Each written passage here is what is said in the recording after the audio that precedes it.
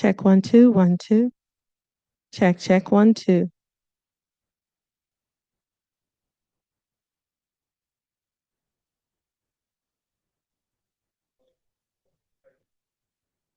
Check 1 2 1 2. Check 1 2 2 2.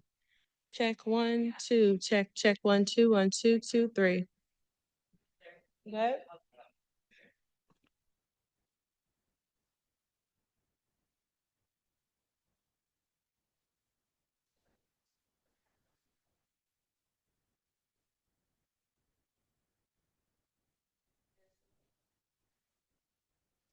It turns red.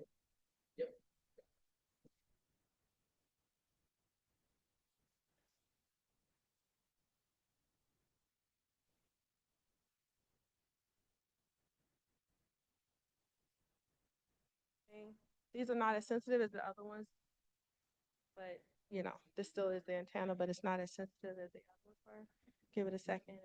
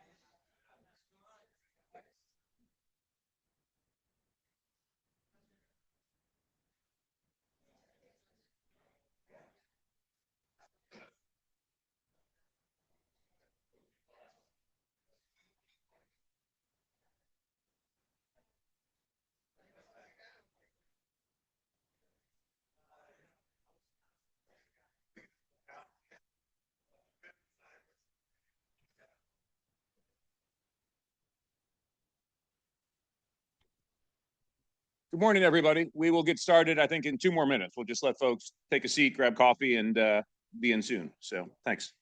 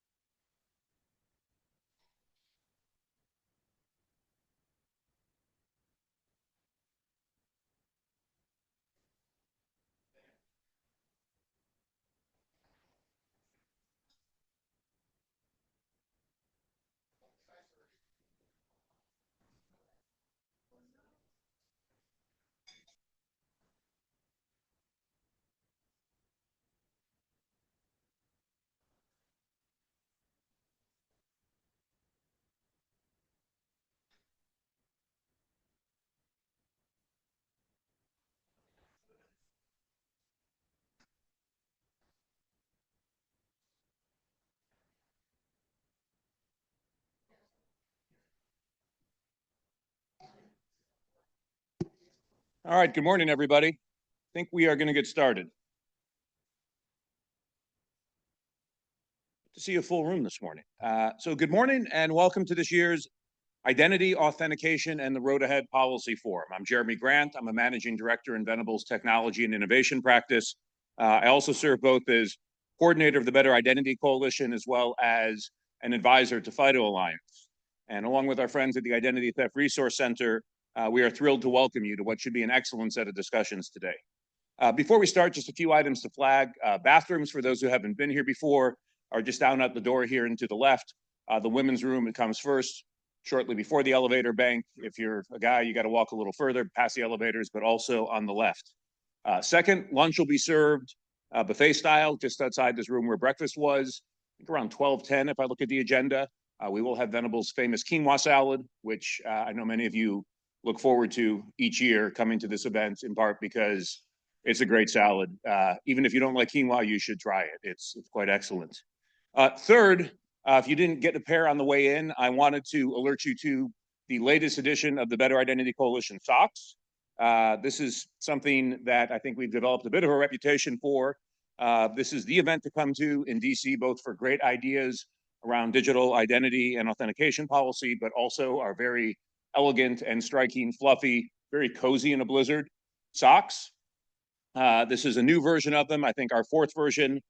We have, if you look at past blueprints, a vibrant, robust color palette to choose from. A couple of years ago, we did the electric blue with green. We decided to go for a more subdued look this year with the blue, gray, and green. So please get a pair or two and wear them everywhere you go.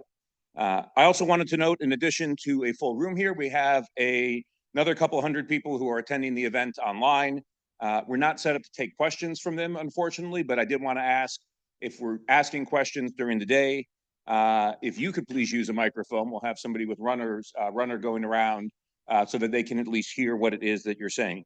Also note, there's a few reporters in the room and online, so don't say anything you might not want printed. So we've got a really great agenda today. I wanted to take a minute to thank all of our speakers who have come together to make this possible. I point out each year that a major goal we have with this event is to highlight as many different angles as we can when it comes to exploring different aspects of the digital identity and authentication challenge, in the hopes that some of you, actually all of you, come away with a better understanding of the issues and some new perspectives. That means touching not only on the security issues that are tied to our continued reliance on weak and outdated identity infrastructure, but also the impact that these outdated tools have, as well as the emerging technologies, the impact both the outdated tools have, as well as some of the emerging technologies that might replace them, could have on things like privacy, civil liberties, and freedom. And importantly, shining a light on the human impact, diving into the ways in which ID theft and fraud and identity-related cybercrime impact the victims of these crimes. Not to steal too much thunder from the release of our friends at the ITRC and their annual data breach report, but I've gotten an advance copy and things aren't getting better out there. We'll dive more into the ways that bad identity systems are enabling a burgeoning fraud and scam economy, with the proceeds largely benefiting hostile nation states and organized crime rings. And we'll hear today in our 10:40 a.m. panel exploring ID theft in the foster care system that the losses here often go well beyond just dollars. This is a crime that takes a real and often brutal human toll.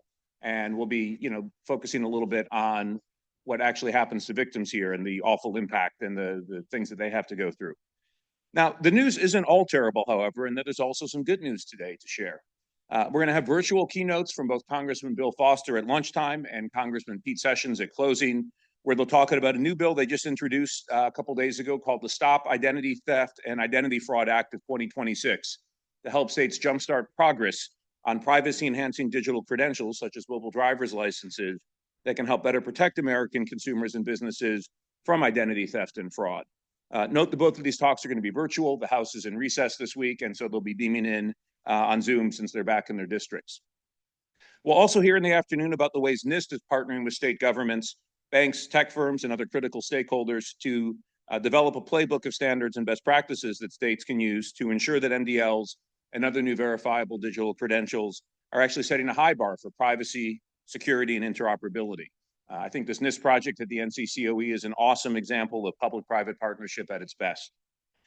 On the state government front, I'm thrilled that Chris Bramwell, who's the Chief Privacy Officer in the state of Utah, has traveled out here to talk about Utah's vision as to what good outcomes might look like when it comes to digital identity, and specifically when it comes to state-issued credentials and state-endorsed digital identity. And we'll hear later this morning about a new set of papers that will soon be published by the Financial Sector Services Coordinating Council, the FISC as it's known, that flags the top cyber threats from identity and authentication, specifically focused on the Gen AI side and looking at tools that are used in the financial services industry, and also lays out recommendations to address and defeat some of those threats, as well as recommendations laying out the role that the government can play in helping support the fight. Just after lunch, we'll hear from FIDO Alliance's Executive Director, Andrew Shikiar, about all the great progress we're making in finally killing the password as passkey adoption grows, also outlining some of the new work that FIDO has pledged to take on to help support the emerging digital wallets and credentials ecosystem. Also have a great panel after Andrew to dive deeper into the ways that modern authentication solutions like passkeys and security keys are being used to block the phishing attacks that are ravaging most sectors these days. And finally, I'm really excited that we'll have a panel toward the end of the day looking at AI agents and the gaggle of identity challenges that are going to be essential to solve if the promise of agentic commerce is going to be realized. Now, I'll confess, as I start to work on this issue, the challenges are a little mind-blowing, but I do think it's great that since identity issues for humans have been so easy to solve, that we're now on the verge of unleashing millions of AI agents that will each have their own identities, and we'll be insisting to the companies we do business with that they're absolutely, totally authorized to act on our behalf, and I'm sure nothing could go wrong here. So all of this is just a very big windup to introducing our opening keynote speaker. So a year ago, just 8 days after the new Trump administration took office, at last year's event, we released Better Identity Coalition in America, a policy blueprint for the new administration. I'm thrilled today, a year later, to welcome Alexandra Seymour, who serves as Principal Deputy Assistant National Cyber Director for Policy in the White House Office of the National Cyber Director, or ONCD as it's known. I first got to know Alexandra in her role as Staff Director for the Cybersecurity and Infrastructure Protection Subcommittee of the House Homeland Security Committee, where she was a fantastic partner to work with on a variety of cyber issues, including some involving authentication. She's had a really distinguished career in a variety of public and private sector roles prior to her time on the Hill. I'm not going to recite all of them right now, but I will just say as the Trump administration assembles its cyber policy leadership team, I'm really, really thrilled to see her in this role. So please welcome Alexandra Seymour to the stage. Thank you.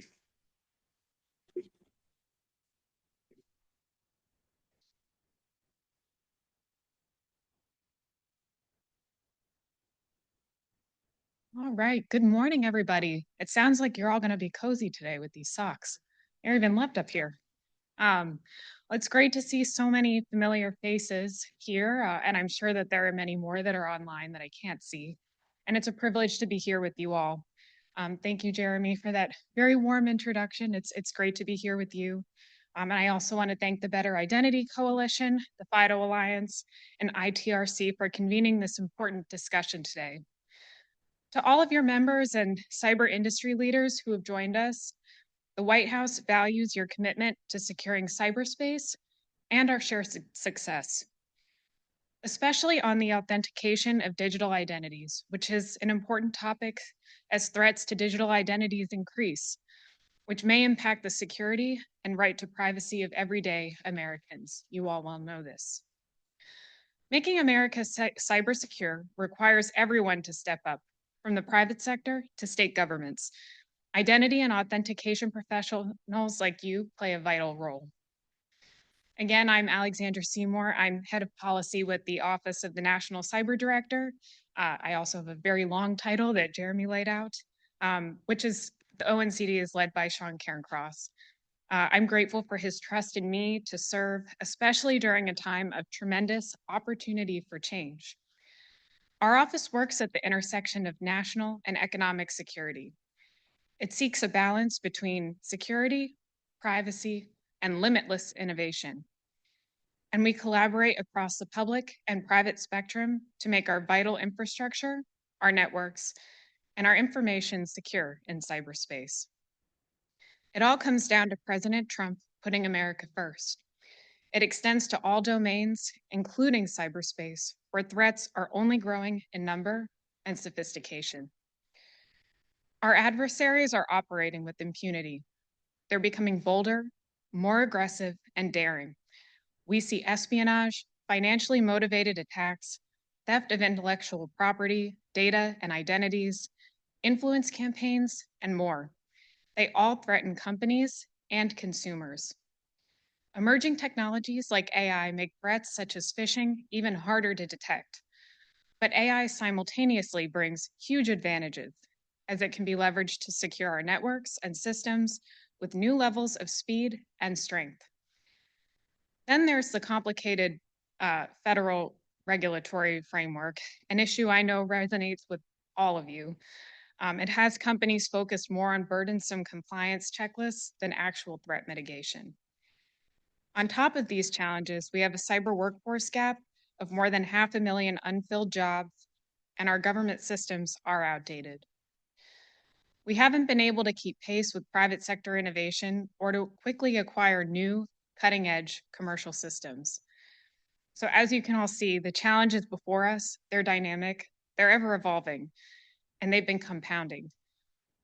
Unfortunately, our government hasn't given our adversaries good reason to this point to think twice before attacking us in cyberspace.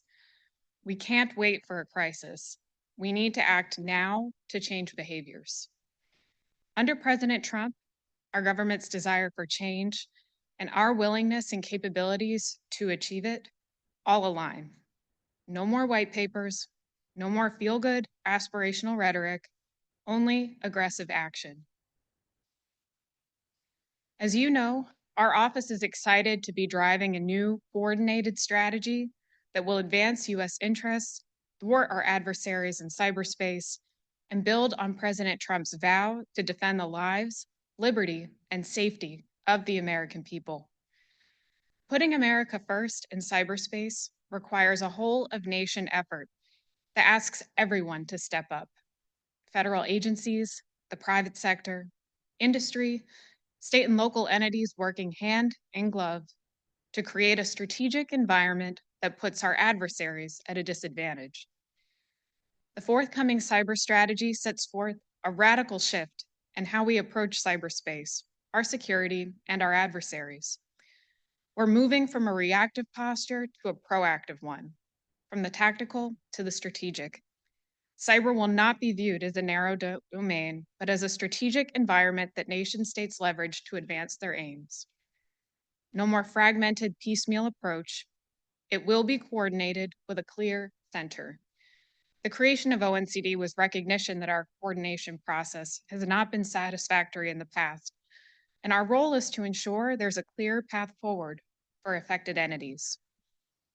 Our strategy sets a clear vision around a number of priorities, including critical infrastructure security, critical and emerging technologies, modernizing federal systems, and shaping adversary behavior. As we've discussed, our adversaries continue waging sustained cyber campaigns to undermine American prosperity and security and create strategic advantage, targeting, exploiting, disrupting, and stealing from our citizens, our companies, and our government with growing sophistication. Our adversaries recognize no borders, and Americans in every corner of the country, from rural towns to big cities, are susceptible to the devastating effects of sustained cyber campaigns. Everything from the water we drink, the lights we turn on, the phone calls and payments we make, they all depend on a secure cyberspace. American identities and data are sacred. They are core to American privacy and security. In this era of identity theft and heightened cybersecurity risks, we must work together to ensure we protect their personal information, which is entrusted to the companies and organizations driving America forward in the digital age, as well as their government. That is why we must start doing things differently in the digital realm. We must shift the risk calculus from Americans to adversaries who seek to cause us harm. And that is why we must start imposing real costs, clearly linking US government responses to adversary actions for the first time. It means using cyber and diplomacy to counter the surveillance state, fight censorship, whether it's embedded in technology or in regulations, and support free speech. It means leveraging the enormous capabilities and scale of our private sector. American companies should not be expected to face the onslaught of foreign cyber attacks on their own. And under this administration, they won't. We must do what we say we're going to do, and we need to be much clearer and deliberate in this message. This administration will work in lockstep with our Five Eyes partners and other allied nations to do just that. Our critical infrastructure, our cyber strategy includes marshaling an unprecedented effort to harden our most vital systems and supply chains. It's a mission to protect all our critical infrastructure, hospitals, water utilities, financial and telecommunication systems, and data centers, scattered across our country and ingrained in our communities. Our critical infrastructure faces challenges that are immense, diverse, and only growing, with every sector presenting an alluring target for our adversaries. Ransomware gangs targeting operational technology and systems data have continually disbanded and reformed to evade detection and punishment. Meanwhile, they've increased their extortion demands to release stolen information. But perhaps most alarming is adversary prepositioning, in which covert, credential-based methods are used to maintain access to our critical infrastructure, particularly energy, water, and telecommunications networks. Here, the goal is not espionage, but positioning to disable or manipulate systems vital to our national defense at a moment's notice. While advancements in technologies such as AI are catalyzing the American economy, they're also aiding malicious cyber actors who can more easily deploy convincing phishing, vishing, and social engineering schemes to gain initial access to systems and credentials, leading to further malware deployment or theft of data. For too long, federal agencies have been responding in stovepipes, confusing private sector partners and slowing hands-on keyboard action needed to harden critical systems. But securing our critical infrastructure is not simply a federal issue. It's a joint problem requiring a joint solution. The White House is also prioritizing rapid AI development and diffusion. We want to work with the private sector to advance the American AI tech stack. We will support the full range of counter AI efforts, assuring our frontier models and countering adversary AI that controls or threatens citizens. This includes undertaking diplomacy efforts to promote American AI cybersecurity standards and norms, establishing industry best practices for secure AI deployment, and harnessing the full potential of AI tools. Securing and promoting the AI tech stack will both drive innovation and enhance American economic and national security.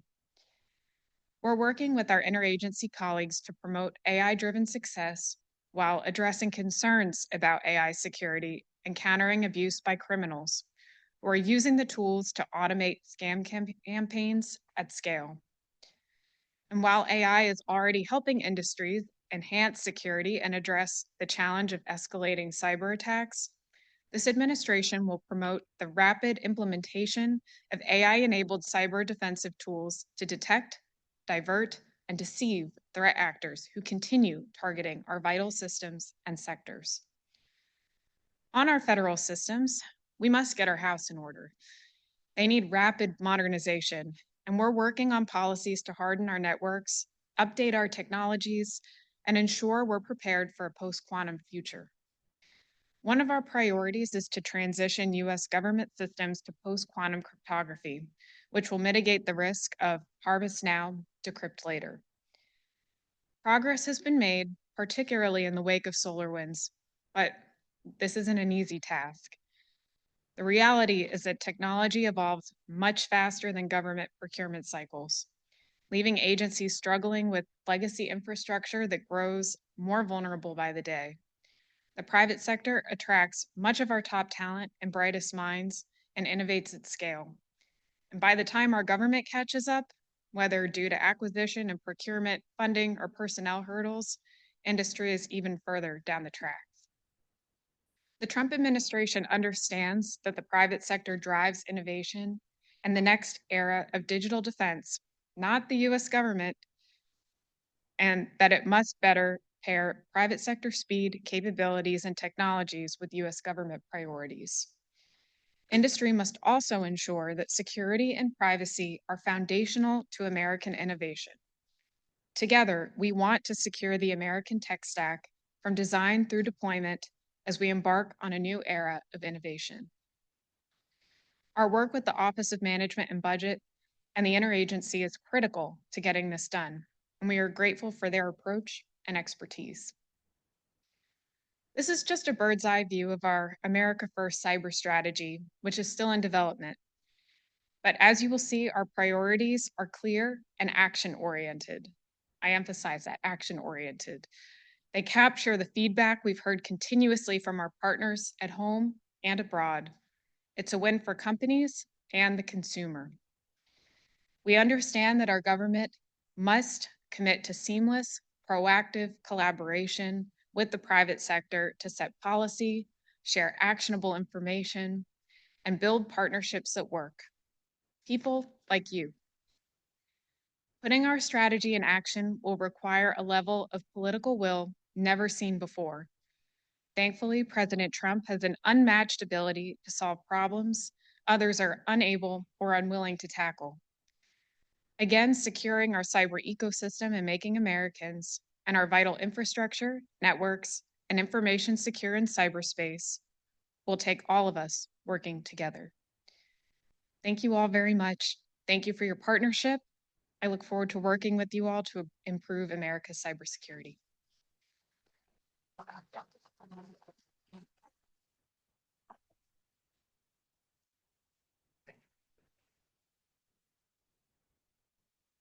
All right. Thanks, Alexandra, for giving us great opening remarks. Good way to set the tone for the day. Up next, we are going to invite James Lee up. James is the president of the ID Theft Resource Center, and he'll be presenting on what is, I guess, boom, now it's released. Or it'll be released when you stand on stage.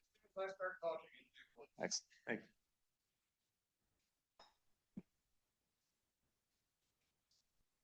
Thank you. And of course, because we're in Washington and other than politics, the thing we love more than anything else to talk about is the weather. In case you're curious, if you're in Omsk, Siberia, it would only be 4 degrees colder than it is here. If you're in Anchorage, Alaska right now, it is a balmy 30 degrees. If you're in Juneau, it is a balmy 39 degrees. So yes, we are officially living in the Arctic. All right. Let's see if I can get this moving in the right direction. There we go. So this is our 20th anniversary of the ITRC data breach report. All started with California with the world's first data breach notice law, passed in 2002, effective in 2003, but it took really until 2005 for everybody to know that it was there and began to actually report under it. So first of all, who is the ITRC? For those of you who are unaware of us, this is our new Shakespearean vision and mission. We have embraced the concept that brevity is the soul of wit. And so now our vision is a world where nobody can use my identity but me. Pretty simple statement. Very, very visionary, very lofty. And then, of course, what we actually do in our mission is to prevent and reduce the impact of identity theft, scams, and fraud. What does that mean? Well, we provide free assistance to victims of identity crimes. We've been doing that for 26 years now. We also have training tools and due diligence tools for businesses, and we track data breaches. And we also do other kind of research on the trends on anything involving identity theft, identity scams, and identity fraud, which is what we're going to talk about now. So the key findings from this year, I know you're all shocked, Compromise has set a new record in the last year. But the actual number of breach notices, which does not equal one-to-one to individuals, but the number of breach notices actually went down last year.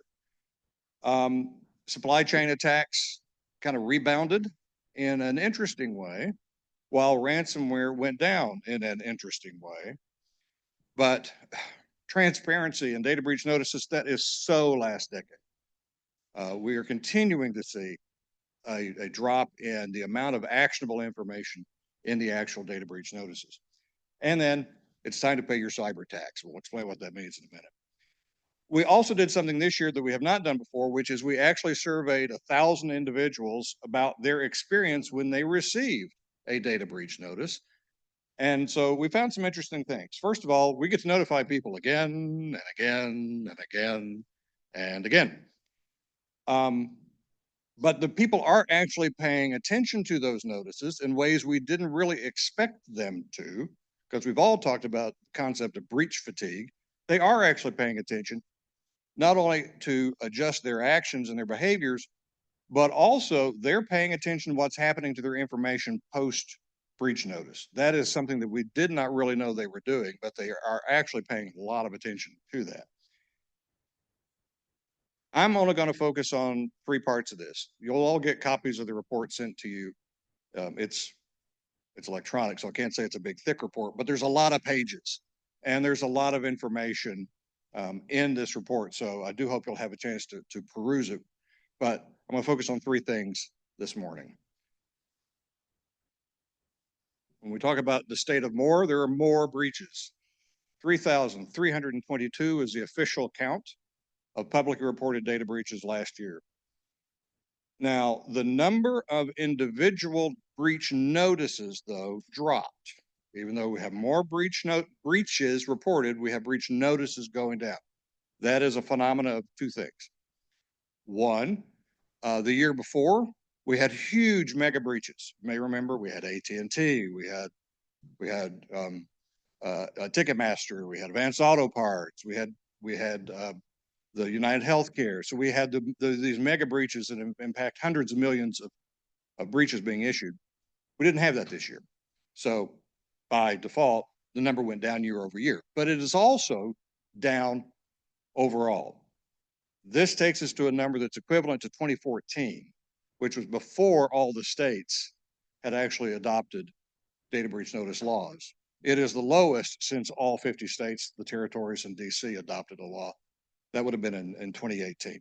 So the number of breach notices is actually down. When you look at how those notices break out, the vast majority, no surprise, are related to cyber attacks. And within that, it's primarily phishing. And this is where it gets interesting around when you start talking about supply chain attacks, which is the far right of the screen. That is an increase in the number of individual companies who are impacted by supply chain attacks. Ransomware attacks down. Why is all of this happening? Why are we having this flux? And why are we having the reduction in the number of data breach notices to individuals? It's because of the technology and the tactics that the bad guys are using now. They're far more targeted than they have been. Now they're using AI to even refine those targets. So, excuse me. So we'll talk about in a minute, a little bit more about why some of this is happening. But at the top line, it is because they're using the same technology tools we're using, but they're using them in different ways to actually do bad things. But then you also see we still can break out between there's still system and human errors. They're just things happen sometimes. And then physical attacks, still a very low number, but we did see a huge surge on a relative basis in skimming attacks. We haven't seen skimming attacks in anything other than single digits in years. And then in the last year, we saw a big jump in skimming attacks, primarily using newer technology skimmers, the Bluetooth skimmers, and some other kind of tools like that. Now, there may be overall fewer breach notices, but there are more notices per person. So very few people only get one. The largest plurality is people who get 3 to 5. That's 40% of this pool of the 1,000 people that we talked to had they received a data breach notice. 80% of the people said, yes, I have. 14%, no, I didn't. 6 couldn't remember.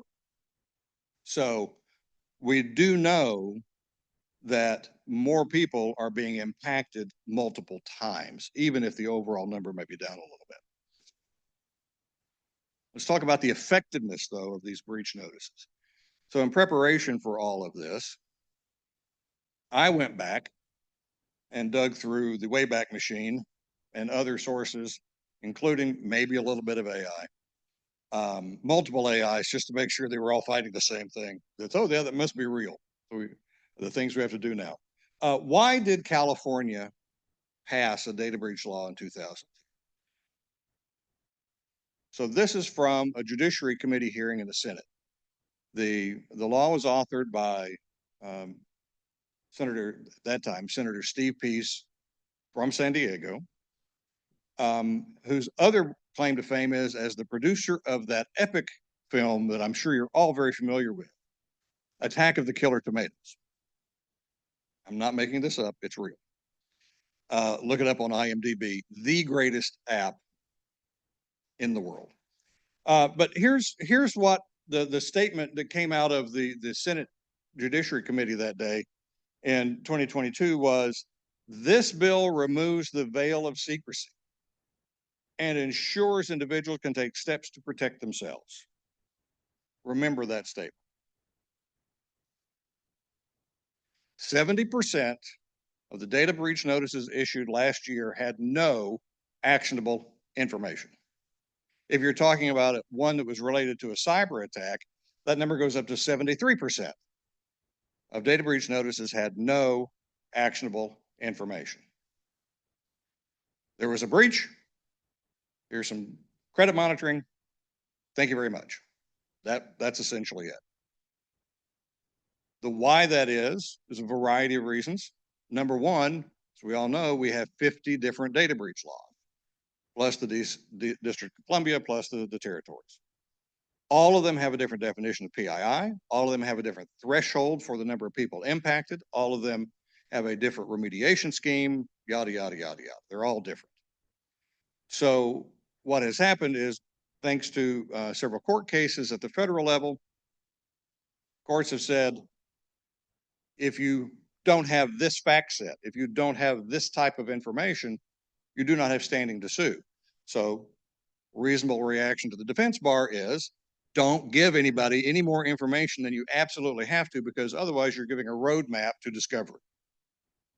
So what do? We have data breach notices with very little information because the state laws don't require it. or they don't require it on a uniform basis. So we have less information at a time when we have more notices, multiple notices going to people, and more data breaches per year. If we look around the world at the other parts of regions and countries who have similar requirements in their law, we are way out of sync. We have about 9.5 data breach notices per day based on 2025. If you look at the EU as a region, under the GDPR, a little bit different scheme, but the criteria for reporting is essentially the same. So the first step in the EU is you must report to the data authority in your country. Okay, that's 443 a day. 9 a day in the US, 443 a day in the EU. Well, then you say, but that's to the Data Protection Authority. That's correct. And they will tell you 80% of those notices never make it to the consumer. That it's a joint decision between the organization that has been breached, the Data Protection Authority. They decide, yes, the consumer needs to be told of this. When you break it down to that, you're now at 43 per day compared to our 9.5 per day. Only in Australia do they have fewer data breach notices per day than we do. And that's because there's only 27 million of them in Australia. So if you were to size up their population to meet ours, they would still be beating us at about 22 to 25 data breach notices per day. Are we really having that fewer number of data breaches? The answer to that, of course, is no. But we have a regulatory scheme that prevents information getting into the hands of both businesses and individuals so they can protect themselves. So what is the impact of all of this? Oh, look, more irony. Highlight again, this one is from the floor analysis in the Assembly in California in 2002, that organizations will be compelled to improve their data management to avoid the significant costs and negative publicity associated with the public notice. And there's some other comments in about that they have been absorbing these costs heretofore as a means of keeping the information from getting out into the public. For the first time last year, when we surveyed small businesses, when we asked, how do you pay for the cost of recovering from a data breach or a cyber attack or both? And for the first time, 38%, almost 39% said, we raised prices. So they had been historically using cash reserves, insurance proceeds, never price increases. We had never seen that before. And then last year, up pops up, more than 38%. So they're raising prices. That contributes to inflation. And that also increases the cost, not just for the direct customers, but also the other vendors that they rely on. So it's the knock-on effect that we see anytime this kind of circumstance exists. So the concept now we've established of why did we have data breach notices? It would be to give the incentive to avoid the cost and keep it away from consumers, and to give consumers more information. We have now said neither one of those are in play today. Victims, another impact here, victims are actually noticing. They're paying attention for the first time in ways we've never seen them do to what happens once they get a data breach notice. Historically, it's been, oh, I got a data breach notice, trash can. Or, it's another data breach notice, I didn't even open it. Now, we don't see that. There was 0% of people who responded to this survey said if they received a data breach notice, 0 said they did not read it. So they are paying attention to these notices now in ways they have not. And they're looking for what's happening to them after that fact. And you now see the percentages here of the kind of knock-on effect that they're finding. Now, maybe some of this is not real. Maybe it really isn't related to maybe that data breach, but I can guarantee it is related to some data breach because we've all been the victim of so many over time. But they're noticing an uptick in phishing. They're noticing the uptick in spam, all the way down to new account fraud, account takeover, et cetera. So they are paying attention to what is happening as a result of receiving that data breach notice. That time lag too is closing. We used to tell people after a data breach, it might be a year or two. They would sit on the data. Remember those days? We'd say they sit on the data for a while and then they'll do something with it later. So, you can't connect the dots. They don't sit on it anymore. We're seeing data go into use within hours to days. So they are paying attention in ways they have not. Okay, and they're acting. So these are the on the left side of the screen is what actions people were taking before. So a lot of these, before they receive the breach notice, a lot of these are all the things we tell people they should be doing, right? You should have strong, unique passwords. You should use MFA. You should have a pass key. Almost half, 49%, already have set up a pass key. You should freeze your credit. That number is way too low, by the way. Only 42% saying they freeze their credit. The single most effective thing you can do to protect your identity information is freeze your credit if you want to stop something bad from happening. But only 42% of the people said they actually did it. 41% are using a password manager. And you see all the information. Interesting part about now pop up here saying, I'm reducing the amount of information I put on the social media platforms. So almost a third, which is a significant finding this year. But now look at what to do after. Pass keys again. So the half of the people who didn't have a pass key before, half of them went and set up a pass key. So that's good. The more pass keys we get, the better off we're all going to be. And you see all the changes. So we're seeing people take significant actions pre and post data breach notice. So what's next? Well, the victims tell us exactly what they want. They're saying to us that the information, the notice itself is helpful for the most part, but it's not helpful enough. And there's not enough information in the data breach notices to suit their preferences. And so what we find are here, what would you like to see? Specifics about the data. What data? What specific data of mine? Not the generic category. It was sensitive information. No, I want to know what the information was. Sometimes that's difficult to do on the front end when you're still doing the forensics investigation. But at some point, you're going to know, and you should be telling people because that's what they want to hear. They want it in plain language. They don't want, probably should admit this, but I'm going to anyway. There are paragraphs in data breach notices today that I wrote in 2005 in the very first nationally issued data breach notice. If you're using something I wrote 20 years ago, you are lazy. So we have a roadmap here of what people say they want and need to feel like they are being treated with respect and dignity, and that their needs to protect themselves are being met. What we have done is has gotten us to where we are.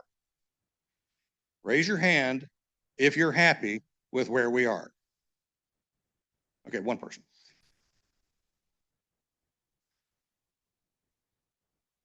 That is a continuous trend line up. And that's, we've been fighting headwinds all along.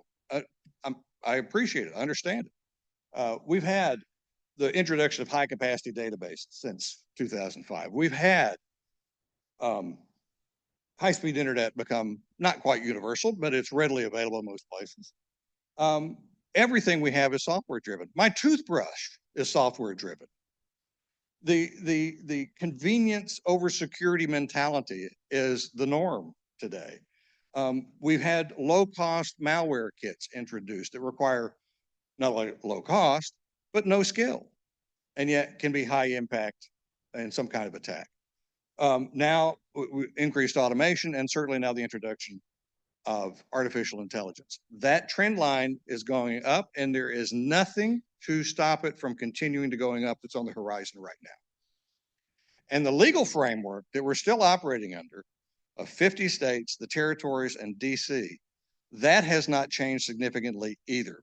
We've tweaked the definition We've gone from reasonable delay to maybe it's a defined delay to best practice to whatever. It is still no meaningful changes have been made on this part of identity protection in the 20 years since these were adopted. So we've got a legal framework that doesn't work. We've got a technology framework that can't slow things down. So now we're at a point where we have to start asking ourselves some legitimate and serious questions. And I don't pretend to have the answers, but I do have the questions. And I have thoughts, but again, I don't have the answers. It's going to take all of us working together. Every sector, every industry, every person who cares about this, we have to start the conversation. And we need to start it soon, because otherwise we're just going to get more of what we've got. What is the purpose of a data breach notice today? What is it really intended to do? What is the value of that? What does it do to improve the risk profile of an individual or a company based on using the same model we have today? That doesn't mean we have to use the same model going forward. There are different ways we can notify people. There's a lot more information we can give people. There are recommendations that are meaningful we can give people beyond call this 800 number to accept your free credit reporting. What's the proper balance between convenience and security? This is where my boss over here is going to stand up and cheer. Eva has been talking about this now for at least the last 5 years. Where is the harm in high value transaction? The transaction speed being reduced from milliseconds to maybe seconds, heaven forbid minutes, but in a way that actually contributes to security to reduce fraud, identity theft, and scams. What's the right balance? What are we prepared to do, if anything, to avoid living in a world where we just see more and more and more data breaches and data compromises, which put people and businesses at risk? And maybe we are. Maybe we just say there is a level of this that we're willing to accept, and then we can quit worrying about all this other stuff. But I don't think that's where we are, and I don't think that's where we want to be. And then finally, and particularly for the people in this room, what's the impact on identity verification? If we continue to compromise personal information year after year after year after year, how can we have an identity process? How can we have an identity environment that is almost from the inception going to be challenged to prove a person is who they say they are? Because the basis of all of our identities start with data today. So we have to tackle these questions.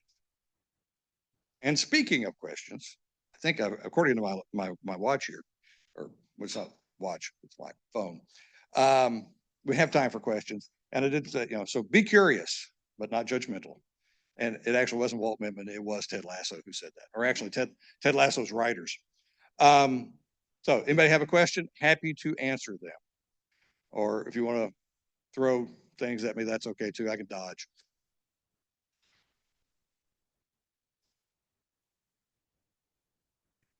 Hi, it's Judith Hellerstein.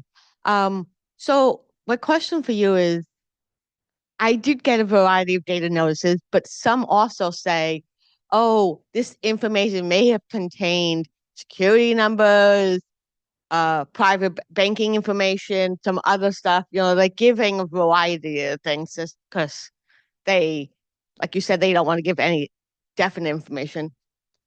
But also then, are people going to that model, and is that model better? And two is, what do we, with the identity theft and the ID authentication, and that is true, what is the answer? And I remember some excellent conversations here last year with children who get these things and have the credit totally ruined before they even enter college or high school. And what is your suggestion on this? So a lot to unpack there. the genericizing of the information, there's two parts to that. One is that's not what people want. They don't find that helpful. It creates anxiety for them. There's a world of difference between knowing that your address and your phone number has been compromised versus your social security number, your bank account, your credit card information.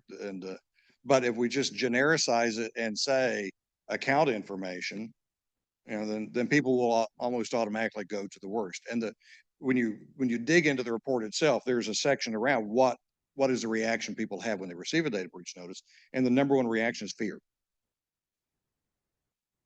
because nature abhors a vacuum. So if you have an information vacuum, you're going to go to the worst case scenario. We can help reduce people's anxiety, and we can help them take better remediation actions if we give them the specifics of what information, not a broad category of information, was actually compromised. But when it comes to the things like our child identity misuse, which we see on a not infrequent basis. It's not every day, but it is not infrequent, and it has a very different long tail than other kinds of identity theft. If you somebody, heaven forbid, if you wanted my identity, you can have it. I'll give it freely to you. But my 12-year-old grandson, different story. The impact on him would be immeasurably more damaging than the impact on me, because whenever you find out about that, when he applies for college in a number of years, that may be the first time anybody realizes that identity has been compromised. So we have to help people understand better than we have the actions they should take, but it requires us to tell them specifically what information has been compromised. Anybody else? All right. Oh, wait, Carol. So I have long been a fangirl of the ITRC's work. One of the things that I know you guys have highlighted, of course, is this issue around consumers. Why I love so much that you pointed to a lot of metrics and issues here. And while I know many of us have concerns around prioritizing that because we feel like focusing on centers of gravity and other areas where it's not a fair fight for consumers today may not be the highest impact places to go. Also, I don't know, do you feel that way? What do you think the highest impact ways are to try to help arm and equip consumers with the knowledge and understanding about how they're being defrauded, even if they're implementing stronger controls on identity? A lot of these frauds are in fact compromising a different part of the identity and trust apparatus. So I'm just curious what you think we could be doing to scale and make more effective those efforts. Thank you for the layup. Yeah, this is back to, we all have to work together because there are so many different pieces to this puzzle, and all of us have a different part of it. So the prevention, yes, education is part of that, and we need to, we should use these data breach notices, frankly, as an education tool, but we don't. They're a legal tool today, but they should be a prevention tool, because if you're hit once, you're going to get hit again and again and again. So we're missing opportunities on something as basic as that. But the logic chain I have always used in discussing this with policymakers is pretty simple. If you want to reduce the number of identity theft victims, you have to reduce the number of data breaches. If you want to reduce the number of data breaches, you have to improve cybersecurity. You have to make it actionable, you have to make it enforceable, and you have to have minimum standards with the requisite amount of flexibility, because technology moves faster than policy does. But you can have a policy framework that works that way. But until we improve cybersecurity, until we reduce cyber attacks, we're going to have data breaches. And if we're going to have data breaches, we're going to have identity theft, scam, and fraud victims. So that requires everybody in every sector to work on a part of the solution, but it has to be a comprehensive solution that looks at all of those things. Not what we have done historically was, we'll solve identity, and then we'll solve cybersecurity. Oh, and by the way, then we'll solve, data breaches and privacy. Meanwhile, the victims, and we will always have victims because nothing is perfect, the victims get left out. We end the conversation at, well, I fixed cybersecurity, but what about the people who are on the wrong side of that? We fixed identity. What about the people on the wrong side of that? We never get to the full circle of protecting the people who wind up being victims. And that too has to be part of this holistic approach. And that is my soapbox.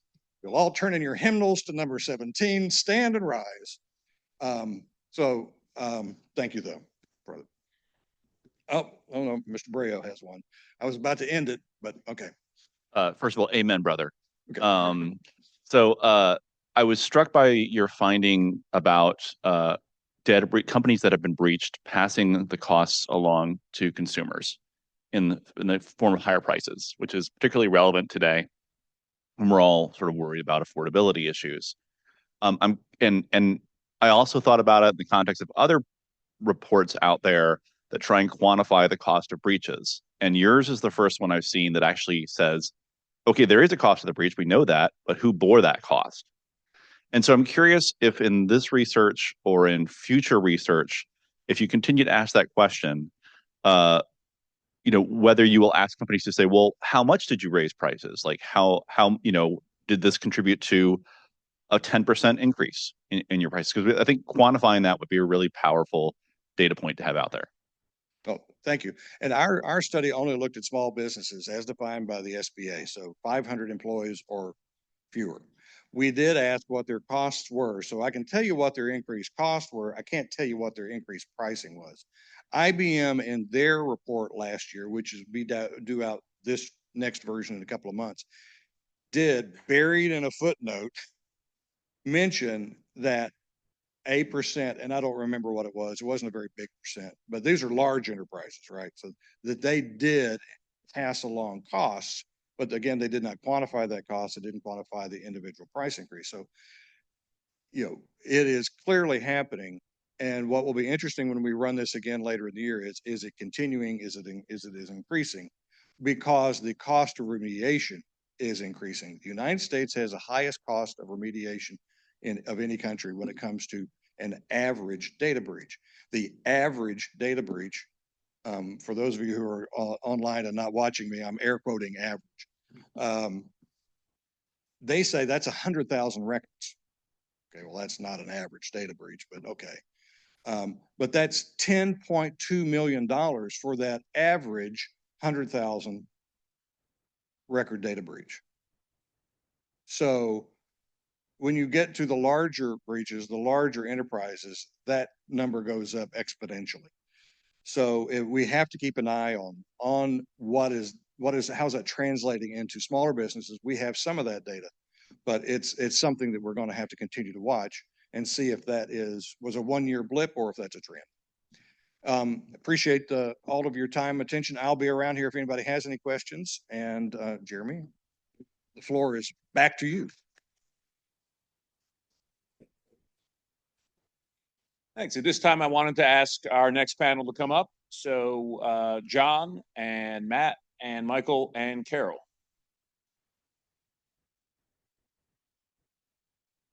Is Michael here? Perhaps not.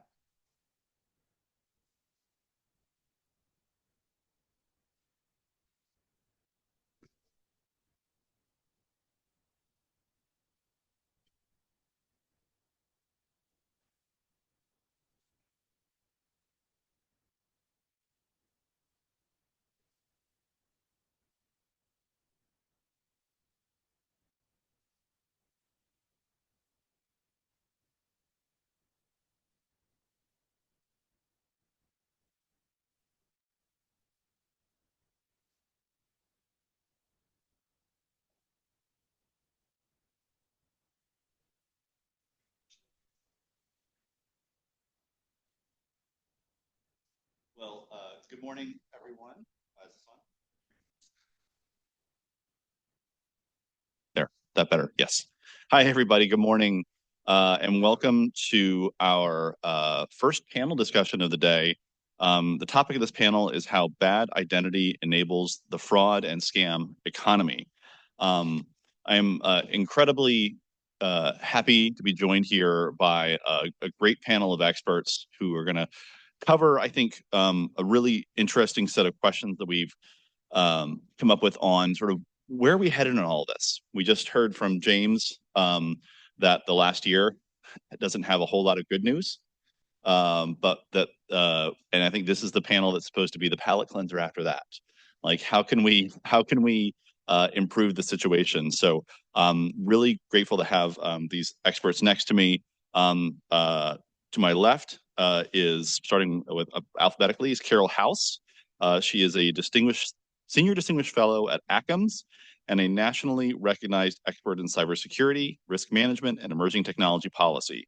She previously served as special advisor for cybersecurity and critical infrastructure policy at the White House National Security Council, and she's held multiple senior cybersecurity roles in Congress and federal government agencies. So welcome, Carol. Next to Carol is Matt Noyes. He leads cybersecurity strategy and policy at the U.S. Secret Service, where his work focuses on countering transnational cybercrime, security risk management, and the development of effective public policies and strategies for improving security, particularly in regards to cybersecurity. He is a U.S. Army officer and Iraq War veteran, so thank you for your service, and as well as a trained computer scientist.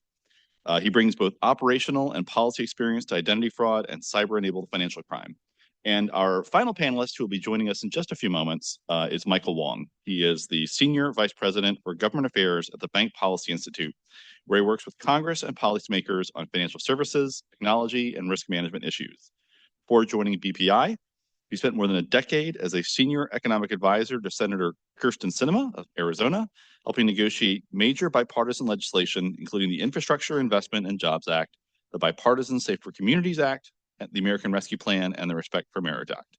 He's also a ITRC board member, which I am happy to mention, as I am also a ITRC board member. So always happy to shout those out. So over the next 30 or 40 minutes or so, we're going to have just a conversation here. No opening statements. So we'll definitely have time at the end, I believe, for some questions and answers. So please do note those down so we can get those mics around when we're all done talking. So I'm going to start off with a question to you, Carol. I'll confess, when I was asked to moderate this panel, I'd never heard of ACAMS before. And is it ACAMS or ACAMS? It's ACAMS. ACAMS. Okay, sorry. All right. So, but I was really excited to hear about the ACAMS International Fraud and Technology Task Force that I believe you are on. Could you give an example of the type of scams that ACAMS is prioritizing, and not just that, but sort of scams that what we've been doing for years to try and approach that's different from what we've done in the past? Yeah, absolutely. And first I'll note, because I know we're going to get into disruption. I was talking to Matt about there's some breaking news that I was texted like literally seconds before getting on stage that China is executing about I think 11 ringleaders of pig butchering networks today. So I don't know if that's verified or anything, but so Nils, I'm looking at you. Yeah, okay, great. Yeah, so that is something that's circulating. So people in the fraud ecosystem, well, I won't dox Matt's comment, but anyway, it was this is interesting news for today. So what a prescient time to be talking about identity and countering fraud. That's one way to stop scams. Yeah. So the work that ACAMS is doing builds on the work and complements what so many other leading organizations have been doing. Love the work that the Identity Theft Resource Center has been doing for years, and the Better Identity Coalition have for over a decade been really at the frontier of mapping out issues in identity, mapping out some of the root causes of fraud and different parts of the ecosystem across prevention, detection, disruption, and redress and recovery, which all of which have different solutions and different issues. But there were many of us in government that tried for that past decade to try to stand up some kind of task force on countering fraud, both in Congress, several members of Congress trying to do it, and many people across the U.S. government at agencies like Treasury, across areas like OMB and the White House. We never quite got it. And now in the last couple of years, we've seen a rise in that prioritization, which has been amazing. Like the amazing work that the Aspen Institute has been leading. I see you back there, Aaron. And now ACAMS. What is ACAMS? ACAMS is it's the largest association of anti-money laundering and financial crime professionals in the world. So this is why I'm so excited to be working on this with ACAMS, is that it operationalizes this amazing network across financial institutions. And like basically all of fraud is leveraging and exploiting the financial system, right? Like the purpose of most cybercrime and most crime is to make money. So at least being able to operationalize and reach this massive network of financial institutions and professionals in compliance across that ecosystem. But then, of course, for this task force, we have at least 40 founding members. We've got jurisdictions across, we have Singapore and Australia, Japan, Middle East, as well as financial institutions that have global reach. So, and then we also are working in a cross-sector way. We have technology and telecommunications platforms that are also represented. So it's an amazing group and organization, and we're trying to focus on those transnational fraud schemes because we recognize that if these criminal networks are operating transnationally and very sophisticatedly, then our defenses need to be equally networked and operationalized. So we're trying to leverage the work and lessons from all these other great efforts to try to put them into practice and figure out how to operate those, leveraging all these frontline over 100,000 different workers in the front lines of financial institutions. Great, thank you. And I think that speaks a little bit to what we heard from our first speaker of the day on sort of how we need to break out of these silos, right? Not only silos within industries, but silos across borders. Because like you said, the scammers don't care about borders. Yeah. They're just going to do what they're doing. So Matt, as somebody who's on the front line of dealing with these scammers in your role at Secret Service, how much of the scams that you're seeing and the work you're having to deal with is enabled by our adversaries who are exploiting bad or outdated identity solutions? Nearly all.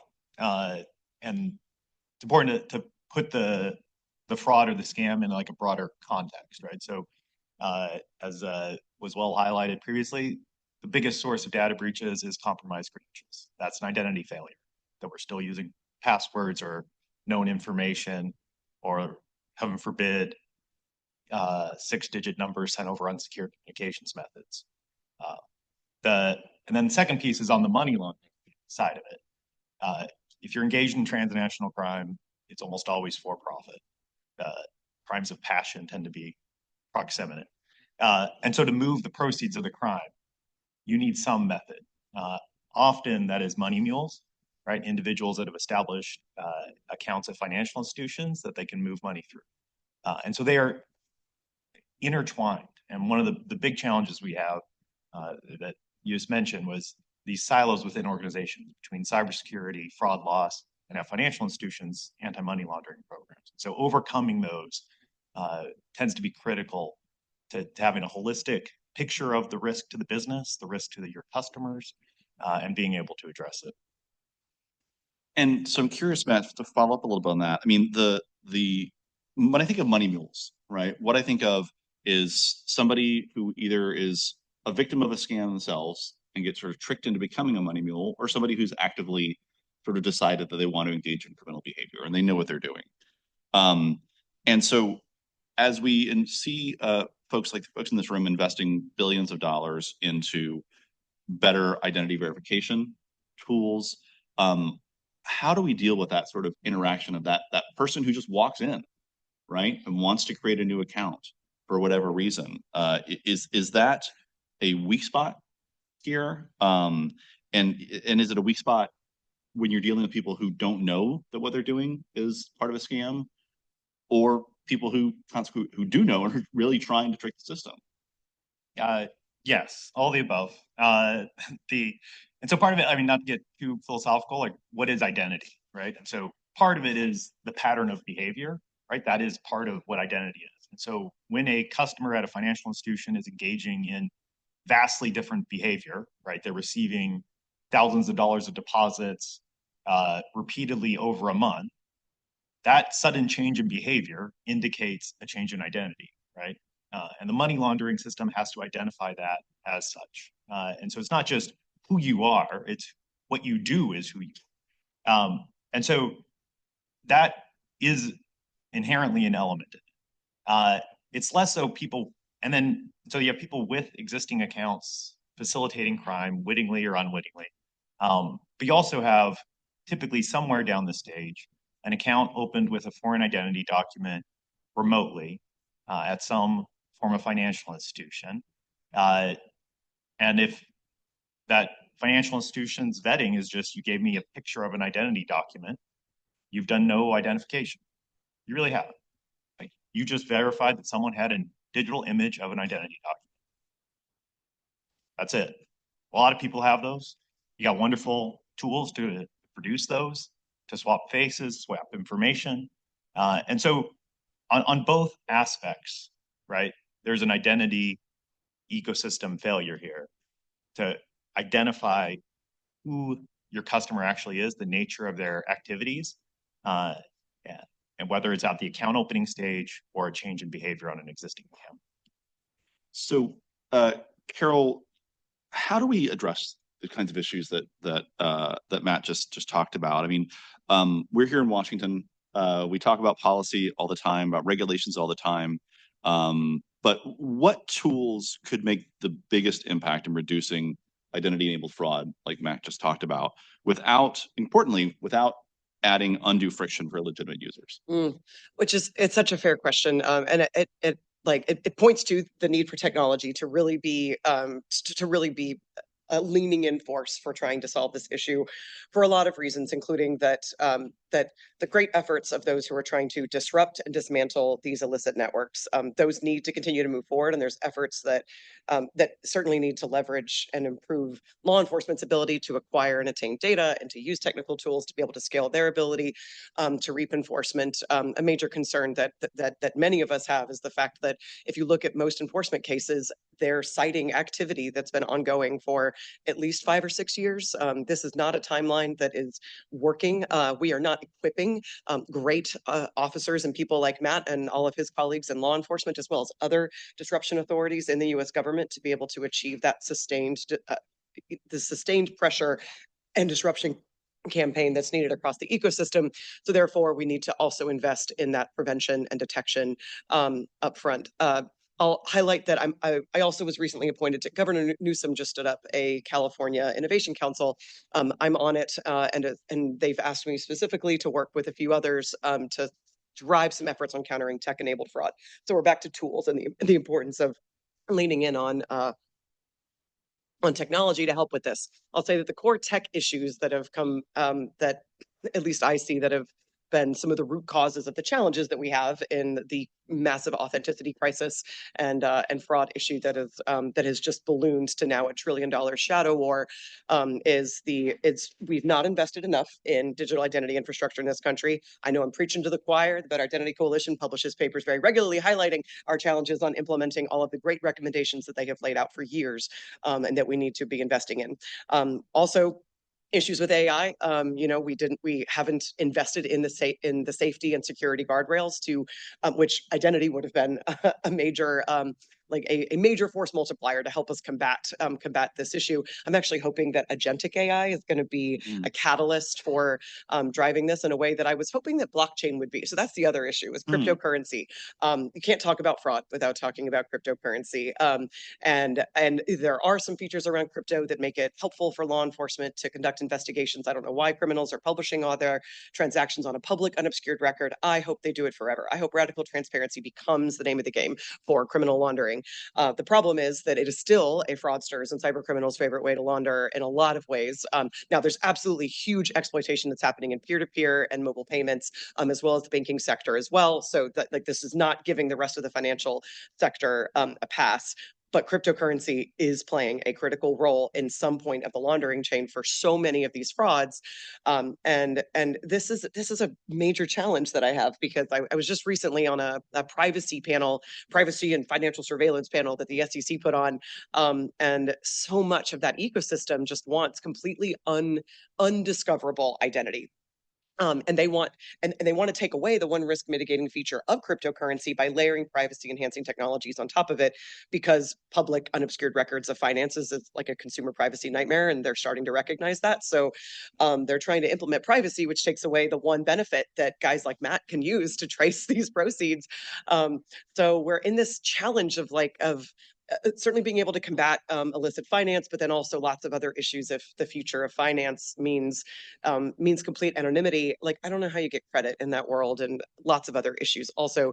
But so anyway, I know I've kind of danced around the issues, but investment in a lot of the things that we need to move past OCR, we need to move past just liveness checks and into a lot of the deepfake detection tools, and some of the GAN network and like adversarial sort of like red teaming AI models, as well as investment in passkeys and verifiable credentials. Like, this investment in the underlying identity infrastructure that you need to be able to credibly understand who is on the other side of the internet when you're engaging with them now. Now that we're facing the challenges from AI fueled fraud, I just think that that's the direction that we have to be leaning into for the next few years. So leaning in on crypto. Yes, on safe and secure crypto. Well, Matt, let's take that to the next step. We've heard sort of AI, crypto as attack vectors that are becoming increasingly sort of prevalent in this ecosystem. So, but we also know that sort of, these are also things that are, crypto is no longer just the domain of sort of crypto bros who want to go on Silk Road, right? So we're now seeing banks getting involved in crypto and stable coins and things like this. So beyond those and other traditional banking channels, what are other attack vectors that aren't getting enough attention? And how can the organizations, both at the government level where you are and with the organizations that you work with, how can they prepare? Yeah, so business email compromise was the leading loss reporting for a long time, right? If you think about business email compromise, it is identity related at multiple steps of the way, right? So we put implicit trust that the person we think we're communicating with controls an email address routinely. That trust is not earned. The system isn't designed that way. They aren't managed that way, but we put that trust implicit in it. That kind of internal business action, right? It's easy to focus on the consumer, whether it's credit or institution account takeover thing, but those internal business actions matter. The second piece is in internet assigned names and numbers. IANA functions, not discussed normally in polite company, but very important, very public for the handful of people that engage in internet governance. It is staggering to me that we live in a world where domain registrars and registrars will do bulk registration of various spellings of a major institution's brand name to create URLs to then use in phishing campaigns or in fraudulent advertising, right? Think about every phishing campaign that contains a link, whether it's sent by SMS or email. They want a URL that is deceptive.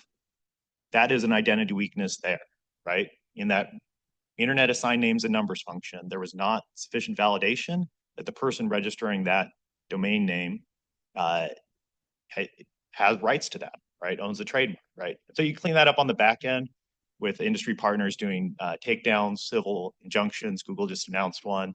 Microsoft announced a couple last week to try to address that. But that is fundamentally a failure of internet governance, that we have not created identity checks to ensure that when someone is registering names and numbers or concentrating a huge amount of abuse in fraudulent activity, in particular ASNs, autonomous system numbers, that it's getting addressed and cleaned up, right? That abuse provision exists in terms of most regional internet registries and isn't handled. So that's on the communication side. I think different angle that is oftentimes neglected and is like imminently movable, right? The major internet players in the US, they could change the nature of the internet and change the governance of that to clean that up when there's a heavy concentration of abuse and fraud, to just drop it. You don't sell them ads, right? You don't show those results in search, right? It could be addressed that way. But that's like that underpinning that I think gets neglected because it's not in that direct consumer account interaction. Why is that? I mean, it seems that we have solutions at hand that could lead to better identity verification, that could lead to getting rid of sort of text verification and go to cryptographic authentication. We heard from James earlier in his presentation about the increased adoption of things like passkeys, right? So what are the things that are holding up sort of getting away from those, insecure technologies to new ones? Is it business incentives? Is it lack of regulatory incentives? What is it that pulls things up? Yeah, so I think it's twofold, right? Like there's an element of incentives that are aligned, but then also an element of misaligned incentives, right? If investors are looking at a business in terms of number of accounts as a sign of value, those accounts could be fraudulent, right? Like you are creating an inherent investor incentive to have weak identity controls, right? And so they should be smarter about that, right? There's been some notable cases recently where businesses were acquired based upon reported number of account holders that turned out most of these accounts were fraudulent. And so I think on the investor side, they're waking up to that.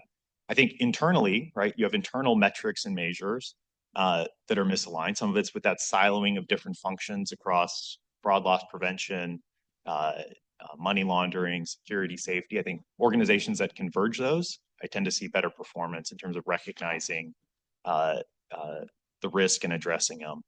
And I'd say third is, the government can be a substitute when the market fails to demand something, but that's not the ideal state, right? And so at some point, like you as a consumer and general people need to say, I'm not going to open an account at this institution because they're using SMS one-time passwords, not secure authentication.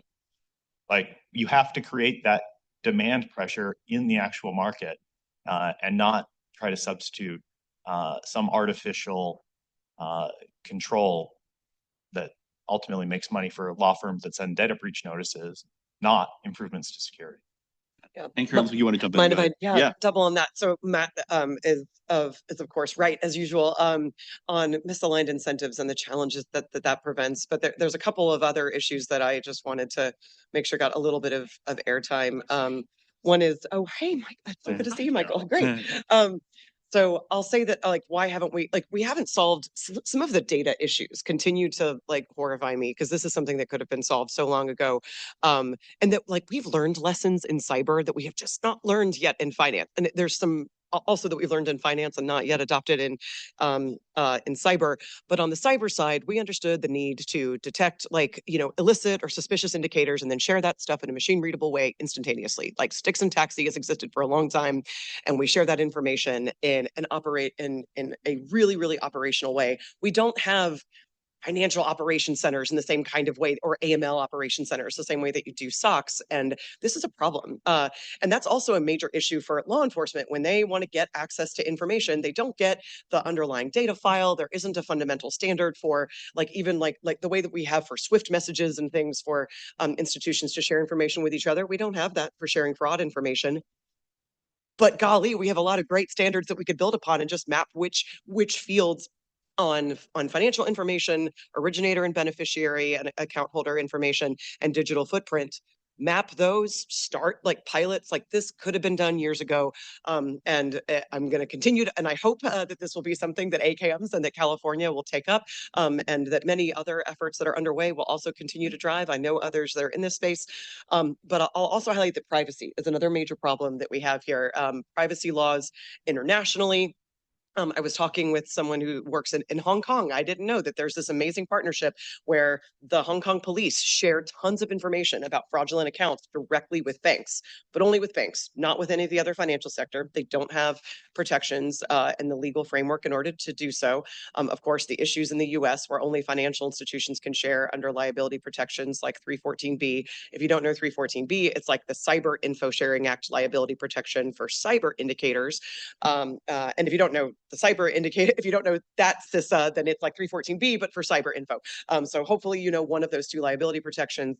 But this issue of privacy and accountability, because Matt was highlighting this issue of the infrastructure identity. Trump 1.0 tried to do KYC for infrastructure as a service operators, and President Biden didn't rescind that EO. Of course, no one's actually implemented that. Commerce issued an NPRM, and ultimately there's not really any signals that I think that that's moving to completion or fruition. I won't ask Matt since he might know. But there's a lot of poor tensions, and I hate talking about privacy when the creator of the privacy framework is sitting in the back of the room. I think that the issues of what does accountability and privacy end up looking like in the future of digital economies across finance, across infrastructure, are just issues that still have to be resolved. Got it. Thanks. And welcome, Michael. Thanks, John. We've been talking a lot about incentives and Yeah. how do you create incentives in the regulatory space and now so I'm going to turn to you to sort of talk about how we create incentives within companies. So you represent an association of most of the major financial institutions in this country. Sure do. And so I'm curious from your perspective, either what you have done directly or what you've heard being successful from your members, about sort of arguments or metrics that have been most effective in convincing the C-suite to make the investments necessary to prioritize robust identity infrastructure. Totally. And apologies for being late. So my name is Michael Wong. I'm with Bank Policy Institute. We're a nonpartisan advocacy and research organization representing, as John mentioned, the nation's leading banks. Good to be with you all. Just for background purposes also, I spent about a dozen years working on Capitol Hill, including on these issues, as well as on the House Financial Services Committee and the Senate Banking Committee. So as I'm kind of commenting today, just know like that perspective very much informs how I see and view these issues. With respect to kind of C-suite incentives and kind of driving companies to really focus on the fraud and scams issue, I think I have seen and we have seen as an organization this issue really become a top tier issue for banks in large part because fraud losses have mounted. I think many of you know, majority of Americans, including me on my way here to this conference, received a scam text in the past year, telling you that you owe tolls on a car that you don't own in my instance, or, my mother receiving a like very frightening Mandarin Chinese like targeted call, basically a robocall threatening that her like social security number had expired and that she was at risk of deportation, which would have been interesting had my mother spoken Mandarin and not Cantonese. But they're trying, and that level of focus and how it maps with financial fraud and loss with respect to the customers that our institutions serve makes this a top tier issue for us. And so I think the fraud losses for banks make this very self-evident and very focused as a policy priority for us. I think with respect to other institutions, I think it's really ensuring people understand, what types of material losses and risks are taking place, particularly on their platforms. I think we as an industry are really wanting to take a kind of proactive, kind of whole of government, but also whole of industry approach to this issue.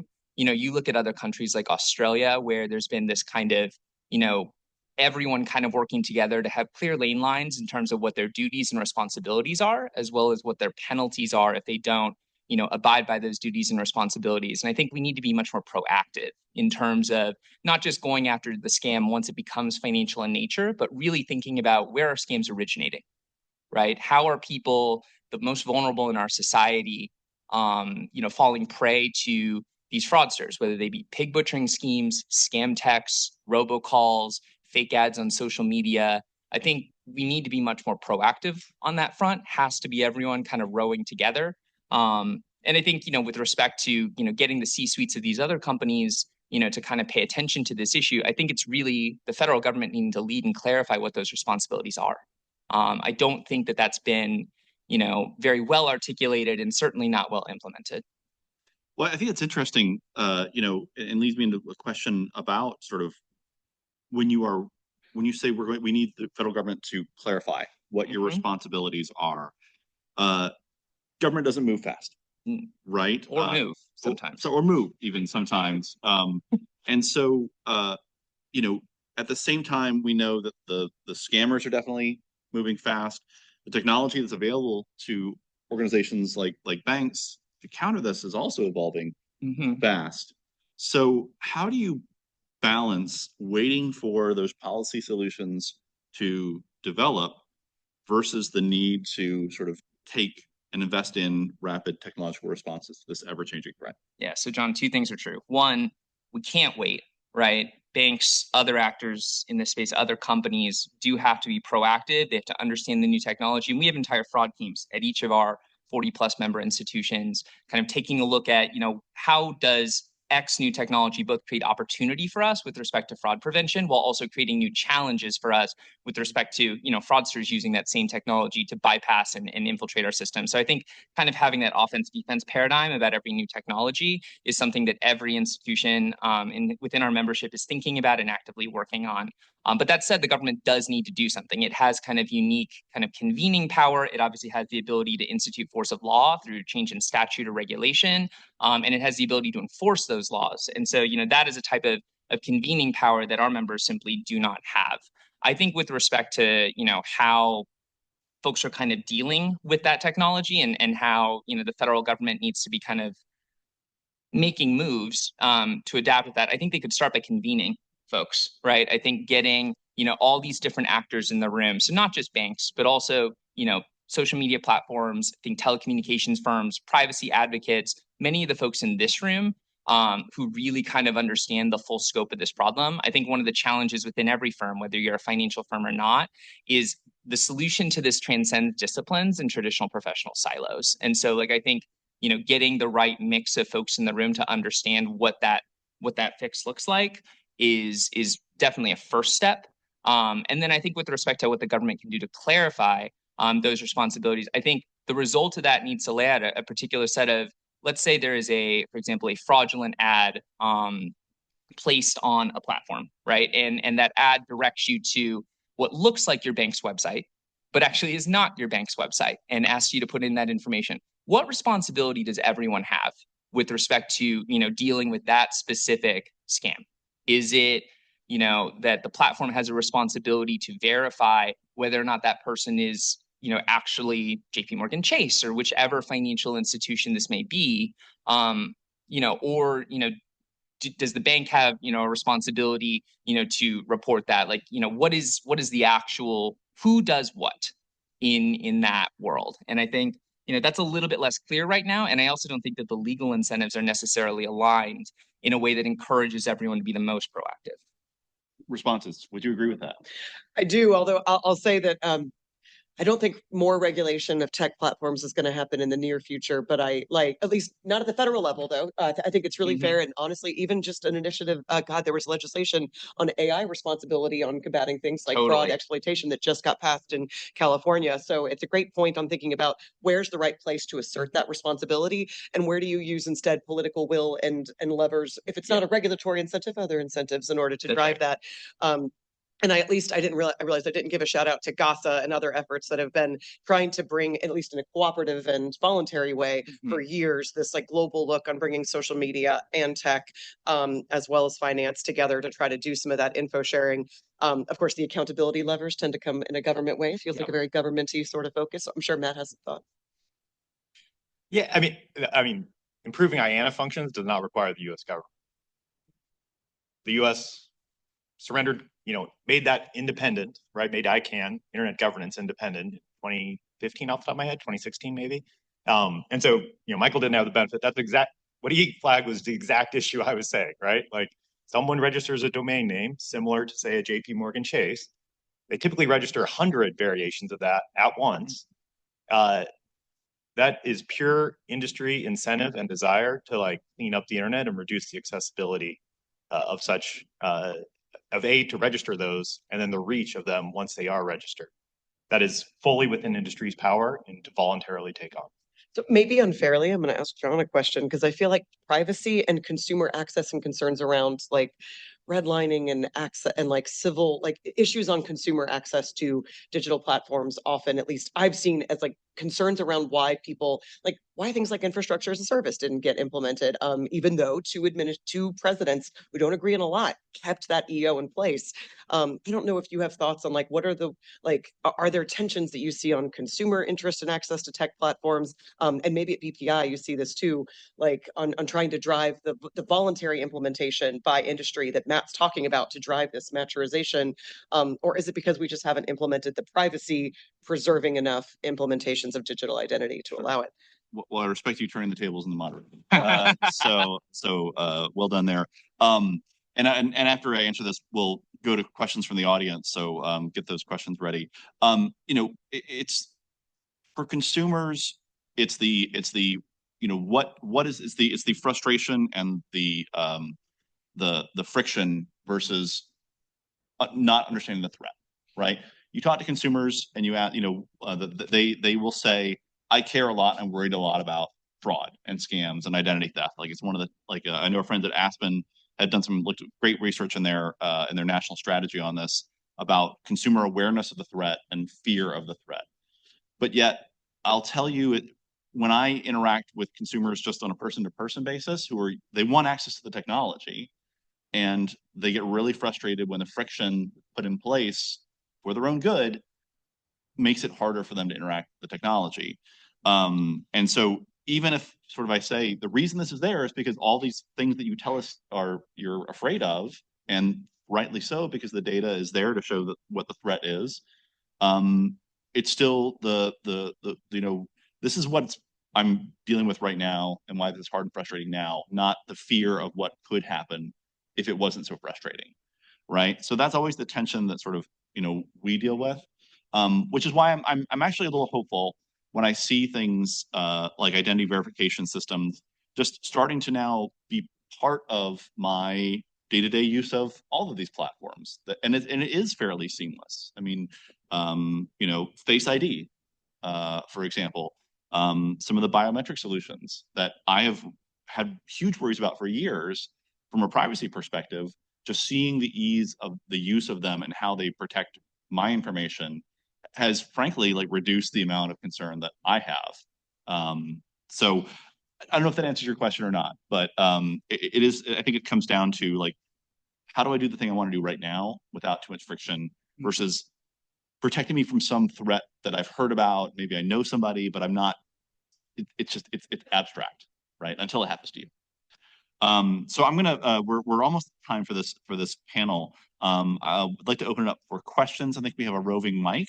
So just raise your hand or do a handstand or something to let us know that you want to ask a question. It's back there.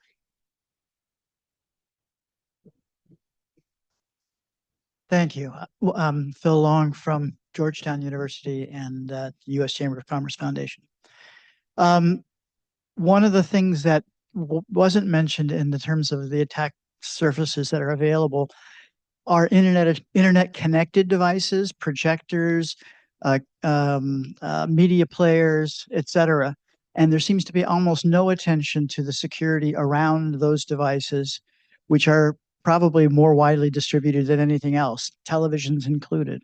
And I'm curious as to whether or not the opportunity to capture those for the purposes of using them as anonymous fraud detection points has gotten just forgotten, or it's simply built into the business models of those manufacturers, or what?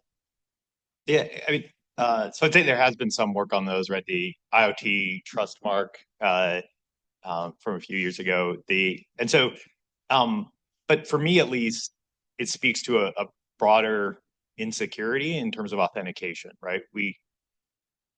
Too many U.S. businesses assume that if a connection originates from the U.S., that the person behind that connection is in the U.S. And that is a terrible assumption, right? It was never valid. No matter how secure we make IoT, it won't be valid.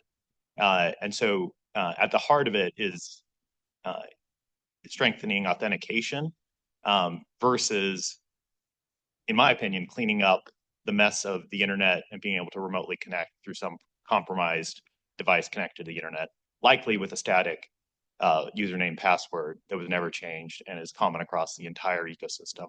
But huge challenge, and some of those devices are getting used in critical infrastructure systems and put those at tremendous risk as well. And so, those devices should never be connected to the internet or accessible from the internet or used.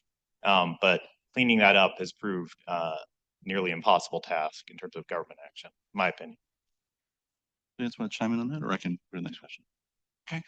So one other question in the back. Hi, John. Erin. Hi, I'm Erin with Aspen Institute. I want to ask about registries and registrars and the sort of URL challenge. So years and years ago, I read some article about how Louis Vuitton employed, 7,000 lawyers to deal with counterfeit products. And it's everything from Canal Street in person to eBay, all of it, right? It's a real whack-a-mole problem.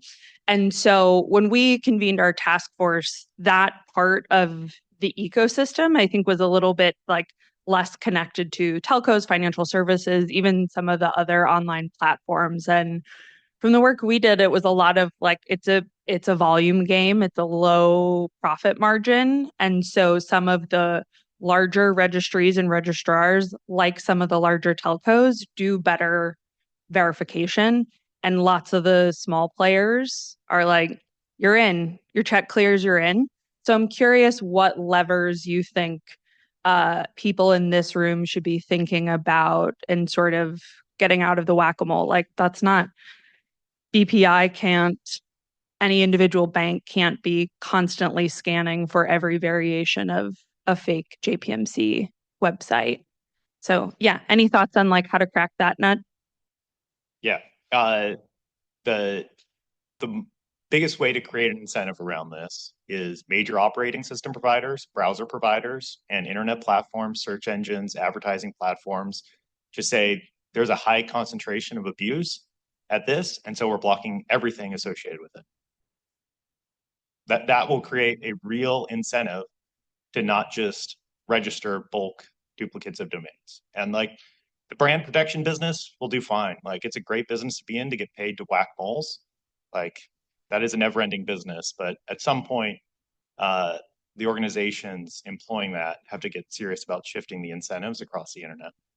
Yeah, and the thing I would add to that is, brand protection is obviously an important part of every firm. I think, our folks do great work at our member firms, but, to Matt's point, like we can't do it alone. I think thinking about, again, I think you've made the case very well about like where the scam originates needs to be kind of a common point of focus for us. And so like it cannot be just like combing through, Facebook posts and combing through, what have you, Google ads, or, kind of contacting the major telecom providers. Like there does have to be some proactivity on the part of those firms where these scams live. That said, I will say, one kind of intermediate step that we would love to see more action on is actually a streamlined take it down process. I know it's highly manual. I know that, it is whack-a-mole. We would love to make our whack-a-mole game a little bit more efficient in the interim. Whack more moles, stop more scams. And so, I think our hope would be that, we could work cooperatively with industry as we seek, kind of longer term clarity, to get a process by which clearly fake things that impersonate and dilute our firm's brands and mislead consumers and lead to fraud can be taken down in a quick and orderly fashion. +1 on the efforts to streamline like data and reporting channels and sharing that can allow for that kind of detection and at least enable more rapid action. And then on the actual levers and actions that Matt mentioned on incentives to implement those levers, regulation is of course an incentive.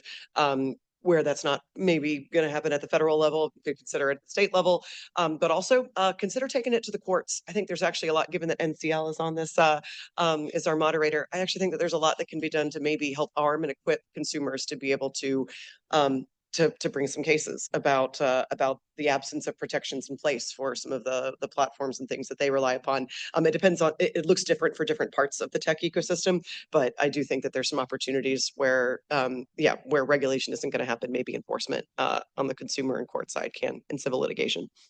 Great, and that's going to have to be the last word. So if you have questions, we couldn't get to apologize for that, but will you guys be around for a little bit? And because folks have questions, please feel free to come afterwards. Let's have a big hand for our panel.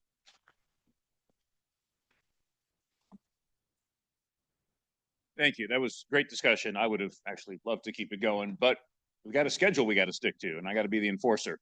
Up next, we're going to have a spotlight session. I wanted to invite Eva and Kira to the stage to talk about some perspectives on what happens to identity theft victims in the foster care ecosystem, which I don't think this is going to be a great story, but it's an important story to tell. So let me hand things off to the two of you. Thank you.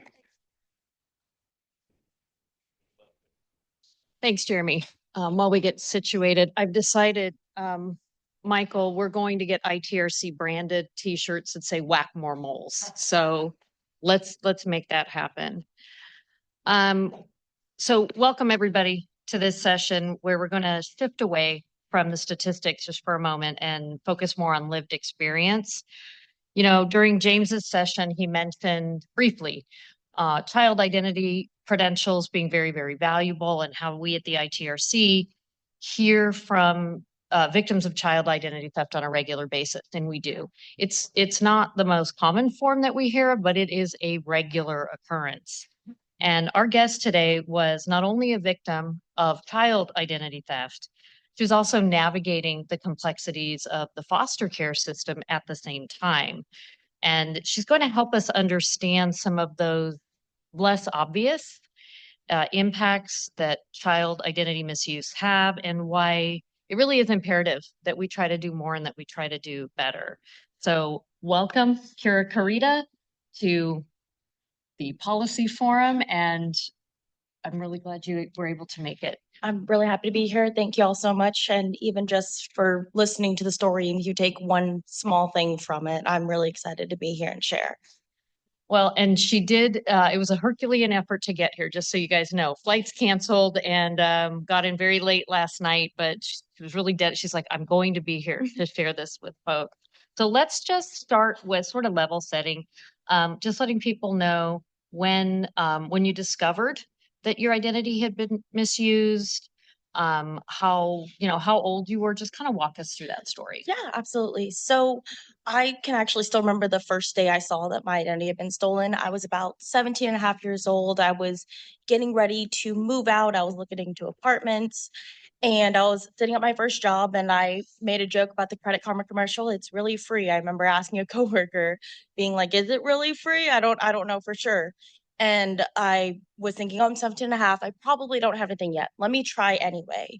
And the moment I logged in, it's found delinquent accounts for 16 to 17 years, meaning some of these accounts have been opened as early as I was 6 months old. And there in big red numbers was 319. So next thing I know is I'm, starting the appeal process. I'm reading on the websites. I'm trying to learn essentially how to even begin to overcome this, as my whole existence and capacity to be self-sufficient, to be an adult, was reliant on this number and where I was in life. And I remember the moment I did start doing these appeals and making those phone calls, felt like my phone number, my address were suddenly there on the internet, and mountains of mails and phone calls were coming in from people asking to collect debt or, to follow up on all these appeals and processes. So at about 17 and a half, I was managing all of this while trying to put myself through college and just begin the very steps it needed to be an adult. Yeah, it sounds like, and I've heard this from other foster youth that we've worked with, that it's not just about credit score or credit report and finances. In a lot of ways, your identity for foster youth, it's tied to your autonomy. It's even bigger than it is for the rest of us sitting in this room. So now we kind of know the what happened. And you and I have talked about this before, the anxiety that comes from the mailbox, and just some of these, again, go back to the less obvious things, that the feelings, the impacts, and even some of what that looks like today, years later. Yeah. So I think my biggest thing was when I was 17 and a half, all I could think to myself is, foster care took away my power. And here, once again, it's another system taking away my power. I didn't feel secure with my information. I didn't feel like I could trust the companies to follow through and help me get everything taken care of. I felt completely and utterly alone in the world. And I still, as Ava said, to this day, have anxiety. If I see an unknown number calling, I'm thinking to myself, oh my gosh, is it another debt collector? Did somebody open something under my name? Or anytime I'm even just typing in my address to get a package shipped over to where I'm staying, I think, okay, that's another address online. I have to be mindful of that. And, even to this day, I would find that there's still a small sense of lack of trust that influences the way that I handle myself with financial institutions, the way I handle myself with anybody asking for any of my personal information. I find I'm a little bit more hypercritical and even detached, because I remember the emotional overwhelm it took to just get through the appeals and getting my credit and identity fixed. And unfortunately, I ended up losing my brother, and he would never say that identity theft that we faced was the real reason. He took his life, but I know that it played a role in it, in that feeling of being alone, in that feeling of your life is just starting at 18. Here you are with college loans, and here you are trying to get a car and just begin your life and do what it takes to be self-sufficient. We don't have parents we can rely on at 18. Our whole autonomy, our whole life literally falls on us the day we turn 18. And when I was going through it, I ended up having to be homeless because no place would take me, or if they would take me, the deposit on the apartment for having low credit was insurmountably high. And I was like, it would take me months working 3 jobs, going to college full time to try and pay what they were asking. And it felt like just being trapped. And I know my brother felt the same way too, where he's like, I can't even study for this test or do my term paper because I have to take this phone call, or I have to do this, this, and this.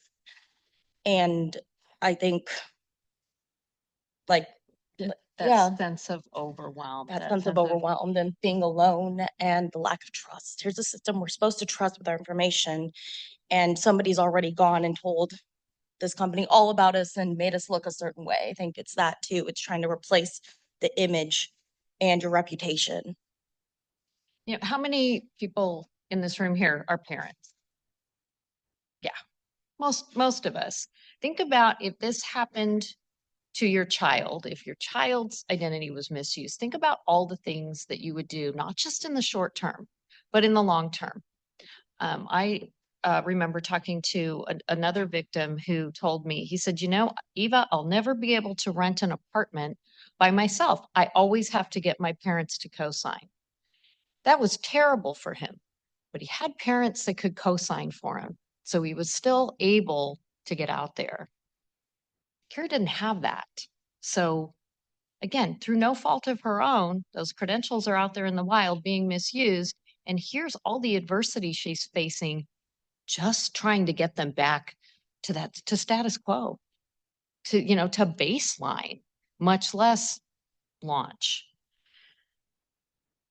And I'm really sorry to hear about your brother. I know you were deciding if you were going to talk about that today, and I really am proud of your strength. Thank you. I'm still just a big believer that like the biggest thing we can do is just have a conversation. I'm so excited to be here, to sit in a room where people are actually here to work on this and hear my story and know that it impacts a lot of people. And it just over and over again, the overwhelm is when you're dealing with victims and things like that, is remember the overwhelm. And, speaking of impacting a lot of people, one of the things I know that you've done both to help you process, but also to make sure that other people don't have that sense of alone and overwhelm, is you pivoted from victim to advocate, and you're helping support future generations, particularly foster youth. So tell me, like, what does that look like, and how do you feel like your experience has shaped how you can help them? I mean, the first thing I'm going to assume is that it's such a unique life experience that when you're able to talk with these kids and say, hey, I understand what you're going through, you have some street cred. Yes, definitely. So I used to actually work at a nonprofit working one-on-one with former foster youth. And during that time, I found it was way too frequent. I even partnered with ITRC, I want to say a couple of years ago, to do a nationwide study on, foster youth and specifically their experience with identity theft and fraud. And it's actually been a while since I've been doing foster work. I've been doing more business consulting recently. And when I first got asked to speak, I was like, well, it's been a while since I've been an advocate. And it took me about a week to realize that every day I'm living, eating, and breathing this life. I can't go to a single business where I don't talk about multi-factor authentication and what it does to customer data. I can't go anywhere without, just even being at a restaurant and watching people take out their ID. And I'm like, oh, I wonder, what else could be going on in their lives. And I talk about it all the time. I can't seem to really stop talking about it, You're an frankly. advocate. Yeah. So I live, eat, and breathe this advocacy work. And I think a lot of people don't even realize that they are victims a lot of the time, or even for small things or minor situations. I'm like, no, that's actually a form of identity theft, or it's a form of financial abuse.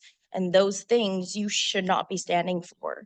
I love y'all's mission statement now to, be the only person to use your identity. I think so. I think that's such a huge and powerful statement that people are forgetting nowadays. And that's really how I kind of came to where I was. And I, of course, have to stop and think and say, you know, maybe if I was there for my brother a little bit more, would he have not felt so alone? And it's not anything I can fester on, but just remember to live and, you know, speak his truth and share every day what I can to help everybody else not feel so alone in this world. Well, that's a really good reminder for why the work that everyone who's in this room and everyone who's listening streaming, why this is really important. I know sometimes we get a little lost in the number of incidents and the rates and the data. No, there's real people behind this. And what we do, if we do better, that matters. I mean, it's not hyperbole anymore to say what we do can save lives, because this is happening. People, depending on their situation, are getting that overwhelmed when it comes to identity theft, scams, and fraud. And now, Kira, I have one last question for Kira, and then we're going to open it up to questions from the audience. But you have a captive audience of people who are working on this issue, who can be influential and who can help, foster change. So what would you like them to know? What would you like to see some of those changes? If you could wave a magic wand. First off, I'm just very grateful to know that y'all are here listening and working on these issues, to know that there's people who care about my story, my brother's story, and everybody else's story that I hear and face every day. And at the end of the day, you all know best what is within your circle of influence to foster change. And all I would hope I could do is inspire you to take that one small step within your circle of influence to make that change, to remember how alone a lot of us victims feel when dealing with this, how we don't trust, you know, a lot of these bureaus and things to take care of us when they have failed us, really, based off our history with them. And just to remember that we all live in this system, which means any one of us could be a victim of this. Any one of us could lose everything in a moment's notice. And really just focus on what you can do. I'm not one to tell everybody what the answers are. I think there's definitely gonna be a lot more questions than answers, but I think even if it's one small step you take, that's all that it really would take to make some changes. You know, it's interesting. You said, focus on your circle of influence. I heard a really interesting turn of phrase on a podcast the other day. I hadn't heard it before, but this particular person was saying it's not just your circle of influence, it's expand your circle of concern. And I really liked that. That resonated with me, that, hey, I can influence some of these things, but maybe I need to think more deeply about what I care about. And hopefully this conversation with Kira will remind us, not only focusing on your circle of influence, but thinking about expanding your circle of concern. So with that, I'd love to open it up. If anybody has any questions or comments for Kira or me, but really for Kira.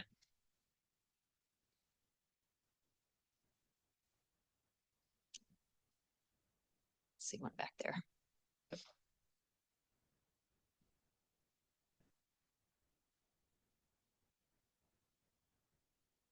There we go. Hi, I'm Pam. I work for Microsoft. Thank you for telling your story. If someone were born today and then the same type of abuse happened to them that happened to you, do you feel like the outcome would be different now? Some number of decades have gone by since that first abuse. Do you think there's been an improvement that would make that person's life better in 17 years? I do think there's been a lot of improvements. I was facing these issues about 11 years ago, and really just the fact that the conversation's opened up, we are doing more reports, we're talking about it more, and of course there's a lot more resources, and of course ITRC, I'm referring people to ITRC every day, all day, because I think it's such a valuable resource out there. And I remember the biggest thing too is when I was going through it is Credit Karma was still a fairly new company. Our ability to access the reports easily without getting overwhelmed with an Experian application, getting it mailed in and all of that was still very new. And then of course in California, we actually have some new policies and in which we're freezing former foster youth's credit up until the point they turn 18 to help prevent these kinds of issues. I know that bill ended up getting passed into a law, I believe, a couple years ago now. And so I definitely believe that we are making the steps necessary to make these changes. And I think they would be a little bit better off. And then just the age of technology and having access to resources, you know, on our phone, in our hand at all times. You can easily type in, you know, even just on social media, if you follow the right pages, of course, you get really great financial advice, you get really great access to resources. So I do think that we've made the necessary steps to better address the issue than it was a couple 11 years ago for me. Yeah, progress has been made, but there are solutions out there and we just need the will. The ECBSV, so many people think of that, okay, this is a solution for synthetic identity theft. Newsflash, that will stop child identity theft. If the ECBSV, the electronic consent-based verification system from the Social Security Administration, is used by everyone, not just financial institutions, but by government agencies, state governments for benefits, utility companies. If it is used, it will stop child identity theft. We did a lot of work getting that built. I know, Jeremy, you and I have talked about this quite frequently, but I think part of the will and the appetite for it is there's a little bit of this notion that, well, it's going to cure synthetic identity theft, but that's an industry problem. That's a bank problem. No, it's a people problem. Child identity theft could be essentially wiped out. We'll never get it at zero. We know that, but it could be so greatly reduced. But we have to start pushing these things through that system, and that will effectively stop it. So yes, progress. We have a solution. Let's push this home.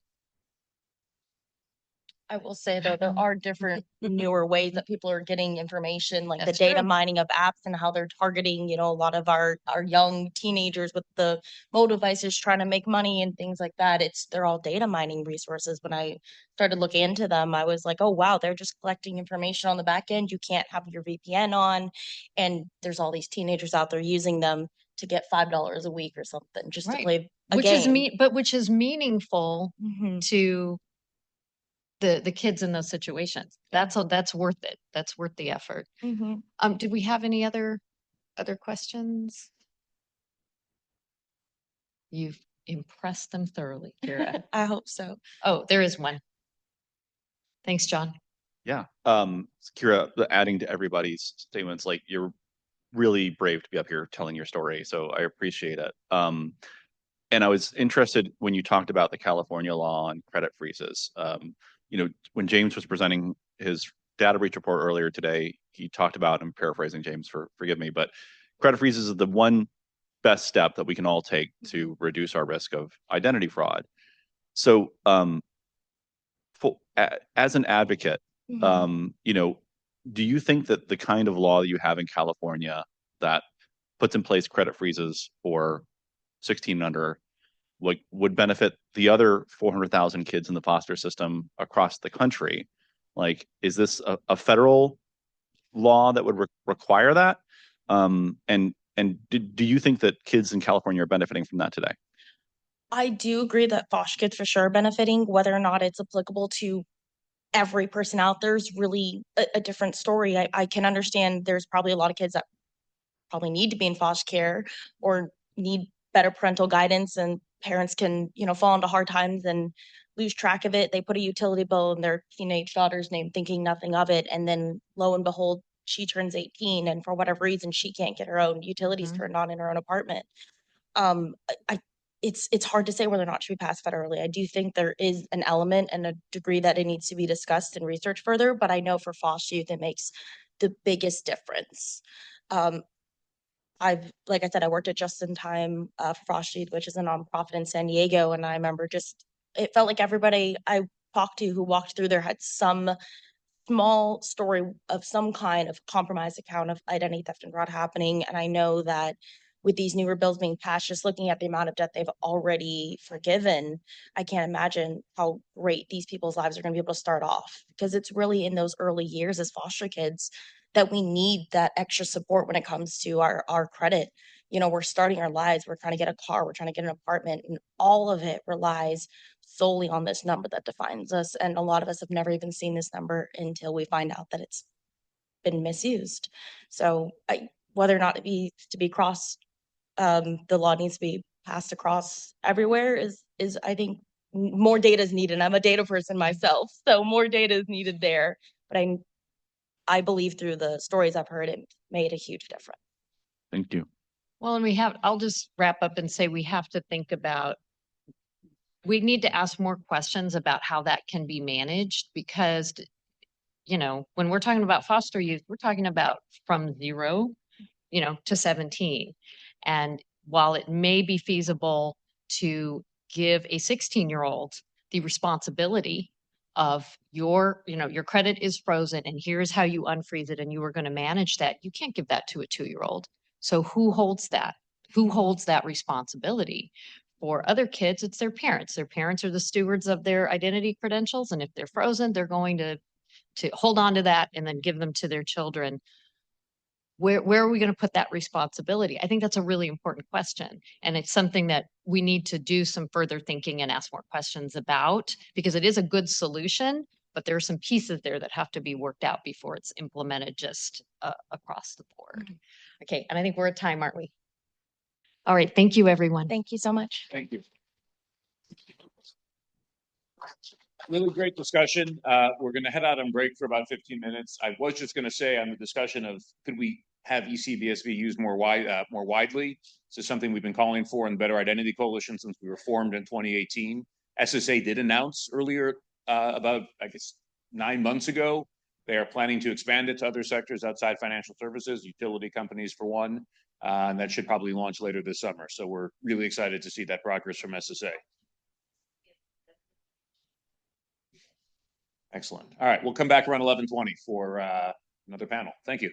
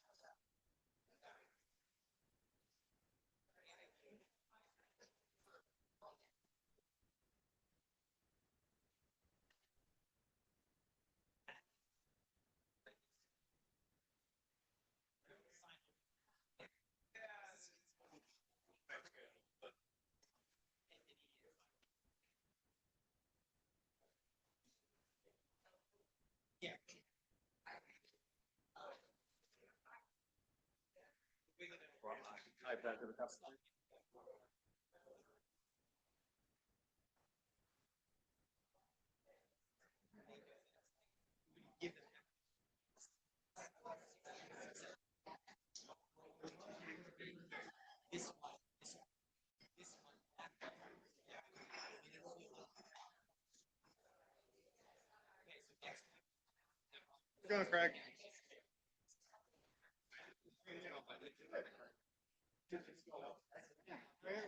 I'm happy with it. Like I was expecting a drop off in people physically here, but I'm very happy. If we can have folks grab a seat, we will get started in just a minute. Thanks.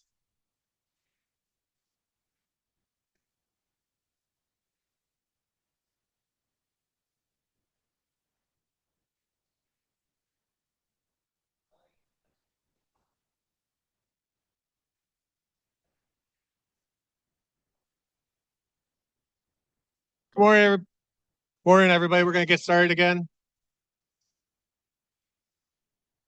My name is Zach Martin. I'm Senior Policy Advisor here at Venable.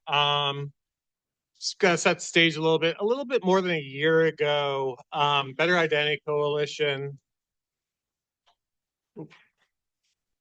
Better Identity Coalition, along with the American Bankers Association and the Financial Services Sector Coordinating Commission, or the PHYSIC, started working on a series of papers about, AI and the financial services sector. Specifically, the one that Better Identity Coalition was working on was the threat of generative AI to financial services digital identity system. We met on a monthly basis. There was 30, 40, 50 financial services folks online, and then we had a smaller working group with about 20 various financial services organizations that participated putting the paper together. And over the course of last year, we produced a couple of different papers looking at, the threat that generative AI poses to financial services digital identity systems. Those papers are scheduled to be released next month. We're very excited about those getting out there. And to share those with the public. Today, we're going to talk a little bit about those papers at a high level and kind of what went into that and talk about, what is in those papers a bit. So first off, I want to start by having everybody on the stage introduce themselves, the role you play in the financial services sector, and kind of at a high level, what are deepfakes and why are they such a threat? Jeremy, why don't you start? Well, you all know me because I've been talking all morning. Jeremy Grant, Better Identity Coalition, along with John, we were asked to co-chair this effort within the PHYSIC to create guidance to financial services firms, along with an associated set of policy recommendations on what should be done to try and address the deepfake threat. And so I'll let my other panelists talk more about their role here. Great. My name is John Carlson. I'm Senior Vice President at the American Bankers Association, and I focus on cybersecurity, regulation, and resilience issues. And I've had a long-term relationship and involvement with our Sector Coordinating Council. Ben is going to talk a little bit more about what the PHYSIC is. That's the acronym we use to talk about it. But I've been really interested in identity-related issues for many decades, actually dating back to the time when I was at one of the financial regulatory agencies, the OCC, and was involved in writing the authentication guidance, and then a bunch of other information security, business continuity, third-party risk management related guidance. So just interested in the space, and I'm just still amazed that we're struggling with this topic. Hey, everybody, my name is Ben Amsterdam, and I'm glad to reveal the real reason why I sat at the end of the table, John, because everyone else gets to handle all the long acronyms, and then I can just say PHYSIC at the end. So I'm a senior vice president with PNC Financial Services. I handle our external engagement. My boss, Debbie Guild, is the chair of the Financial Services Sector Council, which is a 3-year term.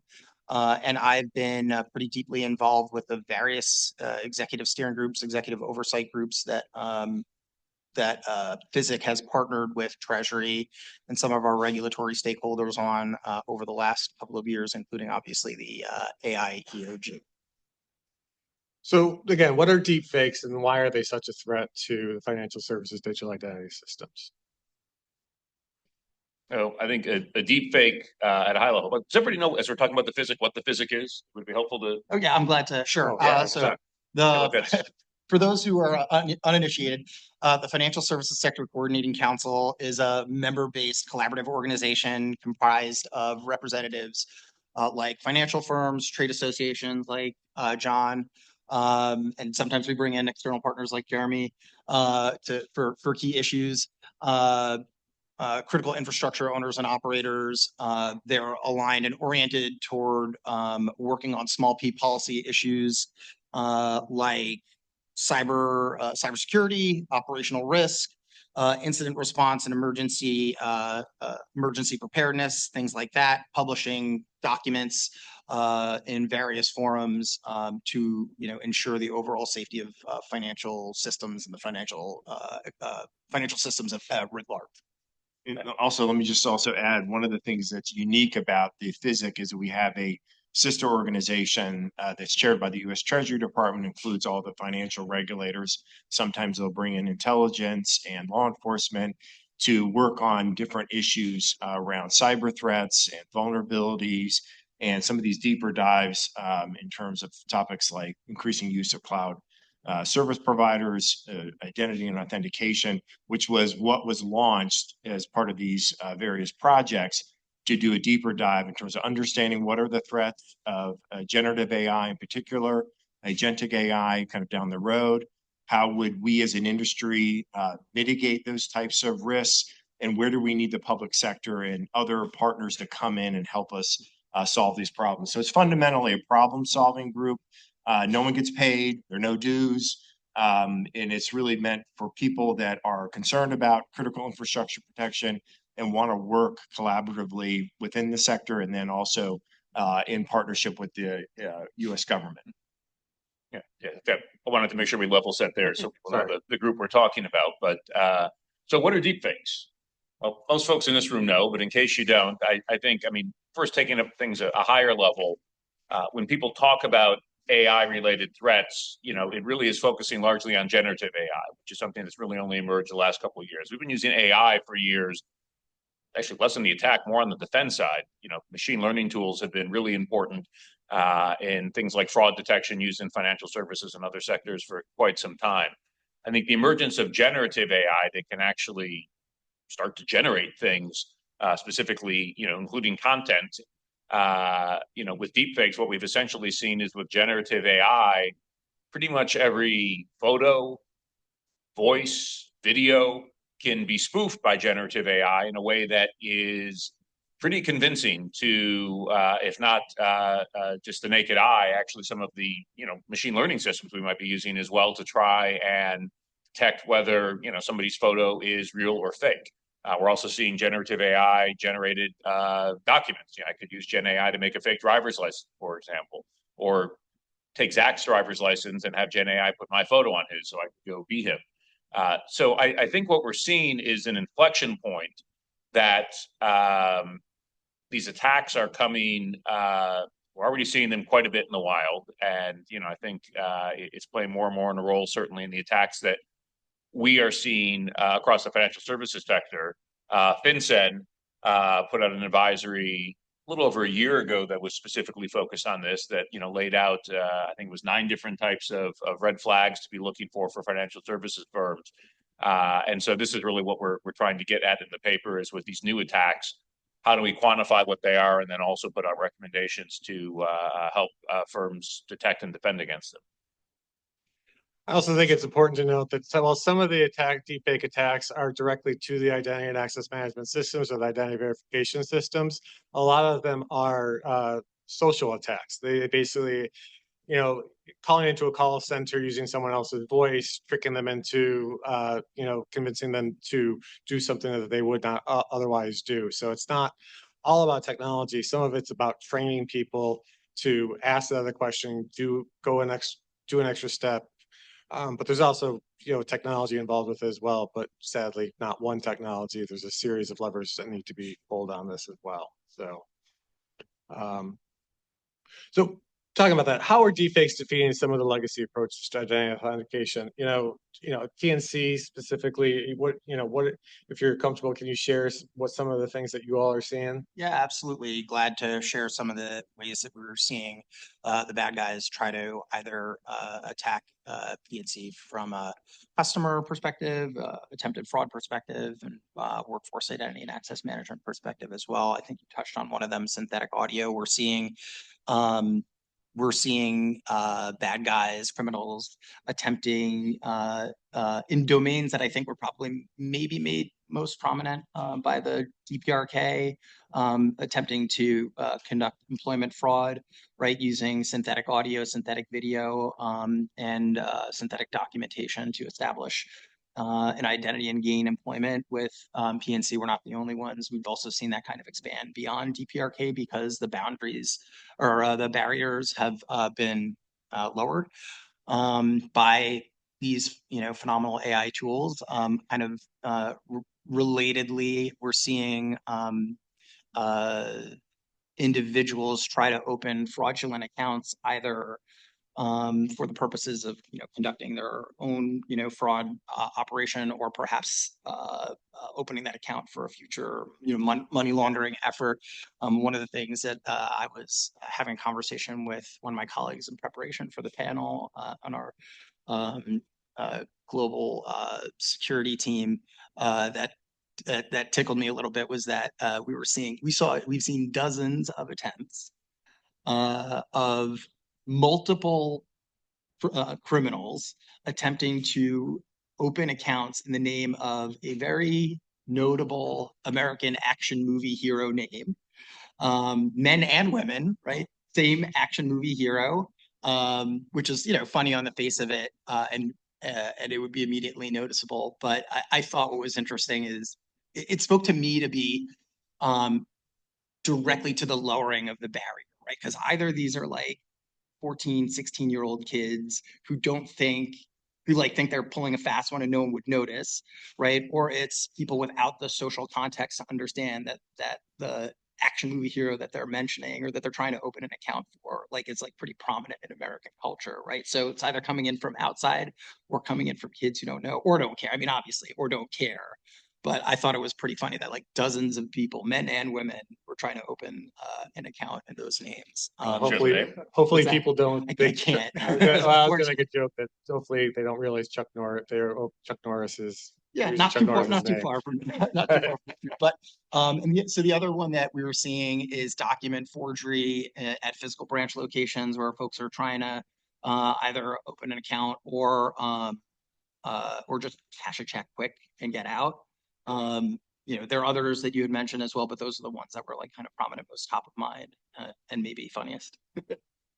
You know, just jump in. I think when we held these calls with, you know, experts within the industry, we also had experts from some of the technology companies. They provided some really helpful input. And then we also included representatives from at least 3 government agencies, FinCEN, NIST, DHS, and U.S. Treasury. And they also provided really helpful insights and thoughts and pointed us to, you know, resources that are available today within the U.S. government. But what Zach did was, after we had these series of calls and we kind of knew what we wanted to write, he wrote these really compelling summaries of individuals and how they're being impacted by these types of AI, generative AI type of fraud.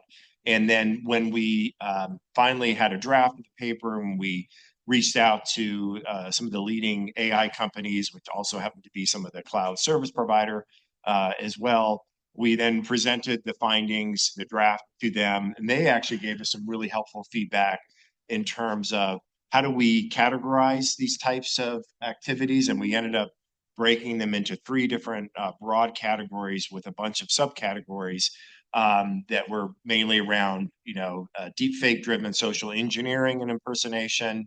The second was on synthetic identity creation. And then the third was AI agents as attack surrogates.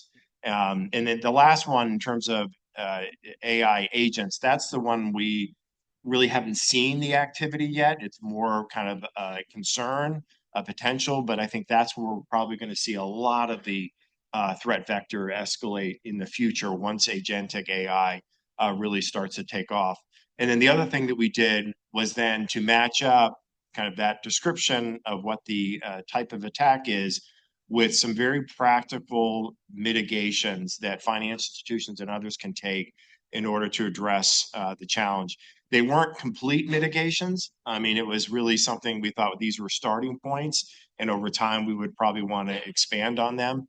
And then that opened up also to some really interesting conversations around, okay, there's only so much we can do as an industry. We really need to have a public sector partner to move forward. And that's what led to a second paper that we worked on that laid out some policy recommendations. Yeah, it was an interesting conversation with the AI companies when we were asked, like, so how do we mitigate the threat of AI agents? And I was like, we don't know all the threats, so it's hard to come up with mitigations when we don't know the entire scope of the threats. So that was an interesting question. Good foreshadowing for our last panel of the day this afternoon on that topic. So let's talk about mitigation a little bit. We do talk about that. What are some of the tools out there that can be used to detect and defeat some of these attacks? Can we walk through some of those? I'm glad to take a stab at that one. So certainly liveness detection, right? Technology-based liveness detection. We've seen passive and active liveness detection. Active liveness detection is stronger, but tends to be less preferred because it's more, right, I think a little bit more invasive. Passive liveness detection can detect kind of normal behavioral patterns, eye movement, things like that. We're also seeing, multi-factor authentication is a huge way to mitigate this as best as possible, right? Flag suspicious activity that may accompany deepfake-enabled attacks. And I think as important as that is, and this is by no means intended to be comprehensive, it's just the layered approach, right? As I think we as an industry and as a discipline, cybersecurity have approached like zero trust and defense in depth. I think the same approach needs to be taken, in tools for mitigating identity-based fraud, right? Identity-based threats, layered risk-based technologies, and also, of course, checking against identity data from authoritative government sources like ECBSV and DLDV to help root out some of the synthetic fraud. So feel free to jump in with additional items. Yeah. Go ahead. Yeah, well, a couple of things that we flagged as well, not just MFA, but specifically phishing-resistant MFA. This is something actually when we did our sessions with some of the AI companies, they felt really strongly about that, we should be coming out even stronger on that front in that, deepfakes are being used to create a convincing phishing attack, and regular MFA is not going to hold up. Well, you need to be using something like FIDO here. Also a lot of focus, likewise on emerging digital credentials like mobile driver's licenses. Not that they're available yet in most states, but they're starting to be available for use for online account opening in a couple places, and I think that's going to increase over the next couple of years. We certainly hope it will. To the point before, if a deepfake can pretty convincingly spoof a video, a photo, a voice, or an ID card, well, one thing deepfakes can't spoof yet, at least, is public key cryptography. And so because mDLs, much like passkeys, are rooted in public key cryptography, it's a technology that, while actually quite old and mature can stand up against, some of these more sophisticated attacks that we're seeing. And, I think getting to sort of some of the bigger themes in this whole conference, we come up with tools on the defense side, the attackers innovate, they catch up. We need to shift some of the tools we're using as defenders to make sure that it's the latest and greatest and not something that can be easily blown through by an attacker, which is, certainly something we're seeing with the emergence of deepfakes these days. Yeah, and one of the other examples we included was, these scams in which people are impersonating a loved one, a kid who's been arrested, emergency call to the parent, I need money to get out of jail, that sort of thing. And one of the things we recommended was for families having some sort of a system in which you would have a passphrase that you would use to validate that you're actually who you are and not a deepfake impersonation. So that's where the paper really covered things that are very specific to what a financial institution might be involved in, but also examples where an individual could be tricked by a fraudster using deepfake technologies that then has a financial implication because that person may be directed to initiate some sort of a payment in response to that. So the bank is not really aware of all parts of that transaction, but they're going to be somehow involved if the person is tricked and the payment is made. Yeah, that's a perfect example of where, there's no technology tool that's going to be able to mitigate that threat. It's a matter of just, it seems so basic, but, having that family passphrase that you need with it, it seems kind of silly at its surface, but it's something that sadly folks, I think, need these days. And one thing that, I would think, we've talked a lot about the threats of generative AI, but, and we've mentioned it, but phishing. Phishing emails have absolutely skyrocketed with generative AI, and they become more realistic. They are cheaper and they're able to be done at scale. And so phishing-resistant MFA is even more important now than ever before because of, these realistic phishing emails are just out there and, able to be created just like that. What do we expect the financial services industry to do with these papers? They're going to be out end of February, by the end of February. What do we expect to happen? Well, I think that we're hoping that firms take a look at these documents and say, we're already doing most of this. We're already doing all of this. And I think that for some of the larger firms, they probably are doing most, if not all of this. But the papers weren't really written at them or for them. I think the papers and the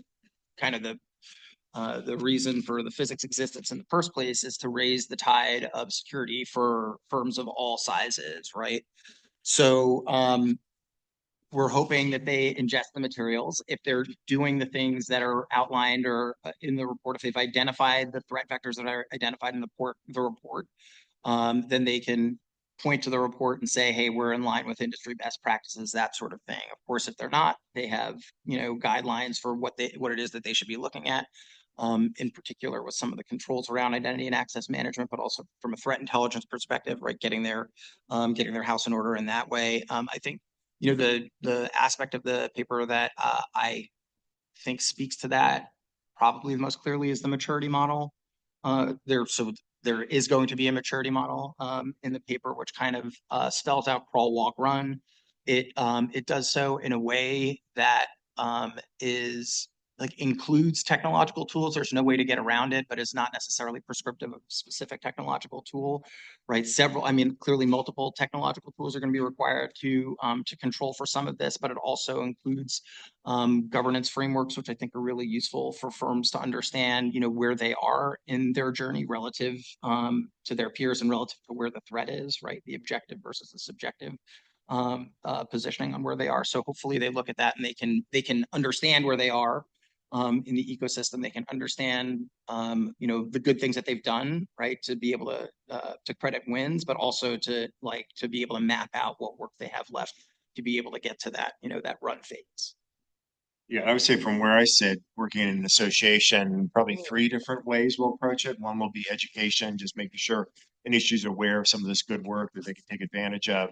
I think we'll continue with a lot of partnership work.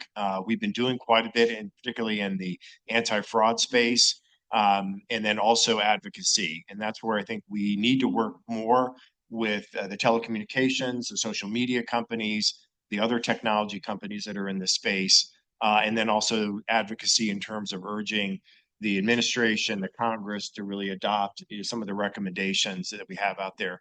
The one really good thing in the education space that we can leverage is the ABA has a very successful consumer education campaign called Banks Never Ask That.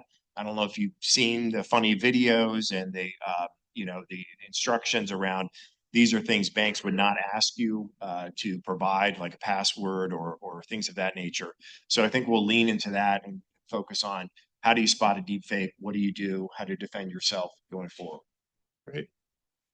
I was going to say, so, we've been talking on the advocacy side. Well, actually, one thing I want to rewind is in terms of, talking about different sizes of banks. And, to Ben's point, I think some of the bigger institutions are probably implementing a lot of these controls. You've got mid-sized, small banks, credit unions, fintech firms, crypto exchanges, they're all part of the financial services sector.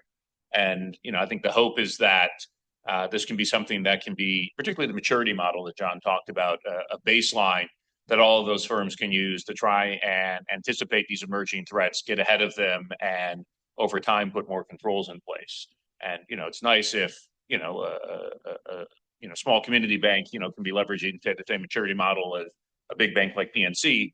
Might take them a little longer to get there with the resources, but at least that's out there. On the advocacy side, I think one thing we've clarified yet is there's two papers that are coming out. One is specifically focused on these, top threats and mitigation, but the second is actually a set of actions for government to take, which is a little unusual for the physic to lean into. But I think there was a view among all of the participants, actually including the government ones. Identity and authentication, look, one, it's very heavily regulated, and so a lot of the new tools and controls that we're recommending, in some cases, the regulators might be unclear on. We've seen this come up in Better Identity Coalition, where some of our banking members have said, look, we'd love to start using mobile driver's licenses for KYC, but we're worried that some regulator who's coming in to audit us on this isn't going to know what it is. I think it's new technology. Can we get FinCEN or other regulators to say something more definitive, about this? I think the second, beyond just the need for policy and regulatory clarity, is a point we often make in Better Identity Coalition. At the end of the day, the government's the only authoritative issuer of identity. You may claim to be somebody else, and sort of in we went through some of these battles in the self-sovereign identity world over the years, but for transactions that matter, financial services or interacting with government or whatnot, the government plays a very unique role. And, this is an area where, the physics paper, I think, will echo some themes that we've seen from our coalition and other industry trades and other advocates out there, in that the government needs to take a more proactive role in closing this gap between nationally recognized authoritative credentials in the physical world and the lack of digital counterparts. And so those policy recommendations are things that, we, of course, want to be able to take two different parts of government and, see if we can get some action on them. So you jump to my next question about talking about the other paper. Let's talk a little bit about that. What are some of the recommendations? What does that paper entail? Let's talk through kind of what some of those recommendations are. So I'll say, if you've read the Better Identity Coalition's most recent policy blueprint, there will be a lot of similarities, and that probably shouldn't be surprising. In that the coalition, for those who don't know, I think the financial services sector, while we're multi-sector, is probably it's more banks and fintechs than any other sector. And so it's, a place where that industry has been thinking about this strategically for a while. And, obviously with partners like ABA, or Michael was here from BPI before, there's been, I think, sort of some common themes across the sector that everybody's been rallying behind. But it's, some of the things we just talked about, how can we try and jumpstart adoption of digital verifiable credentials like mDLs, pointing to, how to leverage guidance from the current project up at the NIST National Cybersecurity Center of Excellence, the NCCOE, on best practices. This is, by the way, getting into one of our panels after lunchtime. It's, a topic that we talked about, that Eva mentioned in the previous discussion with Kira. How do we open up ECBSV to more sectors, recognizing that synthetic identity fraud isn't just targeted at banks, but ECBSV system that SSA stood up to validate identity data. It's only open to the financial services sector. It's, more actions to promote the use of phishing-resistant authentication. So again, it's, I think, trying to complement, the one paper that'll focus on the technical controls with actions on the government side needed to either send a clear signal to industry, yeah, you can use this technology and should, and in some cases, actually have government maybe, put some resources into accelerating the availability of that technology. What are you hoping happens once the papers are released? One, I hope the government treats this as a whole of government initiative. And that's why one of the recommendations is really have Treasury step up and play a greater role in terms of coordination across the government. Second, I think hopefully it will be a wake-up call for institutions, other organizations to really focus on this, because the wave of fraud that is here now and is going to come from generative AI and agentic AI is just going to accelerate, and we need to get as far ahead of it as we possibly can. And then the third is just to educate the broader public that you have a role in this. You need to be aware that these are the types of risks that you're being exposed to, and you need to be smarter about understanding what's happening. Yeah, the thing that jumped out at me to the point that John was making is that, and Jeremy, keep me honest on the statistic, but when FinCEN released their paper, they were saying something like 70% of the SARs that they were seeing were originating with, like, on the identity threat vector. I mean, that is staggering. And the money, right, that the money that was being cost and lost was staggering. Yeah, it was 2 years ago at this conference, Andrea Gacki, who's the director of FinCEN, released their analysis of the 2021 SARs, which showed, I think it was $212 billion in suspicious transactions. Mind you, suspicious doesn't mean it's criminal, but right. Odds are, the bank's reporting it, they're seeing something that looks pretty incriminating. So $212 billion worth of transactions tied to around 42%. They haven't released their updated study, but they have talked at some industry conferences about what the new numbers look like. And I think the most recent we saw was, or heard from them, was 2023 was about 70% and close to $400 billion, which shows not only was that original number, which was, I found incredibly jaw-dropping, awful, but things are getting worse since then. And so, we're hoping to see some updated, stats from FinCEN soon. I think the other thing, to that point is, this is a multi-sector problem. This is a whole of country problem. And I think one of the challenges we have sometimes as a community in elevating digital identity and the resilience and security of these systems in government is siloed. And it has been harder to treat this as the national security threat, or harder to get people to recognize it as a national security threat that I think a lot of us understand that it is. A year ago at this event, we were, dealing with the DOJ service focusing on fraud and government benefits. And look, there's some terrible numbers there.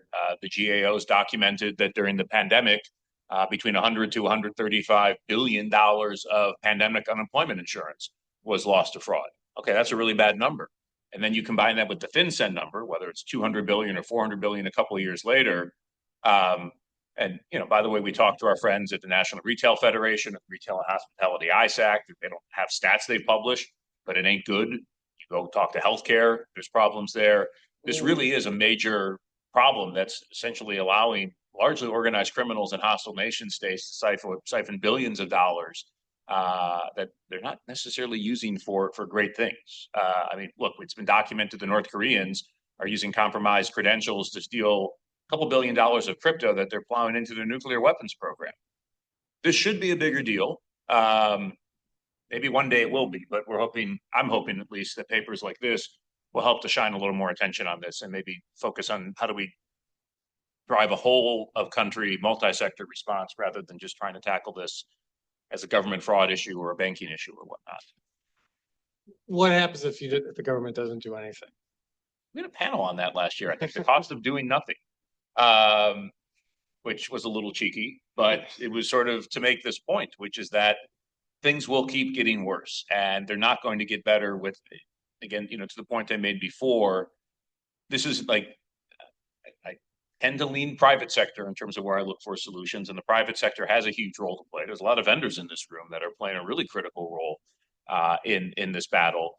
But because issuance of identity is something that is inherently governmental, and you're seeing adversaries exploit the delta or the lack of digital counterparts that are secure and resilient in the digital space. We don't have counterparts to the physical credentials we have. This is where government's going to have to play a role. So if something doesn't happen, I'm sure we'll be here next year, being whiny again about this topic and hoping if we maybe get another data point or two, things will happen. But hoping maybe we're also at an inflection point where we can start to shift what we're doing. And I would also just add, I'm probably borrowing a term Jeremy used all the time, but not making a decision is a decision on the part of the government and the industry. So it is a choice we all have to make. One of the other recommendations we talk about is the need to coordinate across geographic boundaries and to harmonize some of these requirements. So all the large technology companies, large banks, they're working in multiple jurisdictions. They need to have technologies and procedures and sources of truth that they can rely upon for compliance, for risk management, fraud detection, and other things like that. So having that kind of coordination, having our government at the table in those conversations is also very important. Thanks. I'm going back to the threat. AI is moving quickly. The threats that we're seeing today are going to be vastly different than they are going to be in 1, 3 to 5 years. What new challenges and threats do you expect to emerge in that timeline? Like, what are we going to be seeing in a year, 3 years, 5 years? And let's not all say agentic. Well, then we'll just let Jeremy. We won't say agentic, but Jeremy will say that. I'll say, actually, I go back and forth on this. So there's a lot of hype about agents. Are they actually going to deploy at the speed that everybody's talking about? I actually think if we want to realize the benefits of agentic commerce, we're going to need to get some stronger identity foundations in place first. And I actually, without it, it's just going to be, I don't say impossible to roll some of these things out, but it's going to have a lot less value for consumers and businesses, and you're going to, see some backlash against it, saying, look, this is at the what does Gartner call it, the peak of inflated expectations before we slide into the trough of disillusionment. So I would like to not have that happen, and that I think a lot of the things we're talking about with agents are actually kind of awesome, but we're going to end up in that trough for quite some time, I think, if we don't get that. But so that might not be where the attacks are. I just think you're going to see, as deepfakes continue to get cheaper, easier to use at scale, the skill set to execute an attack goes down. I worry a lot about attacks at scale. We've seen this for years with, phishing and credential stuffing. That 10 years ago to phish a one-time passcode, required some effort. Now it's being done by bots, and so I think all of these things will just get automated if we don't get ahead of things. And I also just want to add, the work that we did is just a part of a broader set of efforts within the financial sector. And I think that's worthy of noting, because my experience in financial services, even though institutions have been using machine learning and AI for decades, they're actually fairly cautious about deploying generative AI because of the risk management, the compliance related issues associated with it. So the other work streams that this project is connected to are focusing on things like developing an AI risk management framework for financial services, a lexicon or a set of defined terms, a focus on explainability and nutrition labels. So it's really broader discussion around how is the industry grappling with these new powerful technologies, and then what are some of the actions we need to take as an industry to respond. So I think maybe the net effect might be more friction on the part of financial institutions with their customers. And that's a challenging situation, because in the digital economy, speed, ease of use, et cetera, really pays in terms of, growth. But I think we may need to have more friction, explain why that friction is necessary to protect customers as well as to protect institutions. No, I'm making a point not to disagree with Jeremy and John, particularly when they're right. Nothing to add there. Well, I think in order to stay on time and on track and to make sure that we can get to lunch on time, we are going to forego questions for this panel, but we are around to answer anything that you might need around lunch. So with that, I'd like to thank my panelists for their time. Thank you all very much. Thank you. Thank you. And I'll just do my next intro from here. I did want to keep us on track because we've got lunch coming up right after this, and then Congressman Foster beaming in remotely right at 12:40. So I need to give you all some time to eat. Give me some time to eat beforehand. But as we've been talking about, this session here, you see, a lot of faces from traditional finance. Lots happening in cryptocurrency these days. I've, been joking that after a couple of years of it being crypto winter, it's now hot crypto summer. Don't believe what you see outside with the weather. There's a lot going on. And it's also driving, I think, a lot of broader discussions in the entire financial services sector, both TradFi, fintech, crypto, around what are we doing with identity and authentication, particularly with KYC for new accounts. So I've gotten to know JP Beaudet. I don't think I ever asked you how to pronounce it. Did I get it right? Awesome. With the Digital Chamber this last year, he's been great to work with on some of these issues, and I wanted him to take a few minutes in the spotlight session to talk about how the crypto community is looking at this. So come on up. Thanks, JP.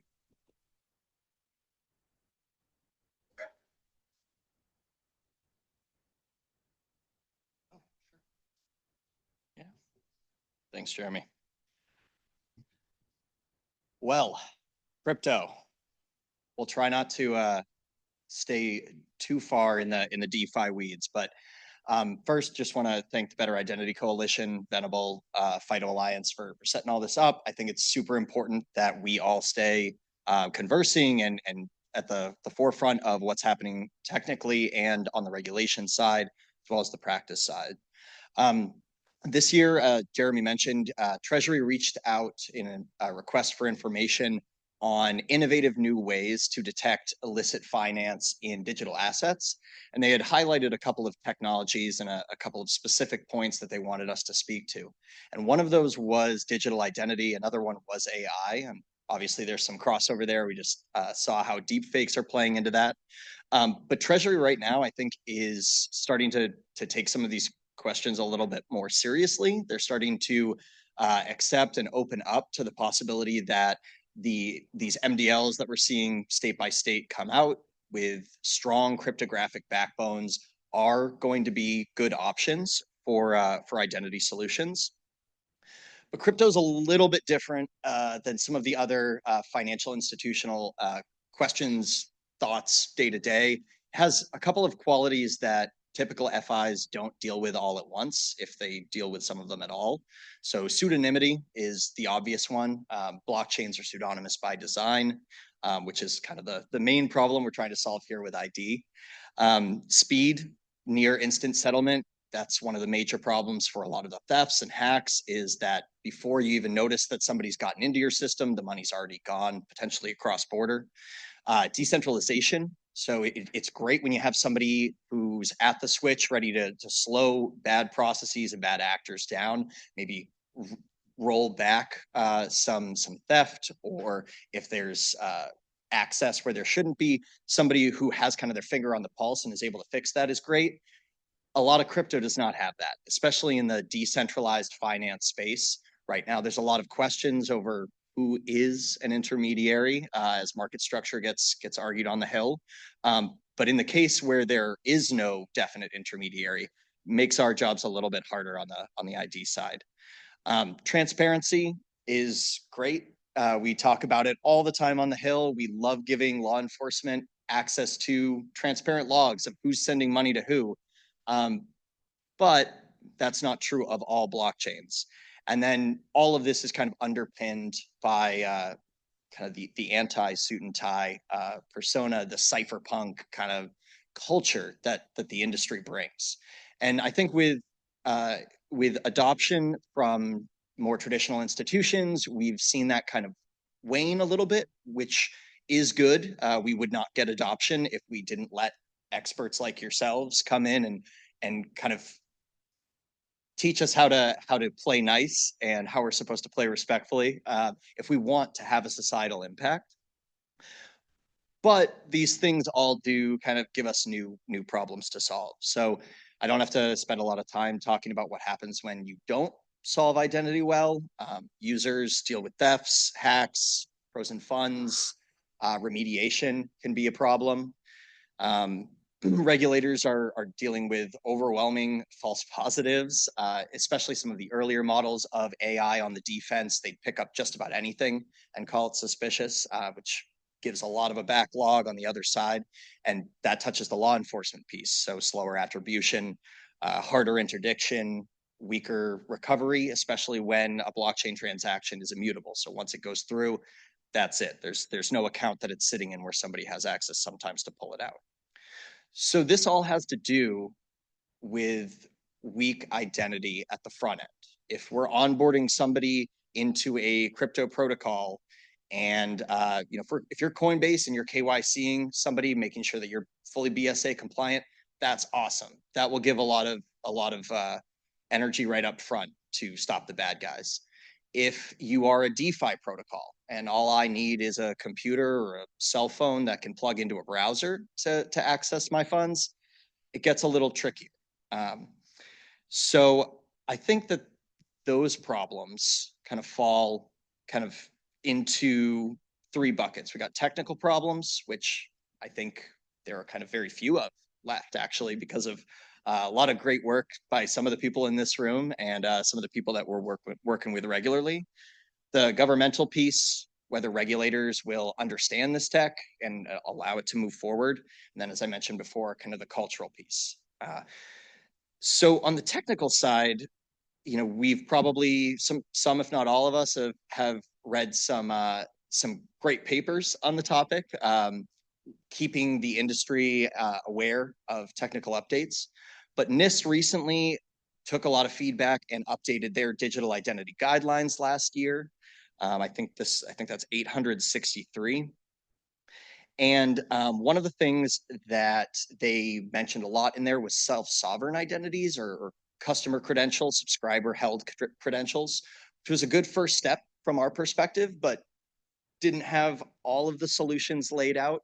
One side that we've solved on the technical piece is using ZK proofs to use derived attribute values, trying to minimize honeypots of PII being gathered by institutions that are just waiting for a hack. That was not fully incorporated into those guidelines, so we've got a little room to grow there. Blockchain-based applications, so decentralized apps, or blockchain addresses themselves, or attestations on chain. All of these should be good technical solutions for so if you need an attestation, there's no reason you can't use an attestation on chain, which nobody has control over and nobody can change.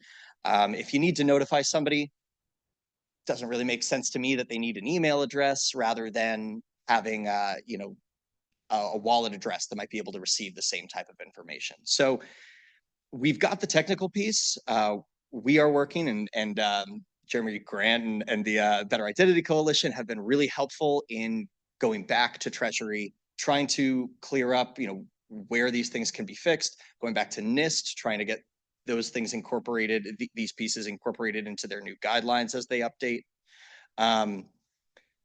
But it has been slow. We're working at the state level as well for mDL recognition and adoption. We've gotten some wins. We're working right now with Spruce ID, who helped California with their mDL update. But we've got Arizona this year, Maryland, Florida, New York. They're all trying to play around with the pilot portion. We're there. I mean, I feel like the technology is there. We just need the buy-in. So these are great first steps, and we'll keep pushing. And I'm sure everyone in this room is on board, and we'll keep pushing for mDL adoption. But I think that needs to be, made more clear to people at the state side, so that we can bring that up to federal regulators. And I got some great news last night that Bill Foster reintroduced the Improving Digital Identity Act, which kind of tries to rally all those state identity providers together and get them on the same page in terms of accepting those mDLs for identity. And then we've got wallet-based identity integrations. So that's much more industry-driven, private sector-driven. There was a mention on the last panel of like fully self-sovereign credentials. We're probably a couple of years out from that, but we do have companies who are working on this today, right? So you get your attestations, you prove who you are one time, and then it never has to phone home, never has to phone back to your DMV to check that data. It's all kept on its own ledger. That would be kind of the dream for the industry, I think. And I think one of the problems that we have to solve, us and a lot of you in this room, is how do we get that culture and that mindset to map onto where our economy is, right? So we've got a couple $1 trillion of money flowing around this economy. Not a lot of it is being held in Web3 applications or on blockchain protocols. It's going to be your teams and your clients that are helping build the next layer of kind of American success. We are going to have to understand how we can best match our tech up to some of the expectations you have. I don't want to hold anybody from lunch too much longer, but I will leave you with one challenge after saying that we need to come to you guys and find out what exactly it is you need so that our customers, your customers, can kind of all share the same infrastructure and continue to thrive in the American economy. But I would very much hope that as new technologies do become made available, especially as self-sovereignty over the next couple of years becomes more of a reality, we would love to have you, traditional financial institutions and their representatives and their clients and customers, we would love to have you guys on board as well, kind of adopting that new technology, integrating it, and making sure that it works across the board for everyone involved. So with that, I will let you guys go.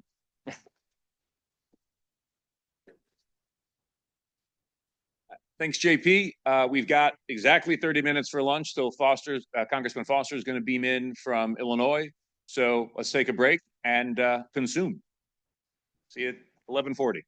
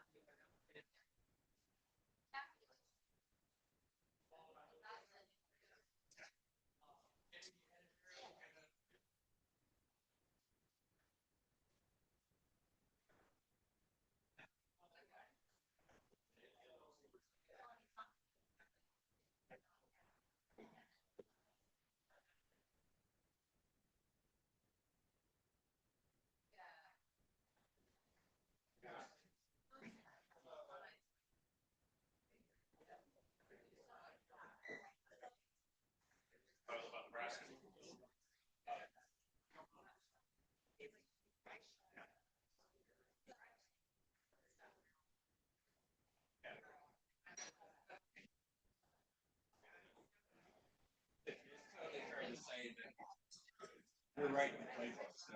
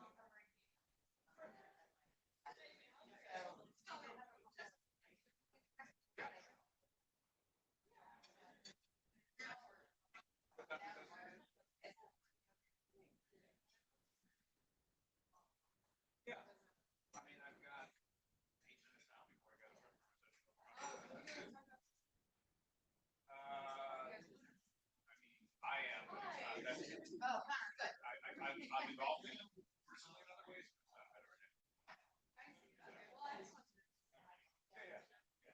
don't know. Ari runs cybersecurity.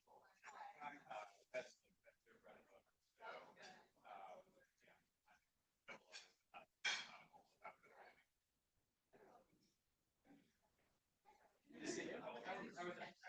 their bread and butter.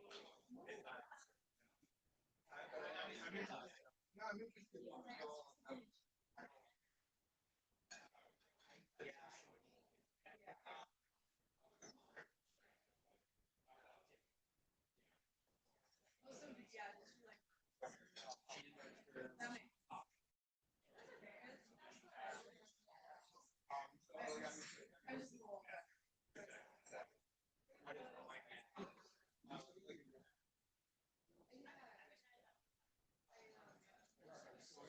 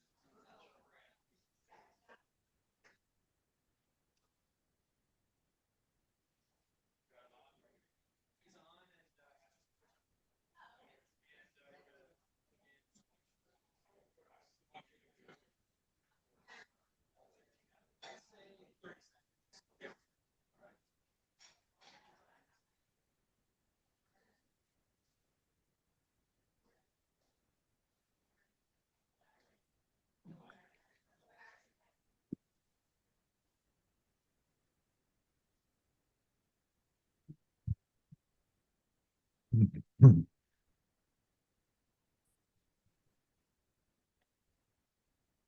right, I think, folks, we're going to get started in just a minute. We've got Congressman Foster beaming in remotely, and as soon as I get the all clear signal, and we have his audio, I will go.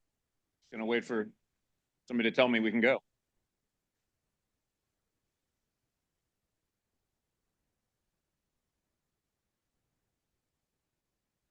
All right, welcome back, everybody. Congressman, can you hear us, and can we hear you? I can hear you fine. Am I audible and visible here? Yeah. Great. So this is a slightly awkward fireside chat, and we're not in the same room with each other, and also there's no fire. It's very cold here. How is it in Illinois today? It is frigid. I am still recovering from the frostbite from standing out on a crowded road with a bunch of protesters waving flags. Excellent. Waving signs and yeah, trying to defend our democracy against threats external and internal. I'm glad you're able to take time to warm up and join us today. I will say, if you were here, we would be able to give you our latest edition of Better Identity Coalition socks. Yet another color for the collection. They're very cozy on days like this. But really glad you could come join us for about 20 minutes here today. By the way, for those of you who don't know Congressman Bill Foster, I think you've probably spoken here more than anybody else over the years among elected officials, probably because you are without a doubt the person who is most focused on digital identity issues in Congress. So we really appreciate the support and the interest. So I want to start with the big news. You've got a new bill. You introduced, I think 2 days ago with Congressman Pete Sessions, who we're going to hear from in the closing keynote today, HR 7270, the Stop Identity Fraud and Identity Theft Act of 2026. Mr. Sessions will talk about it a little later, but since you got the lunchtime slot and you're up first, what can you tell us about it? I don't want to front run him, but this has a lot of the things that we've been trying to get done, particularly in, it's changed the title and somewhat the focus towards stopping identity fraud, which is particularly the government application of this. I mean, that is something that has, both parties on high alert, and everyone's trying to make political hay out of, everything that happened during COVID and everything that happens every year with the taxpayer getting ripped off by various identity fraud schemes. And I think it has now become obvious to most of the people who've thought about this that a secure digital identity is crucial to this. Now, the other thing that's really driving this, I think, is agentic AI. That when my agent talks to your agent, the very first question is, who the heck are you? Who authorized you? And prove it.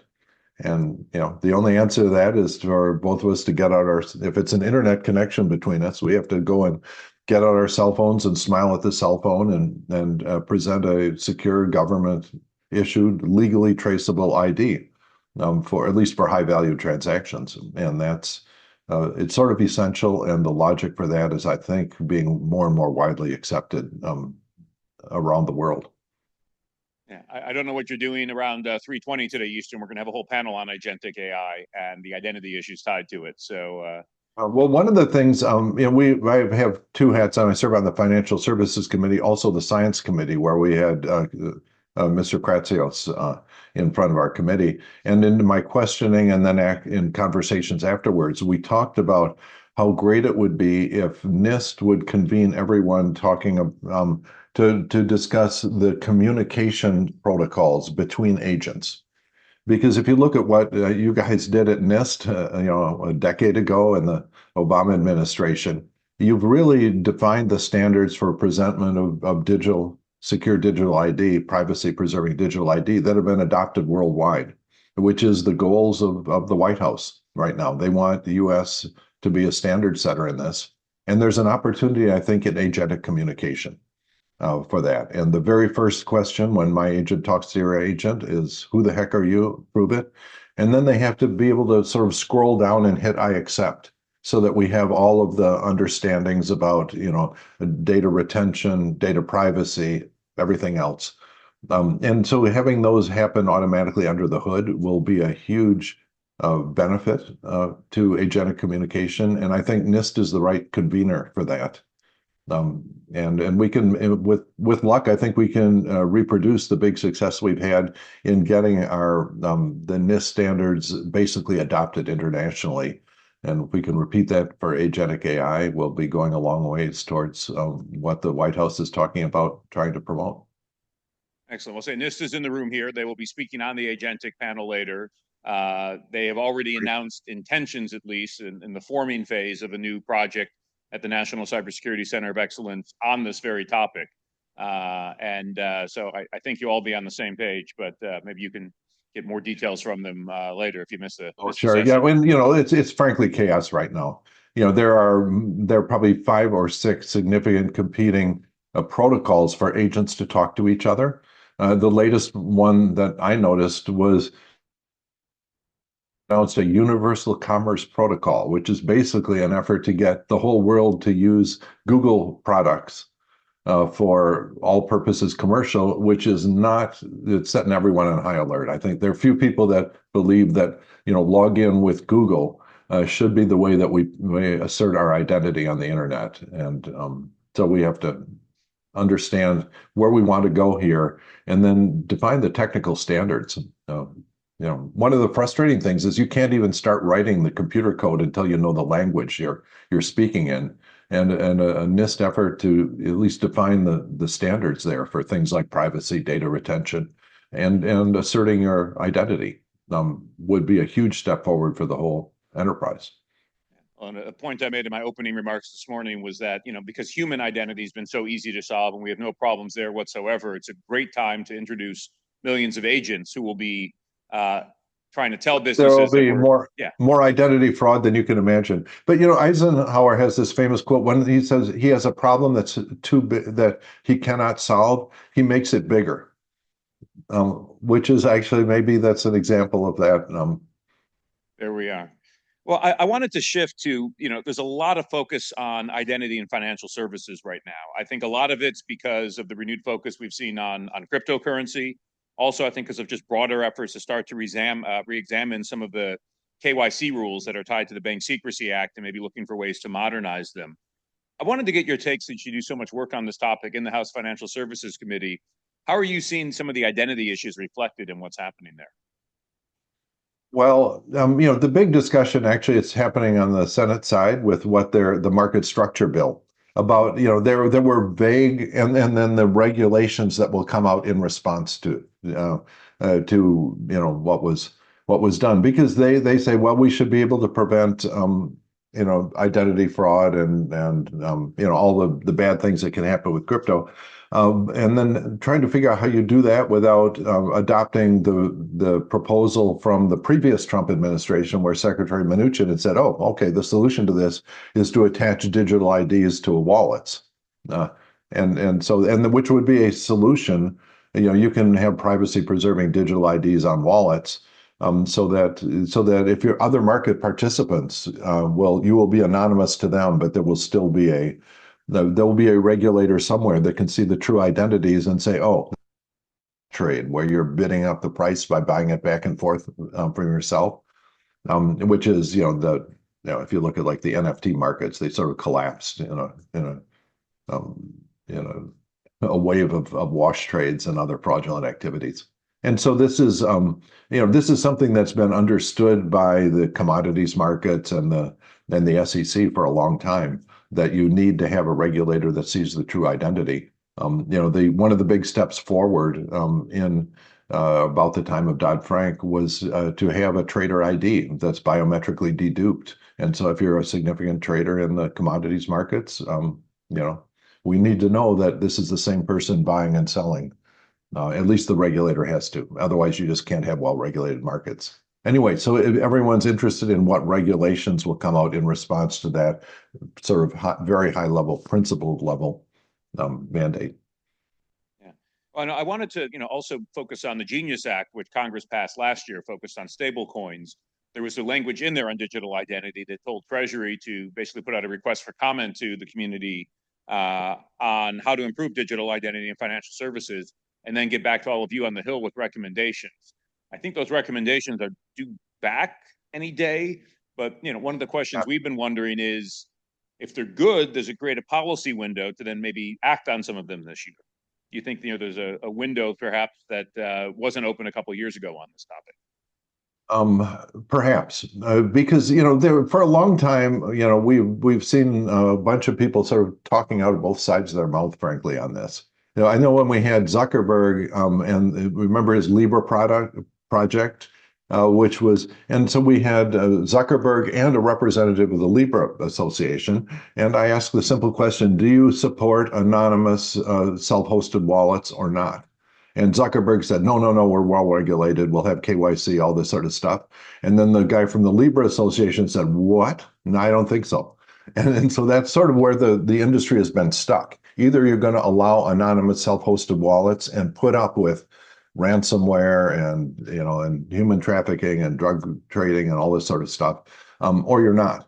Okay. And the crucial thing is whether you have anonymous wallets or not.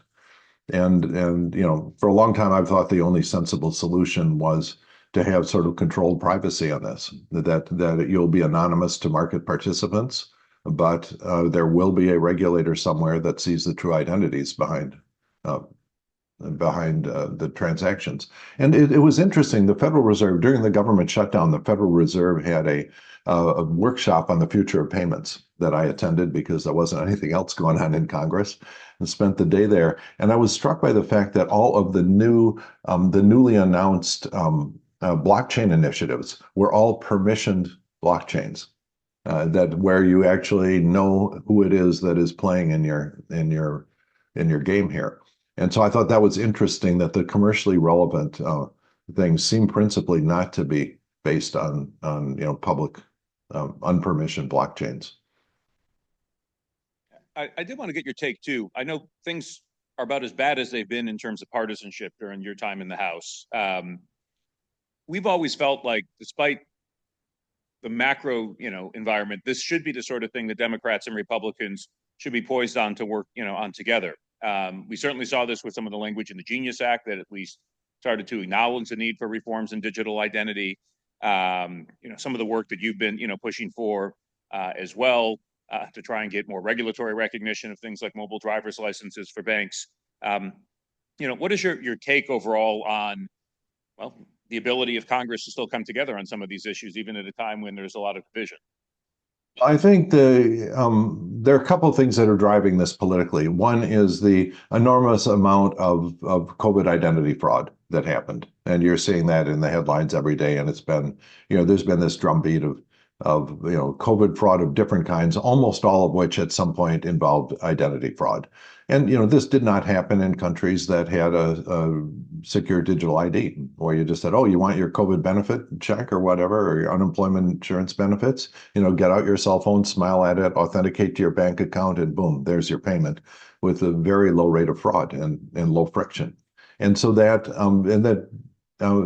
is politically one of the if you're coming and asking the government for money, you have no expectation of anonymity. And so that politically, I think the easiest thing to do is to simply say, this will be, if you want money from the government, prove you are who you say you are before we give you money. And whether it's an IRS refund fraud or anything else that you're worried about, this is the low-hanging fruit. Another thing that I think the federal government can really help, and you may hear about this from Mr. Sessions, is to help out the states. Because, we have, I don't know, maybe a third of the states are pretty far along in getting mobile IDs rolled out. We just had them in Illinois. And so this is, I think, it's something that the federal government really can help a lot. If we simply allowed these to be used for proving your ID to the federal government, that would be a huge step forward. And then all the states would start clamoring. Their citizens would start clamoring. Why don't we have this? We have it in, the state next door. And I think it will become, very useful very fast. I wanted to ask you about Illinois has an mDL. Have you gotten yours yet? I have indeed. Seems to work fine. Yeah. I haven't used it for much yet. I say, can you use it anywhere in Illinois other than to get through TSA?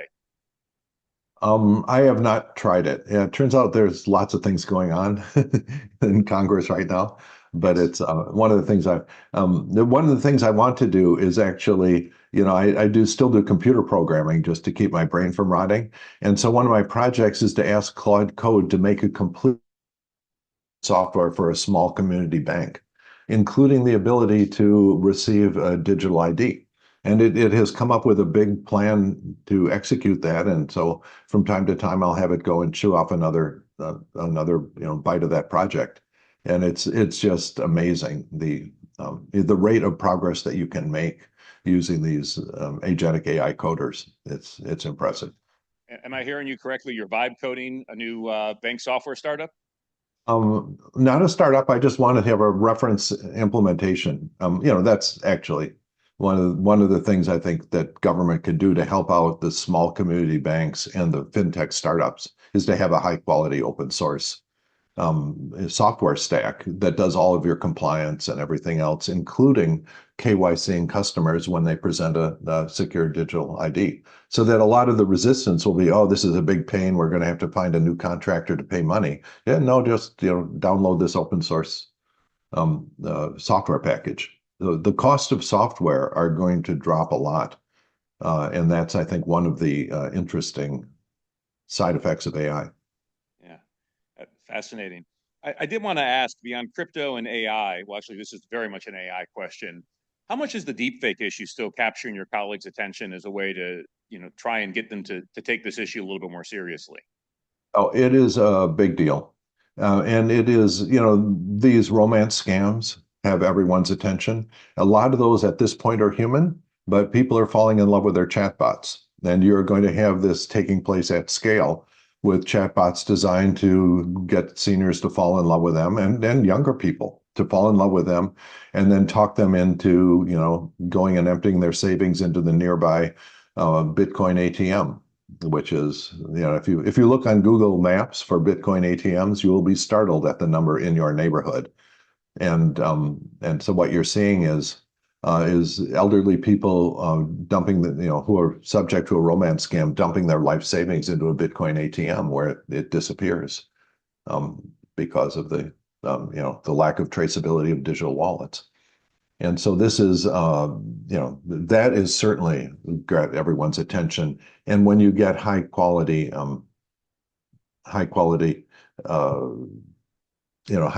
AI fakes, it's going to be tough. Another thing that just irritates the heck out of everyone are spam text messages. And so really, what we should do is just sort of reinvent the text message system so that if you want to send me a text message or a signal message or whatever, you go and talk to my AI agent and convince my AI agent that there's any reason that Bill Foster wants to see this text message. And if the answer is no, and then the first part of that conversation is prove you are who you say you are. And so having this all happen under the hood could provide a way of communicating with each other that won't be just swamped by AI spam, which is where we're heading. Would that apply to political fundraising texts as well? Congress generally exempts those. I don't know if you've noticed, but I won't speak for Congress on that. I won't speak for Congress on that. You may be the only Democratic candidate or elected official who has not sent me a spam fundraising pitch in the last 2 months. So I appreciate that. That's right. Well, we experimented once with it. We experimented once with it, and I told him to put me on the list, and I said, "What the heck? We're not doing this anymore." All right. Excellent.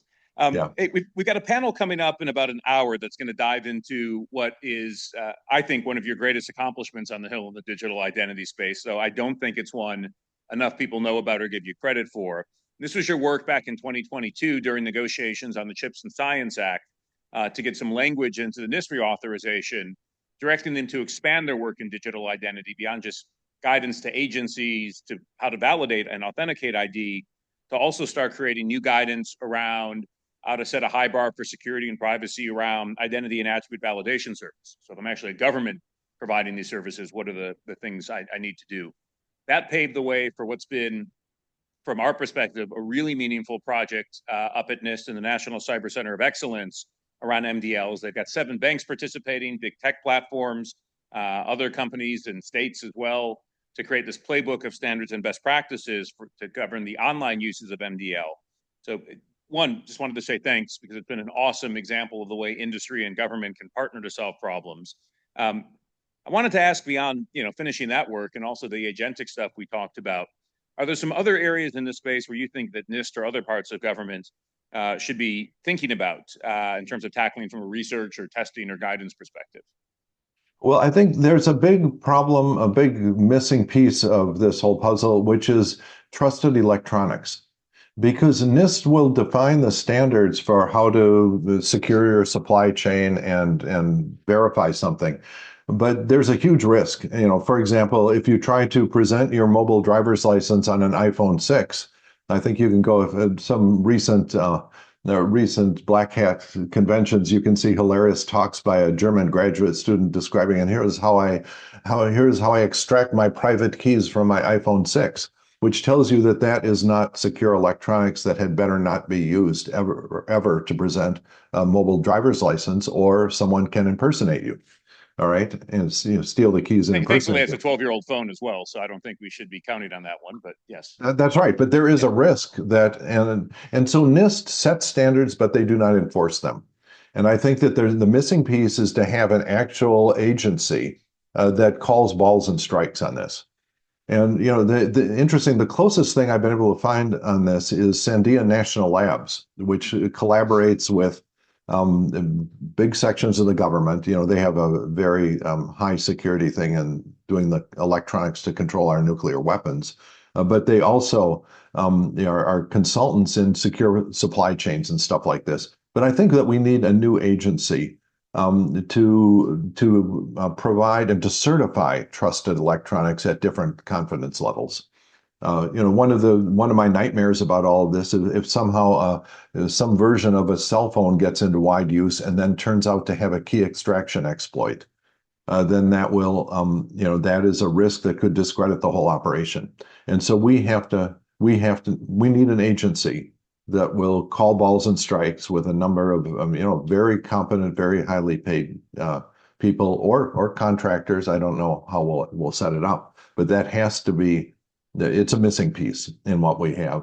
And it applies not only to digital ID. The Internet of Things is another mess.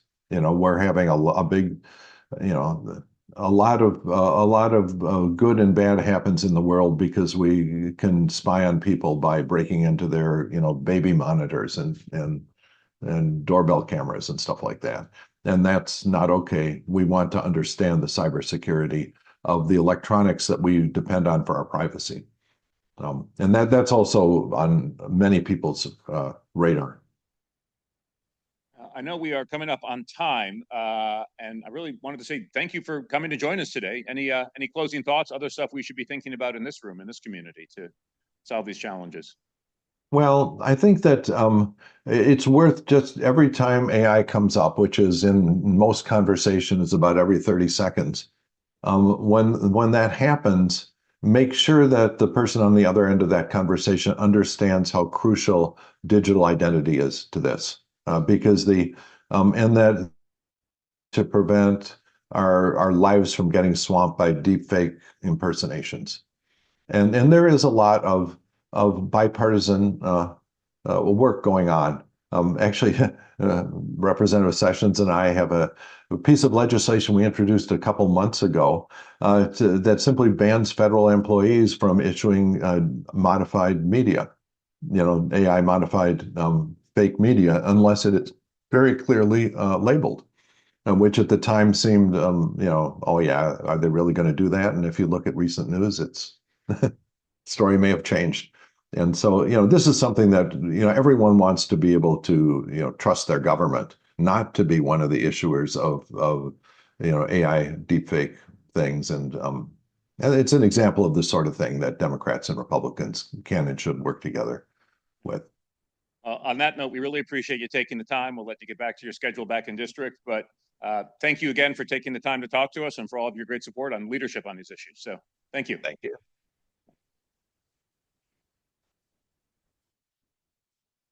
All right, up next, I'm going to introduce Andrew Shikiar, the CEO and Executive Director of the FIDO Alliance, who will be talking about some awesome things happening in that world. And do we have The clicker is coming. Perfect.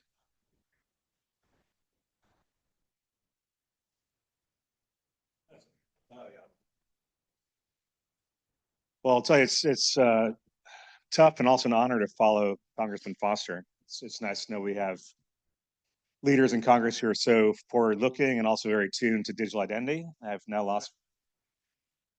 All right, well, this should be interesting. Jeremy, thanks for having us here. It's great to sponsor this event each year. I really do look forward to this event come January, as it gives us a chance to set our agenda for the year and also look back at the year behind us. And so we're going to do a little bit of both here today. So speaking of looking back, I think it's only fair to look back at what we predicted last year. So I've been here each year, I do predictions. And here's what we said last year, is talk about how we did against these. The first thing we talked about was passkeys becoming a mainstream authentication model. And so at the beginning of 2025, we'd had great progress with passkeys, but still had some room to grow. And we've seen that happen at scale this year. Give you some numbers in a little bit, but we estimate over 4 billion passkeys are now being used to secure sign-ins around the world. That's a massive number considering that we introduced passkeys in 2022. The second prediction we had was that big banks will deploy passkeys at scale and governments will go all in. And so I thought, I think I stood here last year and said 2025 will be the year of passkeys in banking. I was kind of eating my socks on that until around Q4, when all of a sudden, basically every major bank in the US rolled out passkeys for sign-in. And that started with Wells Fargo mid-year. But every major bank now has passkeys in deployment in one stage or another, and I think that will grow as we move forward in 2026. The third goal prediction we had is around passkeys finding expanded use in payments, reducing reliance on SMS OTP. So both Visa and MasterCard have payment services that leverage passkeys for a better user experience.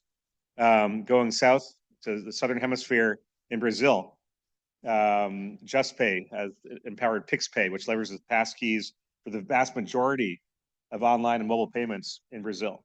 So passkeys are finding a very natural home in payments as well. We predicted that deepfakes will drive a biometric boom in enterprise security. So the North Korean IT worker challenge, which has really emerged and blown up this year, has done exactly this. I can tell you that our vendor community is extremely busy trying to address this challenge of fake remote workers being hired and onboarded due to weak, remote identity verification systems and schemes they have in place. So that's been a point of upgrade, and that this is driving a lot of activity in that space. The last prediction we had is that identity wallets will gain steam and force standards work driven by Europe. And this is absolutely happening. And we'll talk more about this today as well.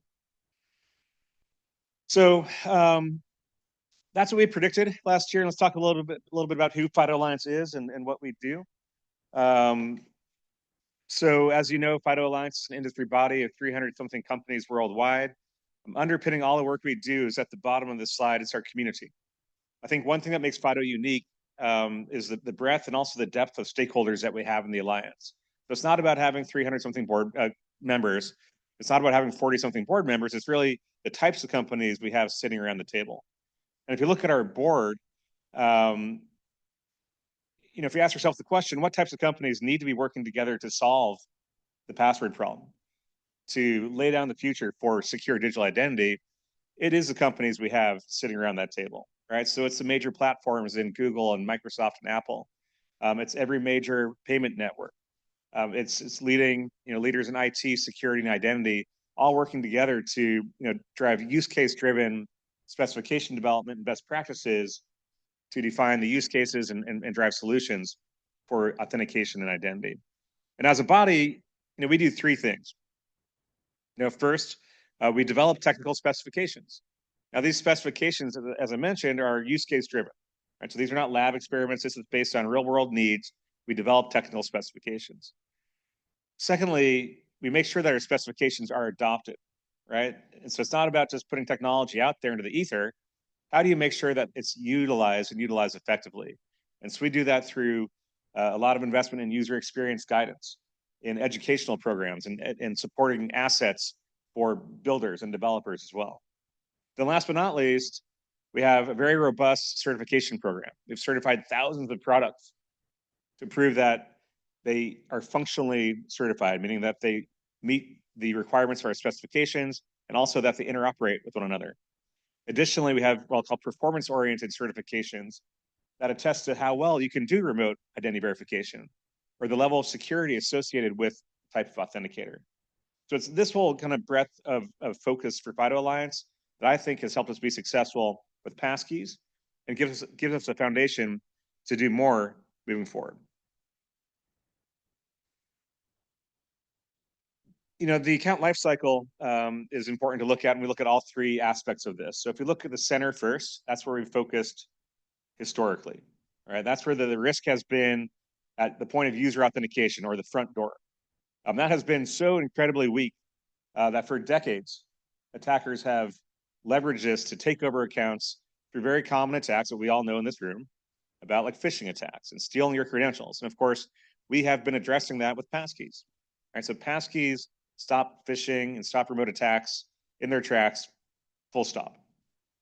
But it's also important to look at the other parts of this life cycle. So starting on the left-hand side, where we talk about account creation. All right, so for too long, we have relied on knowledge-based account, establishment and account creation. So it's really important to understand what some of the risks and attacks are in that space. So we're talking about deepfake, we're talking about synthetic identity, remote IDV attacks, and things like that. And then the last area to think about is recovery, right, and identity re-verification. And really the strength of that process is largely dependent on the first two. Right? So if you have weak enrollment practices and weak authentication, your account recovery area is going to be wide open for attackers to leverage and take advantage of. So we think it's very important, of course, to focus on all three of these as we do with our programs here at FIDO Alliance. So these slides don't animate, it turns out, but if it was animating, you'd see these little levers going back and forth. And this reflects on the maxim many of you know about, which is that between speed, quality, and cost, you can only pick two of the three. So you can be fast and cheap, fast and good, or good and cheap, but you can't do all three historically, at least. And let's look at this a little bit closer. So, if it's fast and cheap, it won't be good. And when I look at the threat landscape, and by the way, these are the same kind of trade-offs that attackers have had to contemplate for years now. So it's fast and cheap, it won't be good. And so phishing, traditional phishing, to me, falls in this realm. It's very quick and it's very cheap, but it has low success rates. But since it is so cheap, if you can scale this up high enough, you'll make money, right? So even your Nigerian prince phishing schemes will work every now and then. It works just enough that if you do it at massive scale, you can eke out a living with that kind of low fidelity type of phishing. But when you couple it with some intelligence, some strategy, you can do actually a little bit better. So here you see data like before Black Friday this year, there's over a 6-fold increase in phishing attacks. If you send urgent emails to people at a time where they're expecting urgent emails from retailers about, check your account or shipping failed or special sale, this is a great time to actually move that success rate up just a notch with fast and cheap phishing. Another iteration of this is, if it's good and cheap, it won't be fast. Google came out with data several years ago that a well-designed and well-targeted phishing attack would have over a 50% success rate. So not a click rate, but actually success rate. And that was for human-generated attacks. And when you take that same kind of premise and apply it to AI, all of a sudden now you can start seeing usage of deepfakes to have results like this, like the headline you see here. Of course, this was a finance worker in Hong Kong who joined a video conference with the CFO, air quotes, and another colleague, air quotes also, and was told to transfer $25 million to the CFO, which she did, but turns out the CFO is a deepfake. All right, so these are tougher to do quickly, but it can be more and more cost effective and certainly effective from an attack standpoint. And last but not least, if it's good and fast, it won't be cheap. Right? So there's always been ways where well-funded, well-organized actors could launch very broad and effective campaigns. But this is typically the remit of state-sponsored groups or nation states themselves, and result in things like this attack you saw here, which was a very widespread spear phishing campaigns targeted at different government agencies and NGOs to take over accounts. So these trade-offs, good, fast, and cheap, this has always been the question for attackers. Which two do I do? And I've had to pick 2 or 3 until now. Right? With generative AI, of course, it's possible to do all 3. AI can provide speed, scale, and effectiveness at a very low cost, like nothing we've ever seen before. So some data on this, right? So generative AI is fast and scalable. So I'm going to give you some stats to scare you a little bit and also, make us all aware of the challenge that we have at hand. So it's fast and scalable. This is really about a surge in volume, right? A 4,000% increase in phishing emails, a 400% increase in voice phishing. You can see the data here, but much more is happening much quicker with much higher velocity than ever before, thanks to these AI platforms. AI is cheap and efficient. This is where I think AI really shines for attackers. It is way better personalization, right? Which is leading to making it harder and harder to identify phishing emails, right? So in way less time, you can deliver an email that has a 200-fold increase in personalization delivered to inboxes in grammatically perfect language in one's native language. So this means that it's harder and harder to spot these attacks as they're more personalized and even more effective in duping people into handing over their credentials. And last but not least, AI is good and effective. Simply put, AI delivers for attackers. One data point here, 47% success rate from AI-powered spear phishing attacks when targeting trained security professionals. So the best of the best are fooled half the time with an AI-generated spear phishing attack. So needless to say, these threats are incredibly real and something that we all need to be aware of as we contemplate AI. So, and it's interesting hearing Congressman Foster talk about AI and how do we handle agents. And these are some of the same questions that FIDO Alliance is looking at. I know many of you are looking at with your companies and your day jobs as well. But it's important to note that while AI is generating the attacks like I just shared with you, it's also generating new business models and new business opportunity. So one of the things that people talk about sometimes is agentic commerce, which is an area we're looking at. So imagine an agentic commerce flow. Say I want to go to the Super Bowl to watch my Seahawks gain revenge against the Patriots in 2 weeks' time. That's going to happen, by the way. But since I'm on a big business trip, I just put my agent to work. I asked my agent to book a flight to the Bay Area, find me some lodging, get me a cool Seahawks hat and a shirt, and anything else I need to do for this trip, which is easy and actually quite doable these days. That agent then needs to sign in across sites. Maybe there are accounts I have with my airlines, maybe there are accounts I don't have. It needs to find lodging for me. It needs to make purchases that I'm authorizing this thing to do. And this is this sort of scenario that is becoming reality that we need to contemplate.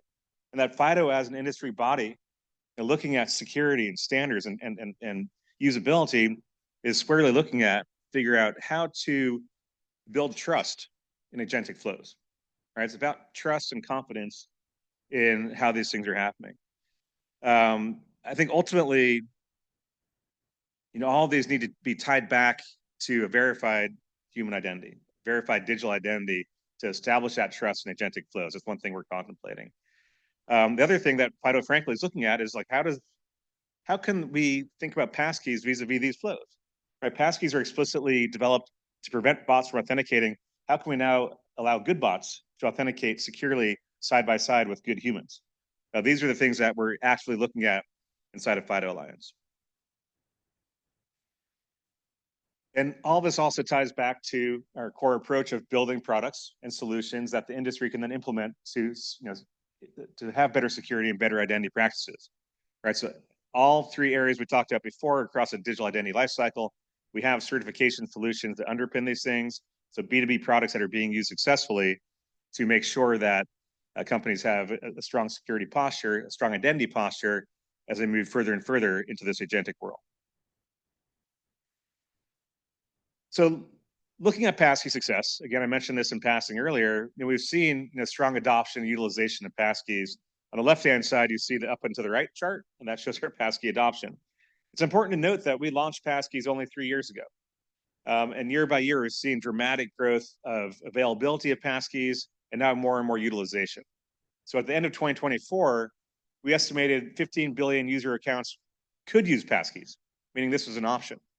But as we heard earlier today, for example, from ITRC, consumers are now not just aware of passkeys, but choosing to use them to have simpler, faster, more secure sign-ins.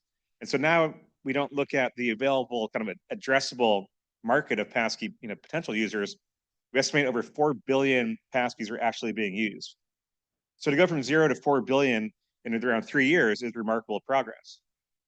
But the progress is happening because of the data you see on the right-hand side, which is that passkeys are delivering. So generally for consumer applications, there are a couple of KPIs that you'll look at. How fast can I sign someone into my site? How successful can I sign them into my site? And what are the impacts of what's the impact of my bottom line?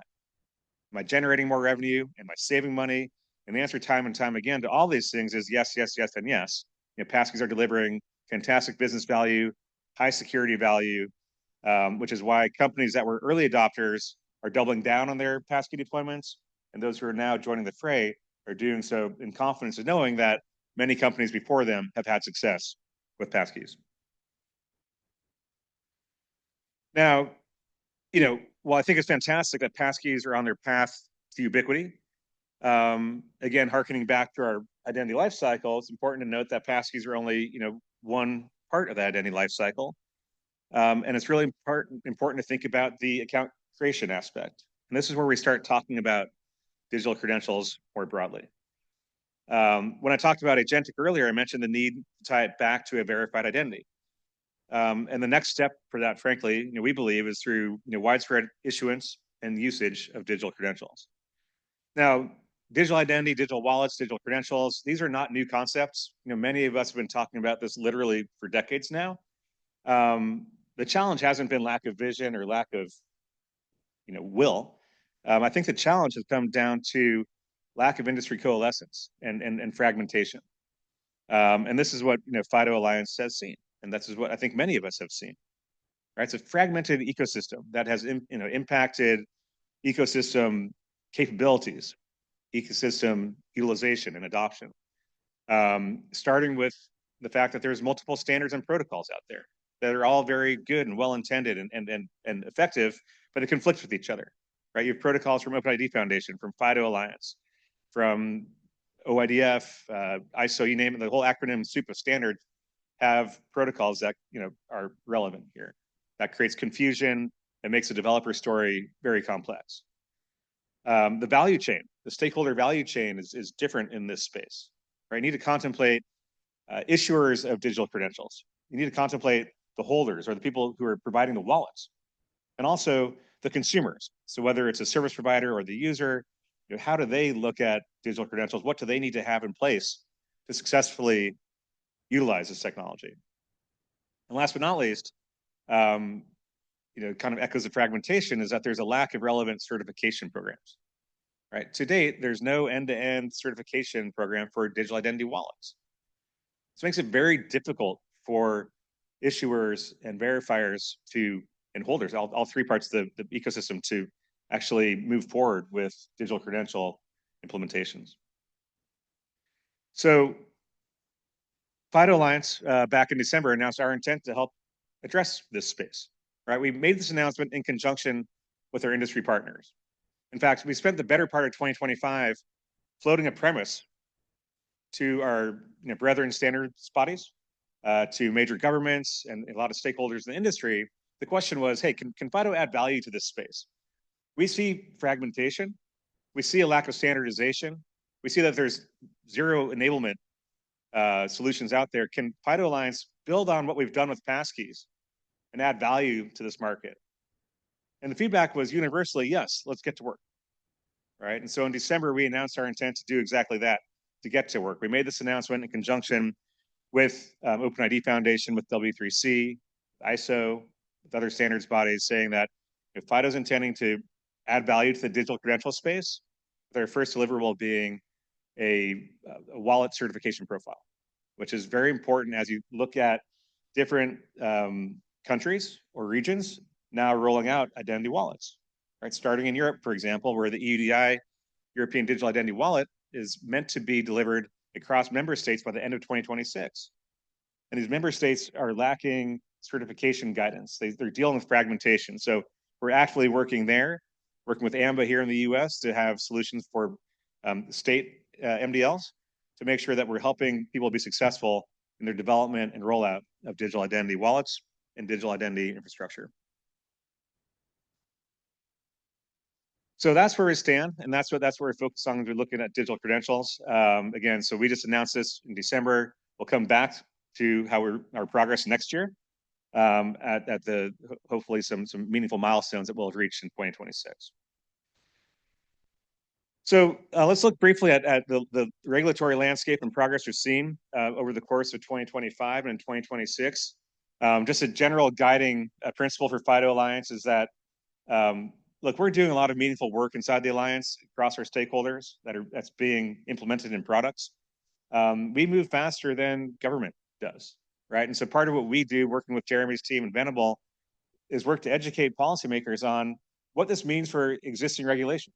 And one very good example of this has been our work with passkeys, right? When we introduced passkeys 3-4 years ago, not a single regulation on the book related to authentication contemplated a world without passwords.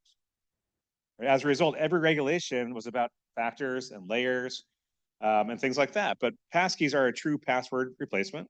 And little by little, we've seen regulators, move forward with new regulations or updated regulations that reflect that and talk about the benefit of passkeys. So we'll be doing the same thing as we introduce new technologies in new areas as well. We engage quite broadly. The yellow countries here are areas where we've had meaningful engagement. We see dozens of countries actually requiring or recommending phishing-resistant authentication around the world. A couple progress points from 2025 worth highlighting. In Europe, NIST cited passkeys as meeting phishing-resistant requirements as being true MFA. So we're starting to see more and more European governments embrace passkeys for multi-factor authentication. In Japan's a fascinating case study. Japan moved from what I'd call passkey curious to passkey aggressive in around 2 years. This is driven by a couple of things. One, our ongoing engagement with digital agency and the governments there in Japan, but also there is massive attacks on the financial infrastructure there and the securities companies in particular. So as a result, digital agency, which is the digital arm of the Japanese government, is now recommending passkeys for phishing resistance. And we have literally 50 or 60 different securities companies right now in Japan working feverishly to roll out passkey support for Japanese citizens. So we see similar stories of that across different parts of the world as well. We've had some different rollouts in place for years now. These are 4 such examples. The USDA is using passkeys to protect their workers, as they have device-bound options for different workers within USDA for the workforce there. Login.gov, of course, has long supported FIDO protocols and now supports passkeys as a second factor. The state of Michigan is also using passkeys and FIDO for login for different public users there. And across the pond in the UK, the NHS has found great success with FIDO and with passkeys. And the UK government in general is doing a full embrace of passkeys. I think just last week they made an announcement promoting use of passwordless technologies anchored by passkeys and FIDO authentication. In the US government, these are some ongoing initiatives where we've had touch points with the government, through the years. look, I think there's been strong historical support for FIDO across the past couple administrations, and we're very pleased with that. I think we're also aligned with many of the initiatives that Alexandra Seymour talked about this morning with OECD, and some of the things she expressed. And I think it's really important to make sure that our government is cyber resilient, from government agencies and rolling on out through critical infrastructure, but also extending this to industry, these best practices that government will adopt, pushing that to industry, to make sure that the entire country has strong identity infrastructure and strong cyber foundations in place. Major milestone, I thought I saw Ryan walking around earlier. Major milestone last year was that 863B-4 was finalized. Right? This is a huge, huge achievement. At this point last year, we were talking about the draft framing. We're thrilled that this was finalized last year and cite passkeys as meeting AL2 as being a phishing-resistant option for user authentication. So kudos to NIST for getting this across the line. One last highlight over the past year, there's a 4-country advisory on Scattered Spider. This was Scattered Spider, for those of you who don't know, was a widespread social engineering attack targeting financial services and retail organizations. This advisory from the US, UK, Canada, and Australia issued back in July cited FIDO and passkeys as being preferred implementation of choice to help meet MFA requirements to combat Scattered Spider and future such attacks moving forward. So to wrap up here, I realize I'm a little bit past time. 3 key takeaways. First of all, passkeys are securing and improving sign-in. That's why we're seeing so much adoption and utilization. Secondly, digital credentials are the next frontier for FIDO Alliance, and I think for all of us. Right? They promise to establish trust across the account lifecycle. They're a necessary element to establish trust in agentic flows. And last but not least, now's the time to eliminate phishable fallbacks for good. So even if you have, say, MFA in place, if there's a way for an account holder to recover that account using a human readable credential, it's still vulnerable. So now is the time to start moving forward beyond that and having fully phishing resistant, fully possession-based identities, authentication, and recovery methods. So we have 2026 predictions. These were meant to build, but I'll give them to you all at once now. The first prediction we have, and I'll come back and score these again next year for those of us who do keep score. First prediction, deepfakes become a more frequent component of phishing, making attacks highly personalized and at scale. So I was talking to you earlier about how AI is making this happen. This is new, right? Last year, I think we said, the deepfake threat is a little overblown. It's not happening at scale yet. Well, it is starting to happen at scale and will be even more so across 2026. The second bullet is that passkey adoption in regulated industry will continue to grow in breadth and depth. That includes banking, that includes healthcare, that includes insurance. Still early days there, so we'll see that, I think, grow across organizations. The third prediction, enterprises start to secure the backdoor with phishable fallbacks removed as passwordless becomes a norm. So again, people are becoming more and more aware of the threat of the account recovery flow. Making sure that is tightened up is critical, and passwordless will become a more common approach to help harden that part of the flow. Agentic AI gets serious. So we've heard a lot about agentic AI. Businesses will start addressing how to integrate authentication into those workflows. So again, that's part of what we're focusing on inside of FIDO Alliance. But how do you authenticate? How do you trust agents? This will be a key topic for 2026. And the last area is the foundation for digital wallets is established with initial deployments towards the end of the year. So we saw a lot of headway in 2025. 2026 is where this becomes more real as we move forward to 2027, where digital wallets will be deployed more broadly in countries, in states across the US and countries around the world. So with that, thank you so much. Do we have time for questions, or we're over time? Okay, so thank you so much. I'm happy to take questions later on. Thank you.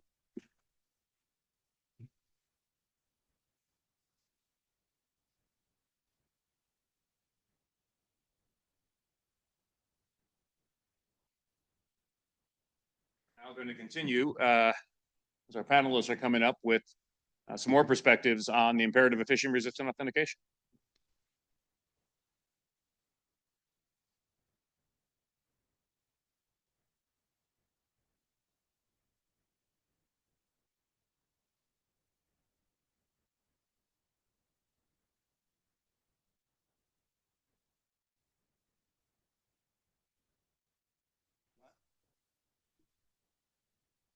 Thanks, Jeremy, and thank you for, again for having us here. Speed round introductions. Nishant Kaushik, CTO for the FIDO Alliance. Tim Gabali, Standards Architect at Okta. Tom Clancy, ICAM engineer from MITRE Corporation. Sorry, Brian Russell, CEO of DaVinci Partners Consulting. Okay, so we'll try and catch up to get us back on time. But we've talked a little bit about, phishing-resistant authentication today a few times. And the title of the panel obviously is the imperative. I guess one of the questions would be, why is this still an imperative? Why is this not obvious? Why are we not still at the stage where everybody just accepts that this is something we need to do and is moving forward on this? Any thoughts?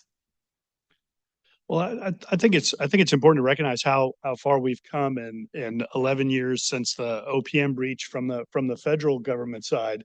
MFA was a relatively new term, and the problem with passwords became a national issue. I think over that time, I think people are used to hearing MFA, but what's less apparent is sort of the differences. There's a lot of really bad MFA now, and we haven't called that out in a way that's resonated as a label. I think we talk about private key cryptography, the underlying parts of FIDO or PKI as really kind of an essential element to that. But phishing resistance doesn't really roll off the tongue, I don't think, still for people. And we've got our AAL2 includes a lot of things. We've got to sort of make sure AAL2 isn't enough from a policy perspective. I think it's a complicated issue in terms of how people understand the problem. Yeah, what I've really seen for the past 3 years, and it frustrates me no end if you know me, is we have some of the most widely available solutions now, but people are so focused on perfect and not incrementally better. And they won't roll things out, right? But there is no case where the most widely available phishing resistant method available to literally everyone on the planet is worse than what you're doing today with passwords and OTPs and other things. Like it's like, I will challenge anyone. Happy to have the dude with sign debate about that, right? Like, and so I struggle with this, let's nudge forward, but that's really actually taking us much further than I think folks think. And we've seen through some of the stats Andrew shared and numerous reports that like the folks who have rolled out this technology are seeing a significant decrease in attacks. And I don't know what we have to do to land that message better. I think that's the question you're asking. I don't know the answer, but I think we can't give up and we have to keep the foot on the gas there. Wow. Now I'm in the middle of two different perspectives, I think, here. Yeah. I'm Switzerland here. I've worked at Wells, JP Morgan Chase, and US Bank, building these enterprise platforms that do all the identity proofing, all the authentication, the login, the step up, the SSO, the KYC monitoring, the payments. And it's freaking hard. The biggest challenge is not the technology itself, but it's integrating it into the platform. And if you do get a device that comes in that has a key, but it's coming from Uzbekistan, what do you do? So I think what we're seeing is that there is a lot of progress made. On the bank side, folks really understand it. It's just a very complicated infrastructure. I worked at organizations that had 17 onboarding platforms. The amount of work that I had to do just to plug the identity proofing platform that I built into 17 different platforms, 25 different servicing platforms. Then I had to figure out how to SSO. And that's not even talking about all the fraud rules and security rules that sit underneath it. So I just think everyone should appreciate the fact that there is so much going on at these banks, and the big ones in particular have such a challenge. What do I do with the 17 rules I have for onboarding today? How does a passkey impact that, especially on my authentication? So I think there's been really good progress. I think there's absolutely a ton more, and we should continue to promote the benefits. And these stats are fantastic. But I think what you're going to see is these banks It just takes time to test and learn. And if we stay positive with it and push them, we see some good use cases. We'll see a lot more progress. I think just the agentic AI opens up a whole new door, which is I got a backlog of 18 months of work I'm still handling, and now I got to deal agentic, which is tied to identity. So a lot going on, but I do agree that there's been a lot of progress, but there's a lot more opportunity there for sure. Did that work for Switzerland? Was that? Yeah. Well, I think one of the key points you're bringing up is, and that I saw a lot, obviously, over the years as a vendor, is organizations spend so many years adapting their systems for MFA, and some of them are now reaching the end of that project, and now they're being told, well, remember all that stuff you just invested in and did. Now go back and start over again and do this other thing. So I guess one of the questions I would ask is, how do you make it palatable for them to make that change or make that adjustment? Are there particular incentive drivers that are resonating in your opinion? I think one approach, speaking from kind of the implementation developer side, is I think as an industry, we want these technologies to be standalone. We want you to just be able to use a passkey and be in, right? It's super frictionless. You're in and you're done. But if it means your users will be protected, keep all of your existing things that happen after, if you have to wean yourself off of those over time, right? It's not ideal. I think everyone hates getting an SMS OTP after they use a passkey, but like if it will get your users to start using passkeys and protect their account, just do it. And Andrew's going to kill me for saying it, but I mean, we just got like the developer ergonomics that we've added to the APIs that allow you to just like drop this in on your login screen, and it's not disruptive at all to the user, right? It's completely handled by the device, right? That's the reason we really invested in those features, because you can truly add passkeys to your sign-in screen without getting the UX and designer people mad at you, because it doesn't really change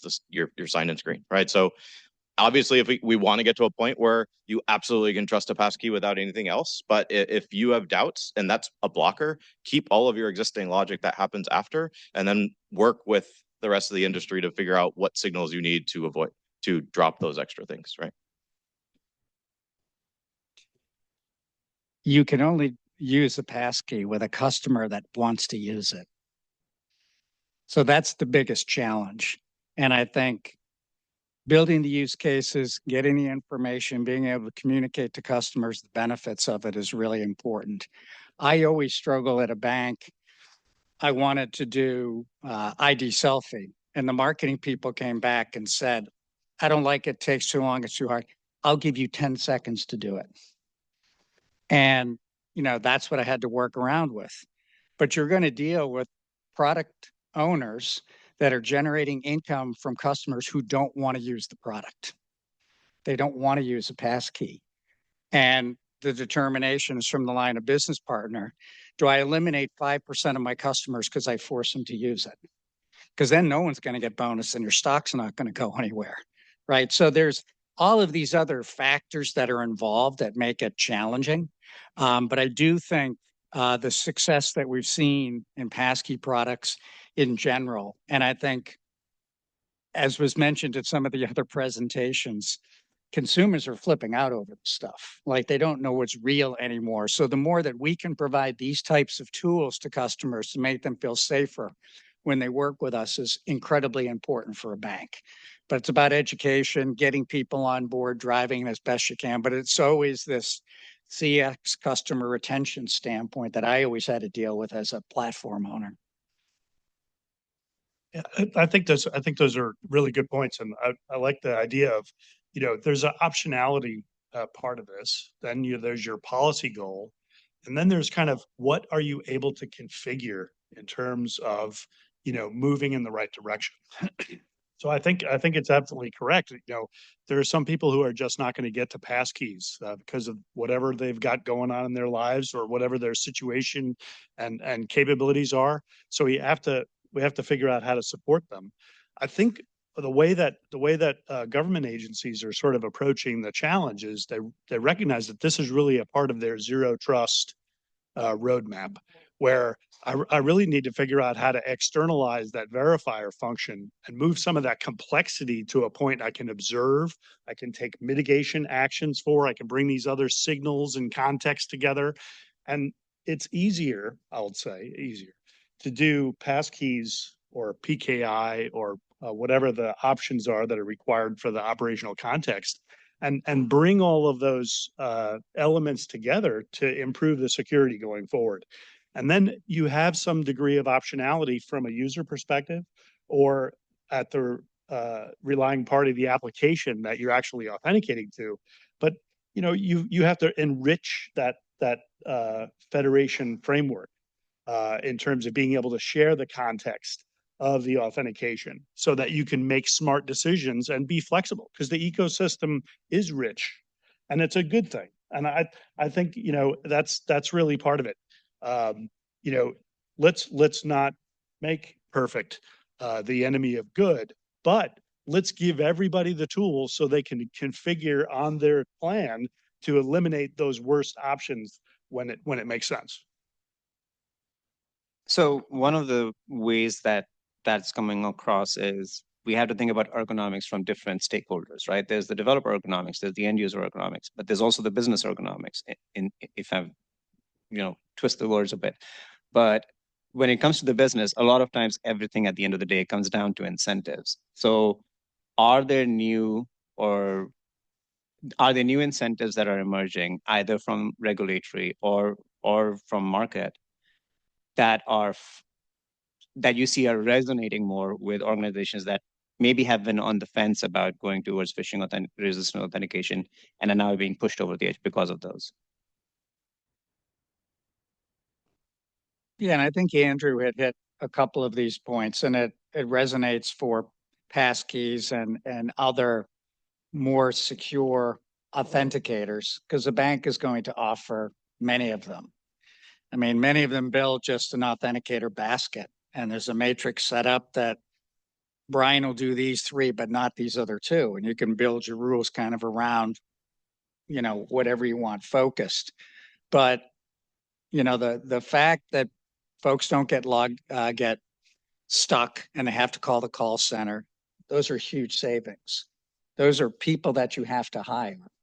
And being able to reduce those costs, digitizing is incredibly helpful. Being able to use authenticators through the web channel in particular is critically important, because that's where most of the fraud comes through and you have the least amount of control. So putting more of these controls in place, like passkeys, you've got to look at your business case and build it intelligently. So I think that there are some really strong economic levers. I will say they trade off with everything else in your queue too, but there are really positive benefits to this. And as you put these things in place, it's going to help the line of, at the end of the day, my job was not to put the coolest platform out there. My job, if Andrew was the product manager for checking accounts, is to give him a platform and tools to manage his business the best way he can, so he can make these decisions. And he may, in his line of business, say, I'll force everyone to use a passkey, and he could see the results of that. But I think being able to build these business cases has become pretty common within the banks. Again, it just takes a lot longer than we would want to getting the approvals, going through the test and learning, adapting it into your flows. So obviously the key word in the title is imperative, right? So underlying that is this notion that we can't wait any longer to move towards phishing-resistant authentication because of the attack vectors that are emerging, as have been discussed quite a bit today. So I guess from that perspective, is there a issue that you see coming with to your point, people have been going about this at a certain pace because that is the pace of business. That is the pace that they have to do because there are change processes in place. There's a lot of these things that you have to move over time. Do you see things that are accelerating that, or essentially, in some cases, just literally breaking that flow? Yeah, I'll jump in that one. I think that, as we continue to have success on phishing resistance, right? The bad guys are going to have to figure out another set of vectors that are the next cheapest way for them to get into things. And I think we've kind of got a couple of areas where we haven't had that, you know, level of focus and spotlight. One of them is on the federation angle. You know, once the authentications happened, you know, how do you transmit that successful authentication event to the application? There's you know, the OAuth and OpenID, SAML communities have been sort of tooling up that leg to improve the hardening options and protections, but we haven't seen that in policy.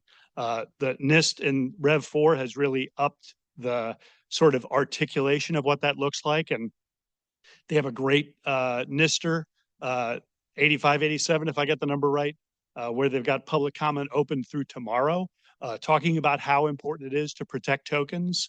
You know, I feel like this is an area where there's rich options for vendors to lead those next steps and offer configurability around these really powerful protection mechanisms we have, and get ahead of the adversary there.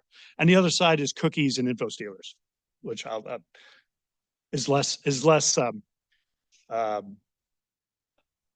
just stop there.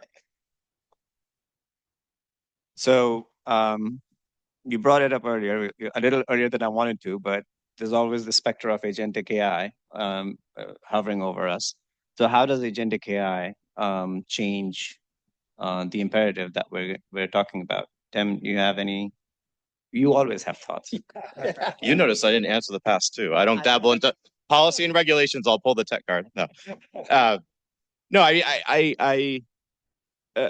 From where I sit in the conversations I'm in, the thing I'm most afraid of here is there are two very large groups that have found fundamentally different views on what an agent should be able to do, and then I don't know how we reach peace there. And what I mean by that example is, right, there are folks who tend to be in like the pure play open web type folks, which, you know, has been great for the world, right? In my opinion, right? The open web believe an agent should be able to impersonate you 100% in any way, shape, or form. And I think many people in this room probably would disagree with that approach. And so we have some hard conversations that have to happen, right? If we were to follow that path of an agent can do everything a human can, then one could come to the conclusion an agent should be able to use your passkey without being present.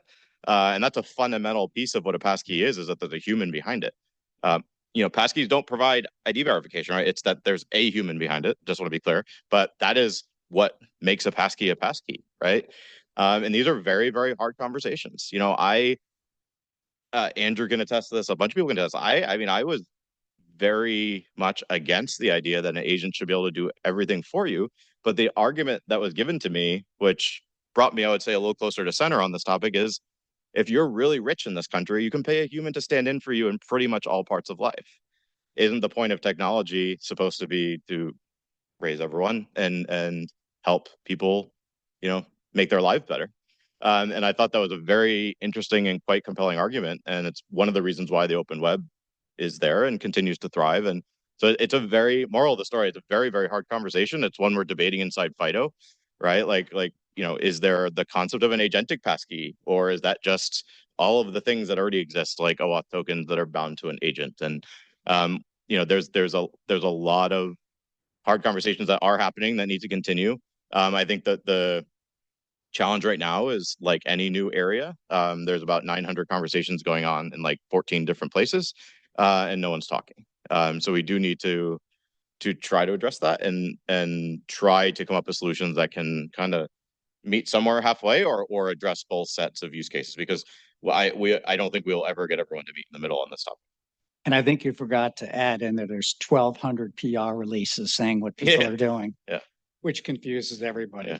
I'm really glad to hear that you feel that there's a lot of conversations going on, because it's critically important. These are the early days. one of the most interesting things I saw, does anybody know who Quavo is? Anybody see their marketing campaign? It's like, we're here to help you when agentic AI hits and you get inundated with payment disputes. Because what's going to end up happening is if we don't think through this properly, all the controls and guardrails that are in place today are going to get overrun. So I'm glad that we're having conversations, because for anyone that works in the payment space, it's incredibly complicated. I thought identity and auth was, it's not quantum physics, but I mean, you got to understand PKI and you understand the nuances of the rules. And the payments ecosystem is 10 times more complicated. So just trying to figure out how this new paradigm is actually going to work. And my question is always, that sounds great. So you're going to take the liability for that, right? No one's going to take. So, as you guys go through those conversations and the industry does, just figuring out how do we adapt it in the marketplace? Who's actually responsible for this? It's a lot of interesting questions. Yeah, I think it's going to be an interesting journey. We're not going to get there overnight. It's not going to be one step. It's not going to be one protocol. It's going to be a journey, kind of like authentication has been, getting to phishing resistant, hardware back, those sorts of things. But at core, there's this idea of delegation, right? And Tim, you introduced impersonation, and I think the liability issue. It's like, under what circumstances can you delegate what authorities to do what sort of things, and sensitivity. I mean, we could embrace some of those existing use cases pre-agentic AI for different types of things that don't require that, right? Working on, I help take care of my my dad, who's older and doesn't touch computers, and I'm grateful for that some days. But in many cases, I have to impersonate him, because there's no construct for delegating certain things, and notaries, and we already have a rich set of authorization use cases that we don't address digitally or well. So let's figure out what that can move forward with. Supporting access tokens instead of having authentication be the only way that you access something directly is probably a good start. And just one additional comment. I think the very circular and immediately headbutting conversation continues to be, I believe that like delegated authorization is the right path, right? And we have to get there, but I can't make code changes. So that really leaves you with abusing existing primitives to get to that result. And then the same people who are like, well, we have to abuse these primitives, they believe delegated authorization is the right move, right? And so we are in a bit of a stalemate on this topic. At least, we're having conversations in FIDO and other places, right? Where, he's heard me like try to like reason with this live on these calls. I'm like, how are you in both camps, right? Like, so I don't know how we break out of that stalemate, but my fear is some very bad things are going to happen if we can't agree on the path, right? And there's only obviously so much anyone can control. Things are going to happen, but the fact that there's not necessarily industry guidance, there's definitely market education that needs to happen on like, the example, like all of these patterns have existed for 20 years. It's all OAuth. We just need to make some tweaks to it, right? But if it requires development, all the same problems we have. I can't roll out passkeys because I have to get it on my roadmap. So we're in a bit of a worse stalemate, I think, than passkeys have ever been, because it's so much broader. So sorry, I know that's doom and gloom. No, I just recommend, if anyone has not done a credit card dispute lately, to talk to somebody who has, like me. It's a pain in the neck. Couldn't go to the hotel. I had to submit 7 documents, emailing back and forth to do it. Now, what happens if that doubles or triples and the agent's booking hotel rooms for you and there's non-refundable tickets? Like, so again, it's just the complexity, but the code concerns are really big too. How do you get there? Well, it's interesting. We have an opportunity. A lot of the code that we have needs to get redone for the post quantum problem. So let's let's keep notes on what it is that we really need to do and what the better ways are for crypto agility and making things modular and reducing some of those terrible dependencies that we wish we could go back with in a time machine and fix. Let's work on it. Use the crisis. A more positive, funny thing to end on this topic is like we were in a call the other day, and everyone's like, "Well, the lift to add an API endpoint to your service so that an agent can talk to it is so high." It's like, use the AI tool to build your API endpoint. It'll do it in 5 minutes, right? Like there is an interesting shift here. Like, oh, maybe we could actually use those tools to move this quicker. And obviously, that's not perfect, but like that is how the services you're using every day are being built now. And so that's a really interesting like. Maybe it can help with post-quantum adoption. Maybe it can help with passkey adoption. Maybe it can help agentify a service faster, and you don't have to do these really bad things. So it's kind of funny, but also, I think realistic. Yeah, and I think one of the things is I leave the predictions to Andrew. I'm more of a look back and see what has worked, right? And I think one of the interesting things here is that the argument that phishing should become, in essence, sanctioned or supported because that is the only way to allow an agent to work. Because essentially you're asking an agent to phish you, they take your credentials. This is not new. We've had this problem before, right?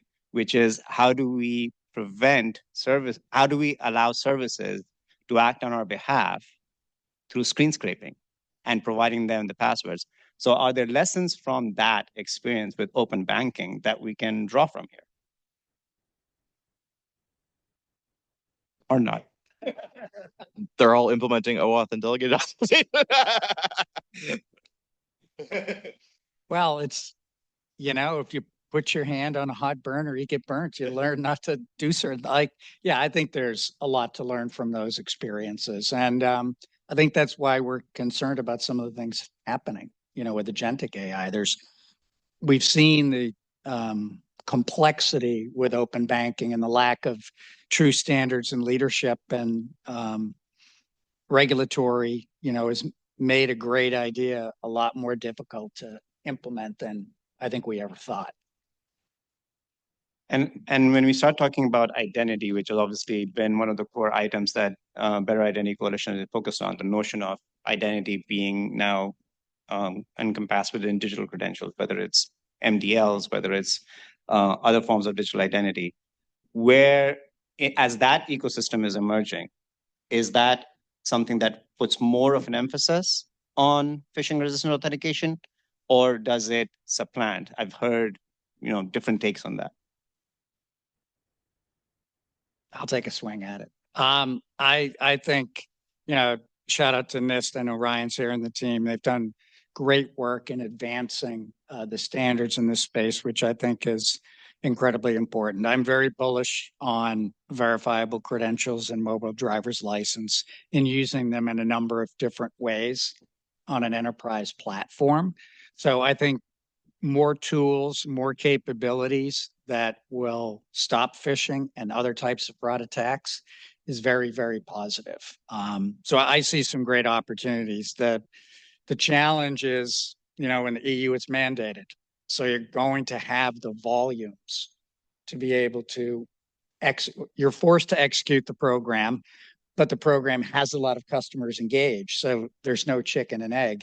Here, we only have a small portion of the population on mobile driver's license. So for a bank, you've got to figure out again in your backlog, if I'm only going to get to 4% of my customers, when do I do it? Like, what's the tipping point?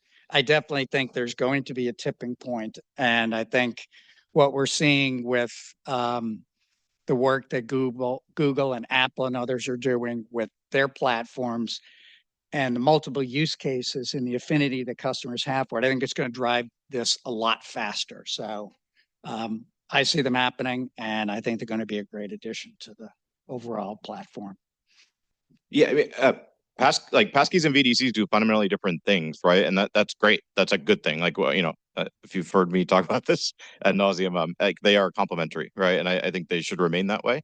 And I think there isn't great guidance to the market on what that split is, right? The EU has a narrative that requires for certain services that you use a VDC to sign in. And that's going to be a really awful experience for users, if I'm being honest, right? Passkeys provide a frictionless experience. But there's not a lot of market guidance, right? Like there are some technologies out there in the past few months that are, in my opinion, only abusing passkeys and should have been a verifiable digital credential. But if you don't have the consistency in the VDC ecosystem, how can you blame an organization for using a technology to solve a problem, right? So this is why the FIDO work, I think, is so fundamental, the wallet certification, because we hope to get to a point in the next year or two where you can just issue into a wallet and have the assurance you need that can meet your use case without worrying about all this complexity, without calling Apple and Google and Samsung and doing all these conversations and certifications, and not to mention the rest of the world. I think it will make this truly a tool in the toolbox that can be used for all kinds of creative and much needed use cases, which is hard right now. There's too much fragmentation. There's too many unknowns. It's VDCs are inherently just so much more complicated than passkeys because they passkeys do one thing and they do it well. But that's, some people think that's a bug. I think it's a feature. And VDCs do a lot of things, which is a bug for them, not a feature, right? So it's kind of the inverse there. So I think that's why some of this work is so important. And, market education is going to be really important. Yeah, to that point, I think there's some broad needs for interoperability, right? Things have to work together from different sources and different issuers as part of the challenge. But at the same time, you also want a discernible, distinguishable sort of security characteristics to them that they can authoritatively communicate. So I think that's part of the equation, that as the diversity in the ecosystem sort of evolves, those are the sorts of things that we want exposed to the implementers, is that they can make those choices so that they can achieve interoperability and also keep track of what those different assurance situations are and take action accordingly. Make safe choices too. Yeah, exactly. Okay, so I think we'll end here. And as my parting gift, I'll give each of you a chance to share one closing thought. You can choose whether it's an optimistic one or a scary one, but I'll let you make your choice. Well, I'll say two things real quick. First of all, I think the Patriots are going to win the Super Bowl. But one of the things I was going to mention is I love these events. I love getting all of the stakeholders in this industry together and talking candidly and sharing thoughts about how do we all get better. So it's really important to have these conversations, and it's great to meet so many people and get feedback and perspective. So thank you, Jeremy and Andrew and team, everybody. Yeah, don't pass on the 1 yard line if you've got a guy with tree trunk legs in the backfield.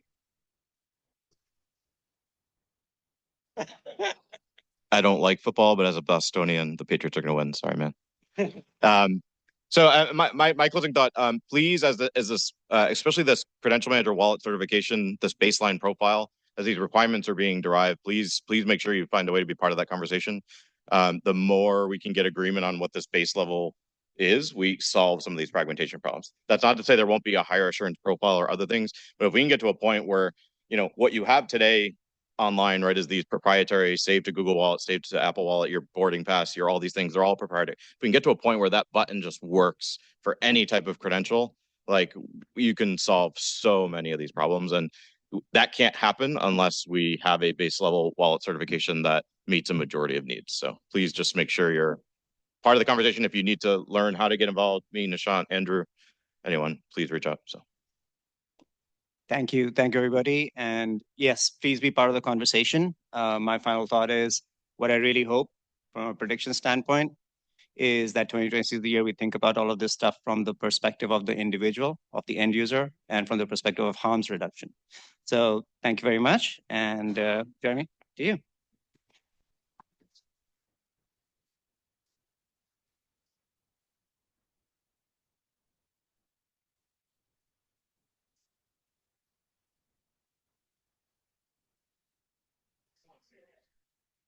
All right, if I can have our next panel come up, we'll be talking about NIST and industry partnering to advance mDLs and digital IDs. So Tim, Ben, and Ryan, this is your time.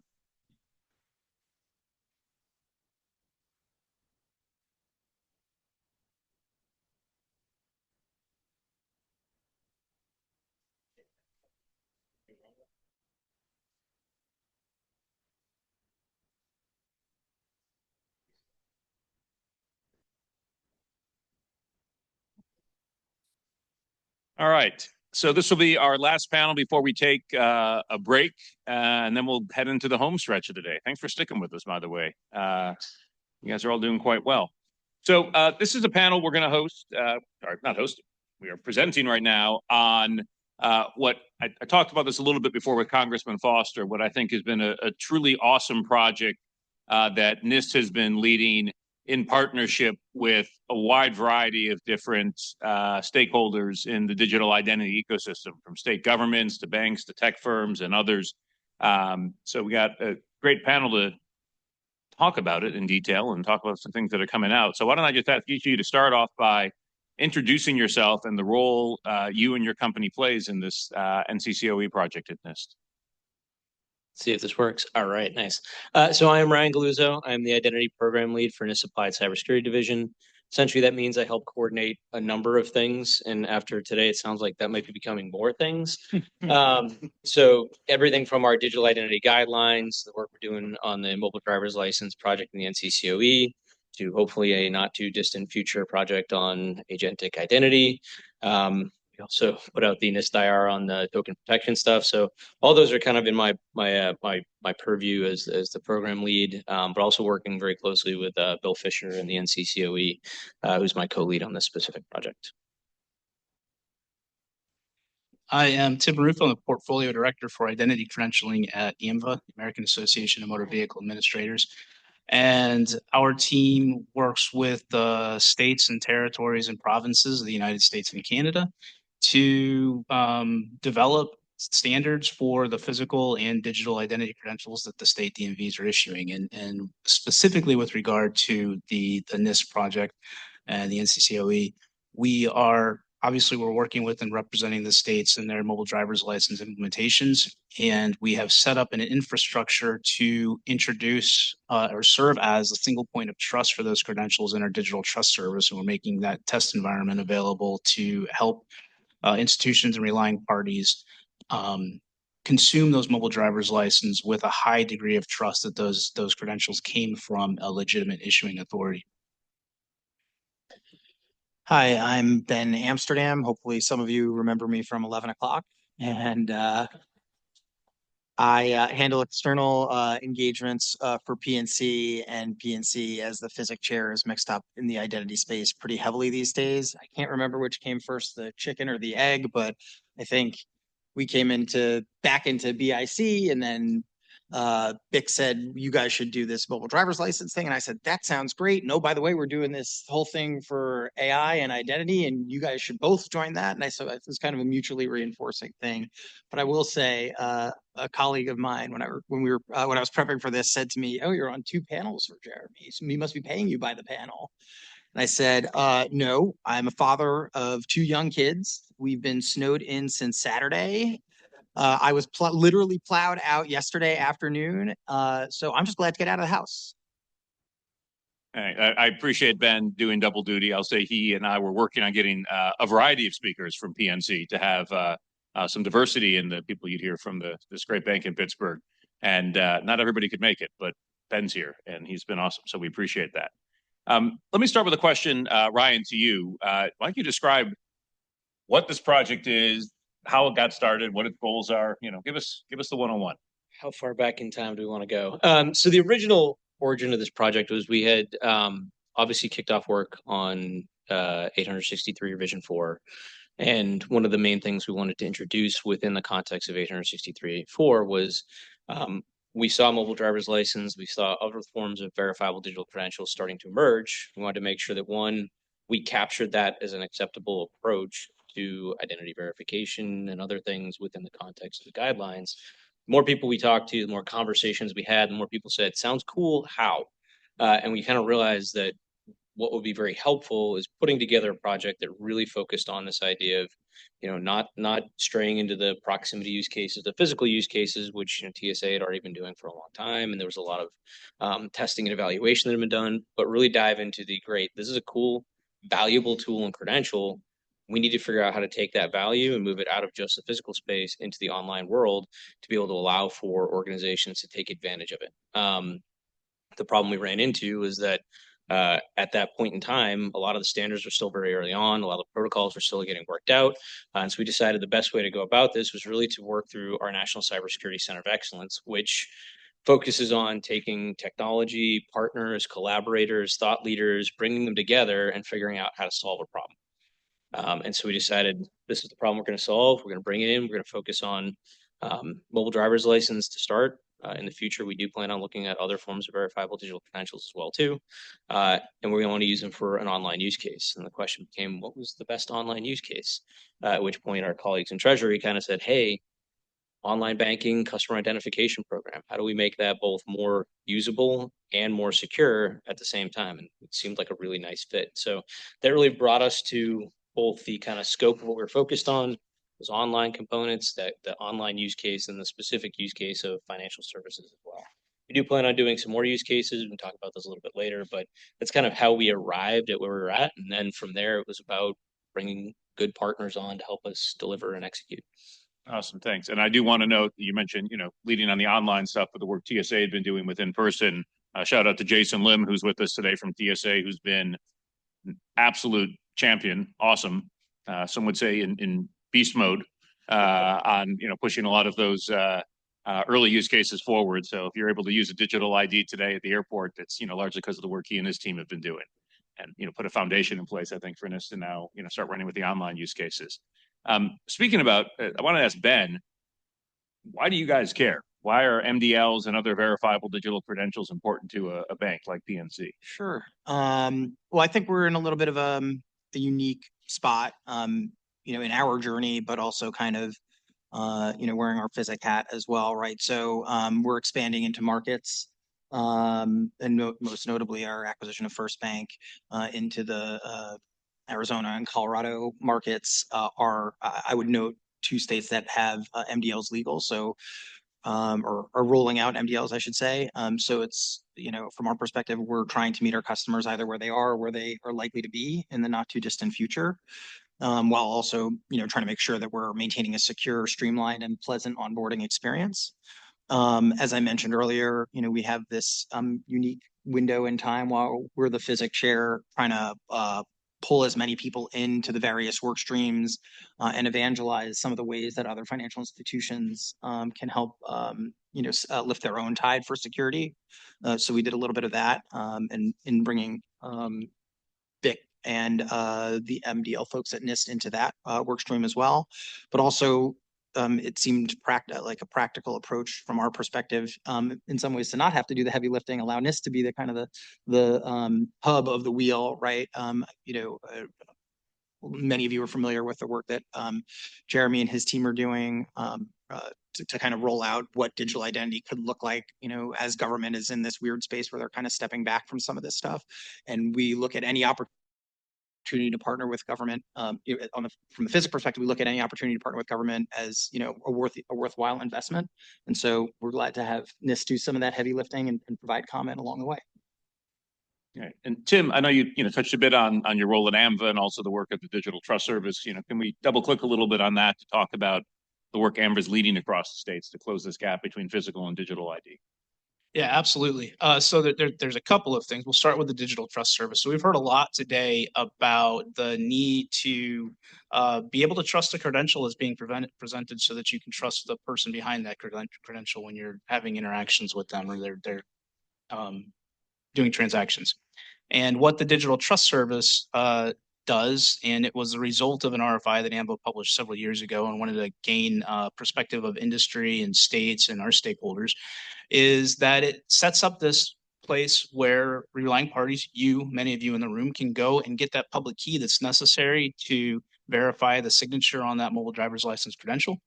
And you can trust it because it comes from a list that's been signed. It's signed daily by our issuer certificate. And that list contains all of the public key certificates that we have gone and personally verified and vetted. So we actually go on site and pick up the public key, verify the people handing it over to us before we upload it into our digital trust service.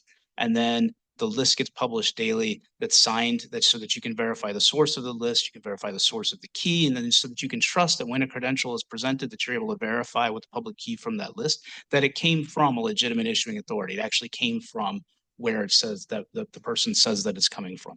So that was stood up for two reasons. One, to serve as a single repository. So there's one place where you can go instead of having to go to, in our case, we represent 69 different sovereign jurisdictions, having to go to all 69 of those jurisdictions to be able to get those keys. Instead, you can go to one single place and just pull down that list. But also, and probably more importantly, there is a lot of trust and security wrapped around the source of that key so you can get it. And then the second piece of that, Jeremy, as you mentioned, to bridge that gap between the physical and the digital, we're looking heavily into rewriting our standards or including within our standards the opportunity to put a digital key signature within the barcode of the physical credential so that you can verify the physical credential as well and bridge the gap between those. And so another service that AMBO offers, the DLDV, the Driver's License Data Verification Program. When you take that and have right now you can verify the data on the credential, but you don't necessarily verify the credential itself. When you add to that, you can verify that the credential is legitimately issued and the data is accurate. Then you have a good bridge between the physical and the digital spaces. And we're working very hard towards having that published, hopefully by the end of this year. Awesome. So, taking a step back, we're, talking about all of these things. If I'm a consumer, what is having one of these going to mean to me? If I'm running a business where I need to know that you're really you or something about you, what is this going to mean to me when we actually have mass adoption of this technology? I mean, I think one of the valuable things that we've tried to do, and I think to get back a little bit to the first question as well too, is we had seen a lot of really great interoperability events where people are like, check it out, I can present an mDL to a verifier, and then it's on a screen. That doesn't really help you understand, how do I get that into my directory? How do I get that into my user source? How do I push that out to the relying applications that need to use it? If we really wanted to be able to understand, what does it take actually for an organization to implement this stuff? How does it fit into workflows? And then start to think as well too about what are the benefits to these organizations and to individuals, right? And so one of the things we started to observe is like, what can we get from a security perspective here, right? We've got signed data coming from the issuer that we can compare against a key that we get from the DTS. It gives us a ton of confidence in the integrity and the accuracy of that identity information. And if you needed something like an image that's in that driver's license for additional verification, if that's needed, but also then you've got this workflow where you don't have to do things like take your phone out of your pocket, scan your driver's license, flip it over, scan the backside, take a selfie, and then hope all of that processing goes through in a timely fashion and is successful, and you don't have to do it 2 or 3 times. So it takes a lot of friction out of the actual workflow. And it adds a lot of integrity and accuracy to what you're actually dealing with when it comes to the identity itself.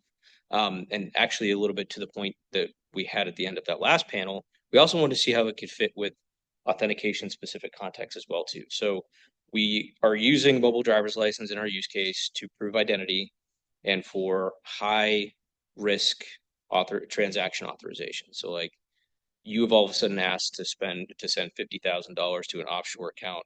Maybe we want to double check that your authenticators haven't been compromised and go back to that mobile driver's license, do a re-verification, and really get a lot of confidence that that's really Ryan that wants to send his money out the door somewhere.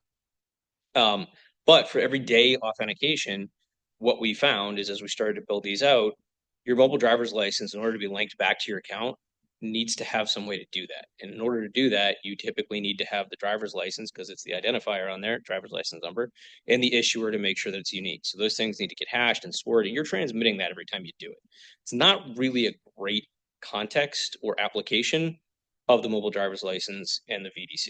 So what we did instead was we actually combined them with passkeys. So you would use the mobile driver's license to establish that baseline of identity, and then for everyday authentication, like I just want to go check my balance, all those things, you could use a passkey for authentication. And that gave you a workflow where very easy onboarding with that presentation of the mobile driver's license, and then very easy authentication without even having to use a password for the authentication side of the house. If you had these things where you basically took these extended, complicated, sometimes time-consuming workflows And you condense those down into two very basic online presentations of cryptographically provable objects. And it really increased, or has the potential to increase, confidence, accuracy, integrity of the identity information and the identity itself, as well as improving that workflow that you typically have to go through for that onboarding process. So there's that kind of balance of the best of both worlds as things start to shake out. I wanted to dive into that a little too. It's been an interesting discussion, I think, in the identity and authentication community, and certainly in the banking community as well, as they're thinking about these technologies. And we've always, with the Better Identity Coalition, said, look, for ID proofing, like, you need to be able to ask the government to vouch for you. They're the authoritative source. There's been some people who say, well, great, now you have this cryptographic key material tied to the MDL in your phone. Why don't you log into your bank afterwards with it? My reaction, I think a reaction of a lot of people, has been, do I really want my authenticator for my bank every day to be tied to government issued key material that could be revoked? And so this idea of separating the token that you're going to use for ID proofing, again, one-time thing, I'm applying for a credit card at PNC to set up my account, versus logging in twice a week to check my balance or pay something, those can be two different things. But this hybrid model that you talked about, which is, okay, now I'm trying to wire $50,000 somewhere and PNC might want to do a step up. Okay, that's a place you might want to actually use the MDL for that additional level of assurance. But we're probably talking about less than 1% of the authentication transactions. And that seems to be like it's a balance that everybody's okay with in terms of how to use these tools. So I think that makes perfect sense. The states and the provinces do a really, really good job of vetting the individual before they issue that credential. And a lot of the relying parties and the folks that are in this room rely on that physical credential to trust that the person who's coming to them is who they say they are at the start. But once they've established that first time, you've got a relationship with that customer now. They don't necessarily have to present that driver's license every time they come see you. In the digital space, you can do exactly that, where they present one time, you establish their account, you establish them as a customer, you give them a unique identifier, and now you've got an account, just as you said. Now you've got this drive credential that you've issued to them based on good, solid, vetted identity credential that they presented at the outset. And then you don't have to continually ask for that information. And if I can ask Ben, what does this mean to, so I'm a PNC customer, I'm trying to apply, or I want to be a customer, I'm applying for an account.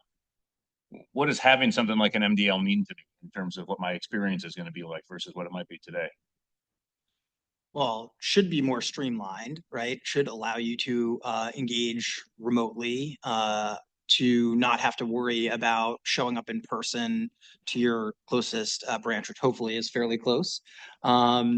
Should allow for a reduction in kind of human error from our side, should allow for reduction in fraud and reduction in concern over forged documents, that sort of thing. I mean, I think that those are the streamlining the process across the board and providing that level of assurance and confidence that the people who are presenting the MDL are who they say they are, and kind of positioning us to comply with some of the regulatory requirements for KYC purposes that were required, by regulation. Sorry. How would you all describe, I think if I look at the ENVA map on the website, it's about a third of the states have started to roll out some sort of an MDL. How would you all describe sort of the state of the ecosystem today across the country? And where do you think there's areas where more work's needed to actually get more states to embrace MDLs and more consumers and businesses to adopt them? So among our functions at AMVA, we have a person on our team that's dedicated to just outreach and education. She's diligently reaching out to relying parties and going to events and speaking about MDL. From my perspective, if you'll believe it, I'm a retired state trooper, spent my last 8 years at the Florida Highway Patrol as a chief technology officer, but then I joined AMVA and grew my hair out. So we do a lot in trying to educate folks like law enforcement, these other government agencies and private sector individuals about mobile driver's license, about how you can adopt it, the different ways that it can improve those workflows, both for the relying party and for the customer. But candidly, so we've got 22 states and territories right now that are issuing a mobile driver's license, and there's several more that are on the way. Just about every jurisdiction that we represent has it workloaded within the next few years to be able to issue it. What we hear from those jurisdictions is a lot of it is just about prioritization and other projects. So that they have modernization projects and other things that are going in that they have to get through first before they can think about mobile driver's license. The other piece of it is educating stakeholders and getting in front of the right people within those jurisdictions to make sure that they have a clear picture. We heard some mention earlier today about this concept of phone home and mobile driver's license and phoning home and going back to the DMV. And we're constantly having to correct that, but that's not something that occurs with a mobile driver's license. But there is still this perception that this credential tracks or allows some backdoor into your phone by the DMV, which is simply not the case. But we have to continually educate people and make sure that they understand that and are comfortable with the fact that if government's tracking you or wants to track you, it's not through the mobile driver's license, and it's not going to be through the mobile driver's license. And I can say that as a prior law enforcement officer, and I can say that as a person who works in credentialing right now. That's not the case. Yeah, I mean, on our front, a lot of the things we learned were that, number one, this is only going to go so far as you can use it. I think we heard Representative Foster say, yeah, he's got one, but he hasn't really used it anywhere.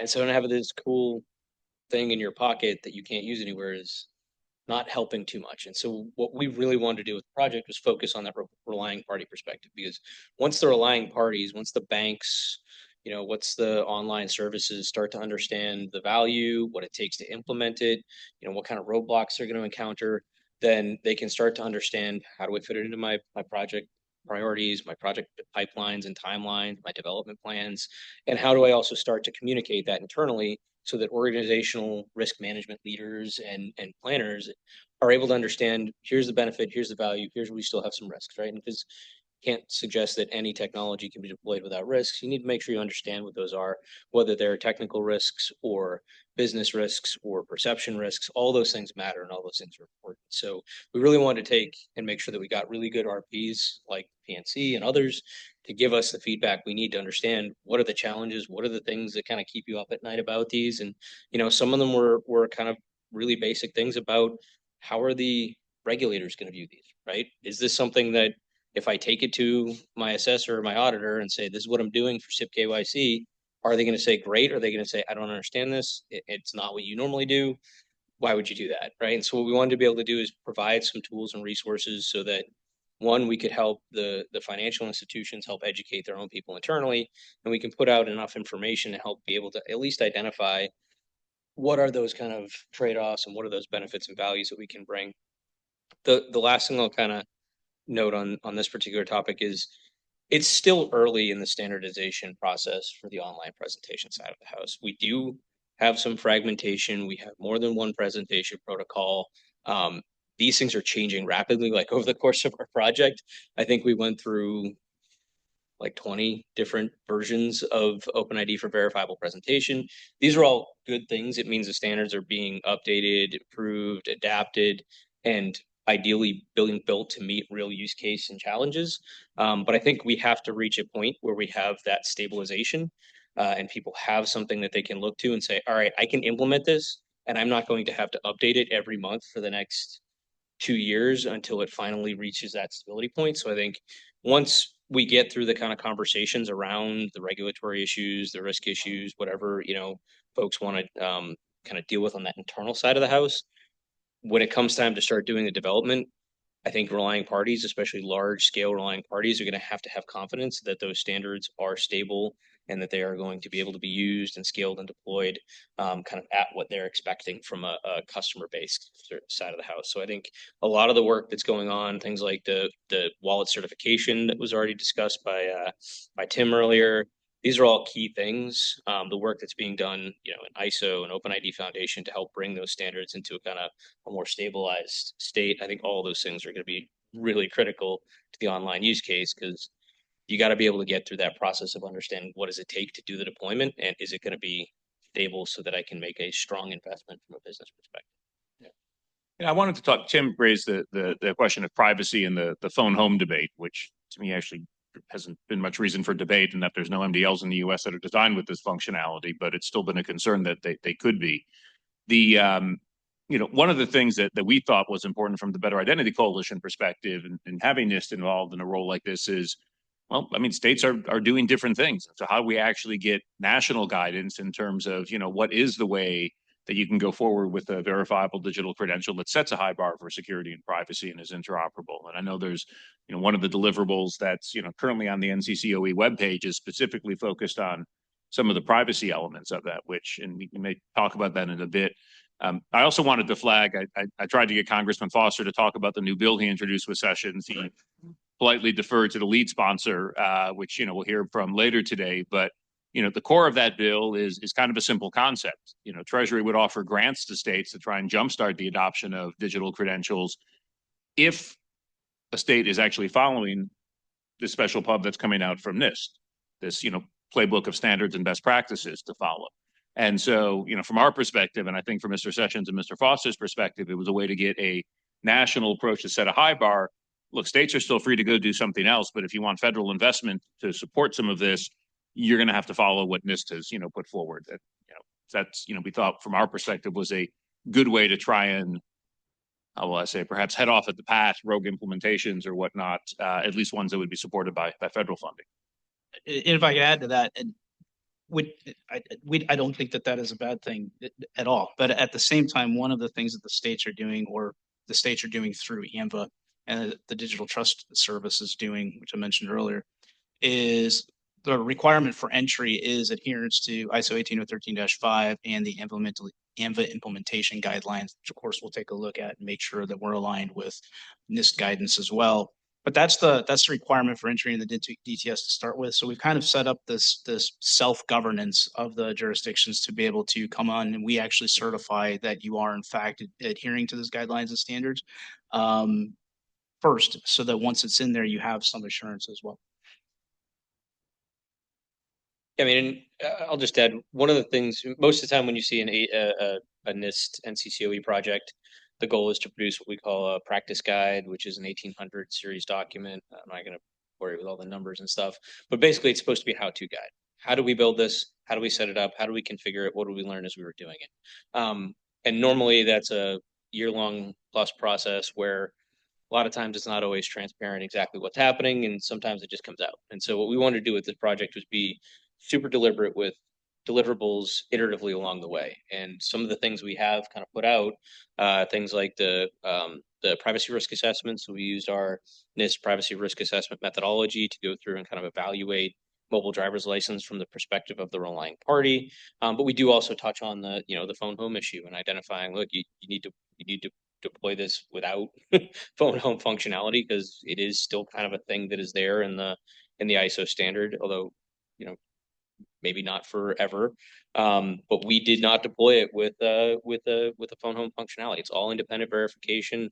The DMV has no idea what's happening with it. All of it's done through the wonderful magic of public key cryptography. We also did usability testing, very, very small scale. But we took and we had about a dozen people, maybe more than a dozen people, go through and do a standardized user experience evaluation. How did you like this? How does it compare to your experience doing identity verification previously?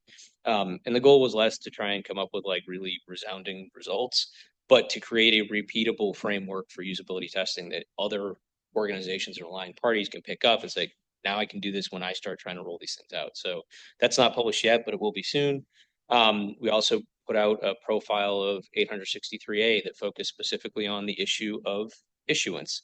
There's not a completely consistent set of requirements for how to issue the mobile driver's license right now. And so what we wanted to be able to do is put something out that could at least be referenced to say, these are some good things that you should be doing if you're going to be issuing these things, and to give organizations like financial institutions a degree of confidence that if I'm getting an MDL from here, I'm getting an MDL from here, and I'm getting an MDL from here, they're pretty consistent in the assurance level and the process by which that credential was issued. So we've tried to hit points throughout the kind of development process where we saw issues that were either identified to us by our stakeholders or issues that we identified in conversations with like the standards bodies, to really be able to bridge those gaps and provide iterative, hopefully valuable deliverables along the way. And the 1800 series document is in flight right now. It's actually with the collaborators for review. I can't give a real strong date on what it will come out, but it will hopefully be in the not too distant future. And I did want to ask, some of you are also involved, or at least tracking a number of, digital credential efforts across the globe. How would you say the U.S. compares to some of the other jurisdictions that we might consider peers? That's to me. So largely we're ahead. If I would say right now, I should start with that. So there are EU regulations that are forthcoming, and I think that once those land and once they are mandated to adopt mDL, and that's going to put the European continent probably ahead of us in terms of who's got them and who's able to use them. But right now, the United States and North America is ahead. We've got tons of jurisdictions that are issuing mobile driver's license. We don't have widespread adoption yet. But it's coming, and it's going to take one of those big use cases. It's going to be an online use case. It's going to be that ability for law enforcement to accept it so you can leave your wallet at home. One or a couple of those things are going to break, and then everybody's going to want a mobile driver's license. Australia is working, just every Australian state has or is going to have a ISO 18 or 13-5 compliant driver's license soon. And then we are partnering with them in particular to be able to trust each other. And they've stood up a digital trust service as well that models the North American digital trust service. And we're working on conversations about how we can trust those two trust services so that these credentials can truly be interoperable, not just across state lines and provincial lines, but also overseas. So a United States citizen could travel to Australia and leverage their mobile credential, and likewise an Australian or a New Zealander come to the United States and leverage their mobile credential. And eventually we'd like to see that happen in Europe as well and elsewhere around the globe. Yeah, I mean, I think they've evolved differently, so it's a little bit hard to make a determination of like whose approach is better or who's moving faster. I think the big thing is what you hit at the end, Tim, is how do we understand how all these different models are being deployed, all these different approaches are being deployed, and try and find the connection points both technically and at the kind of trust level to be able to create the greatest degree of interoperability possible, right? Because at the end of the day, if everyone's going to start carrying these things, we don't need to replicate the kind of fractured ecosystem that we have with a lot of identification in the physical world. So we need to think about what we can do to create those things. We did do some work on the project, taking our infrastructure to ISO events to test against mobile driver's license from other jurisdictions, and also setting up a remote interoperability event, which we tested with both European PID and mobile driver's license. So we're trying to look at how we can establish that technical piece, but the harder piece is going to be that trust and policy layer of, can we trust it? Will we trust it? How much will we trust it? Because there is going to ultimately be some degree of variance, but really working on, regardless of which kind of jurisdictional approach you've taken, trying to identify how to figure out what those gaps are to interoperability and find ways to chip away at them, hopefully earlier rather than later, so that we've got kind of as much interoperability built in as possible.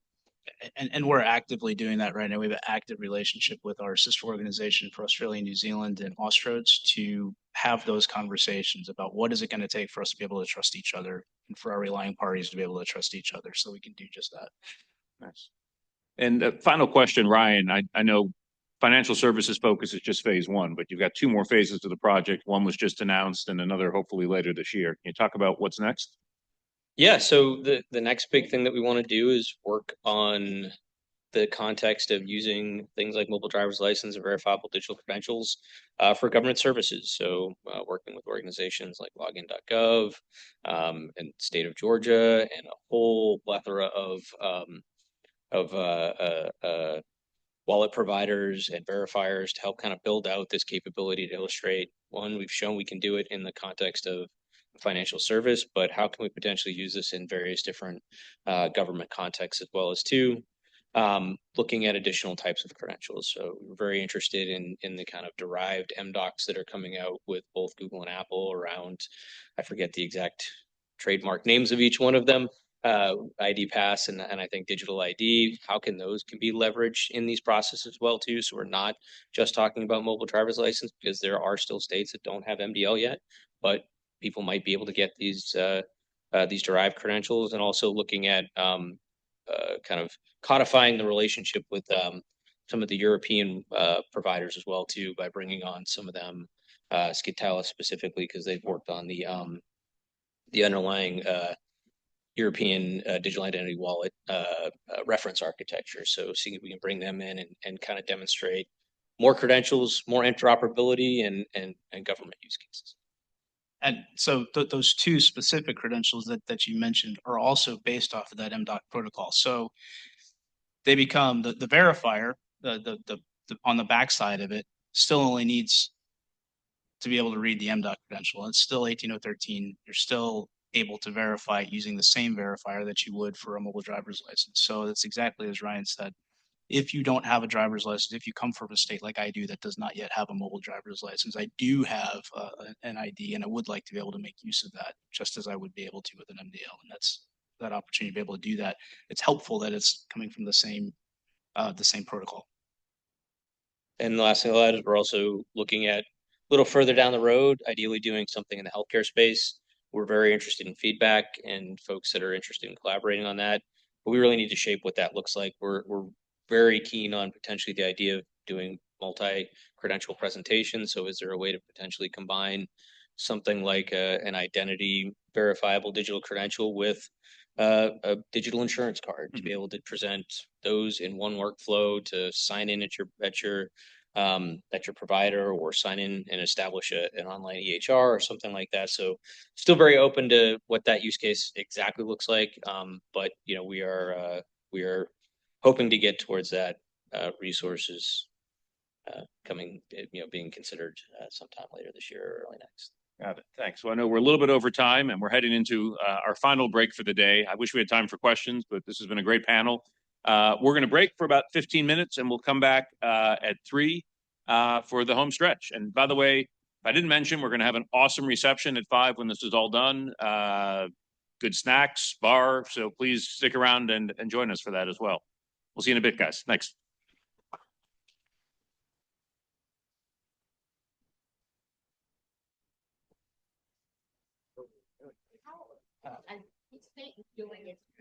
As each state is doing its own driver's license. Yeah. Yeah, of course. Thank you. Yeah. Are they any model? Because I know New York has their own thing, and other places have their own. No, so they're all of the states that are doing it right now are doing it's based on the ISO 18013-5. So even though the individual state is doing a brand version of the mobile driver's license, they're all based on the same standard, so they're all verifiable. Yeah, through the same mechanisms we use to verify.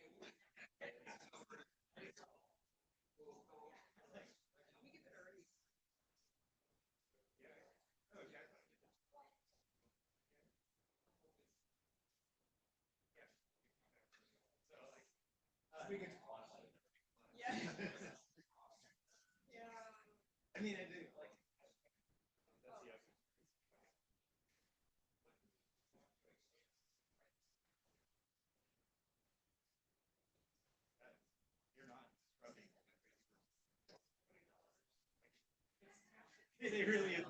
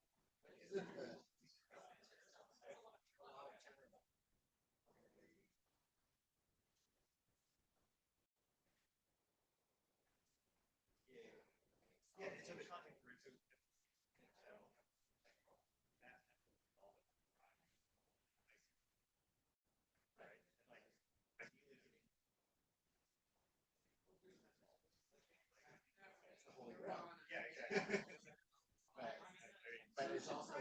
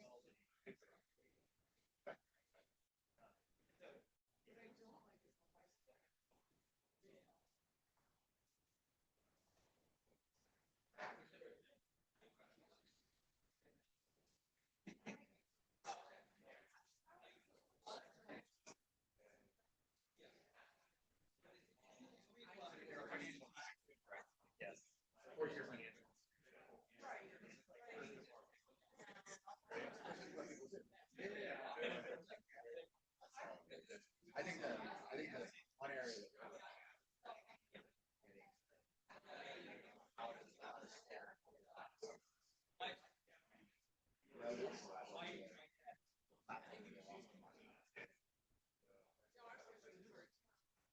no, no, yeah, yeah. Right. But I mean, it's the same, but if they have that.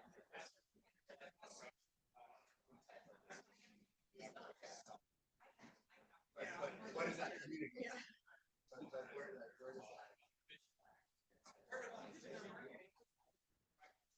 Right, right. Yes. So it's like, that's what. So, but can you do both? Can you do both? Right, you're gonna put out this is also then.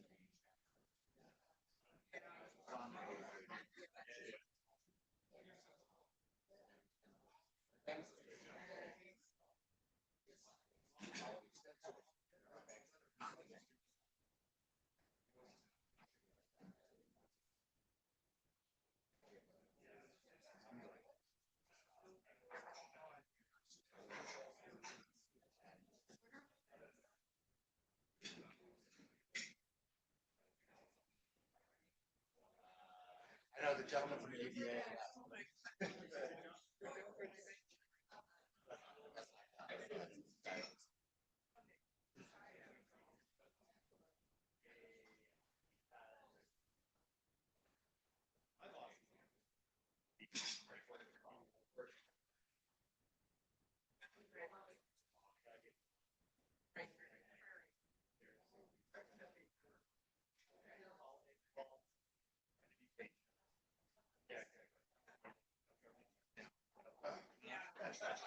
Yeah.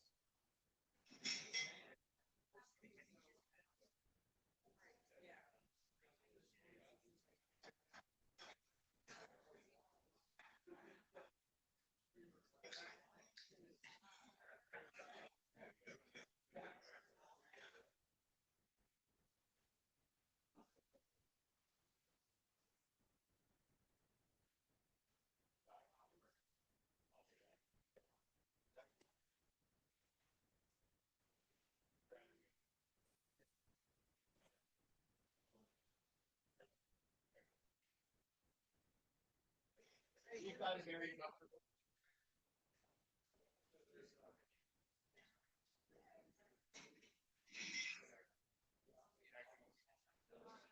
Travel to our office.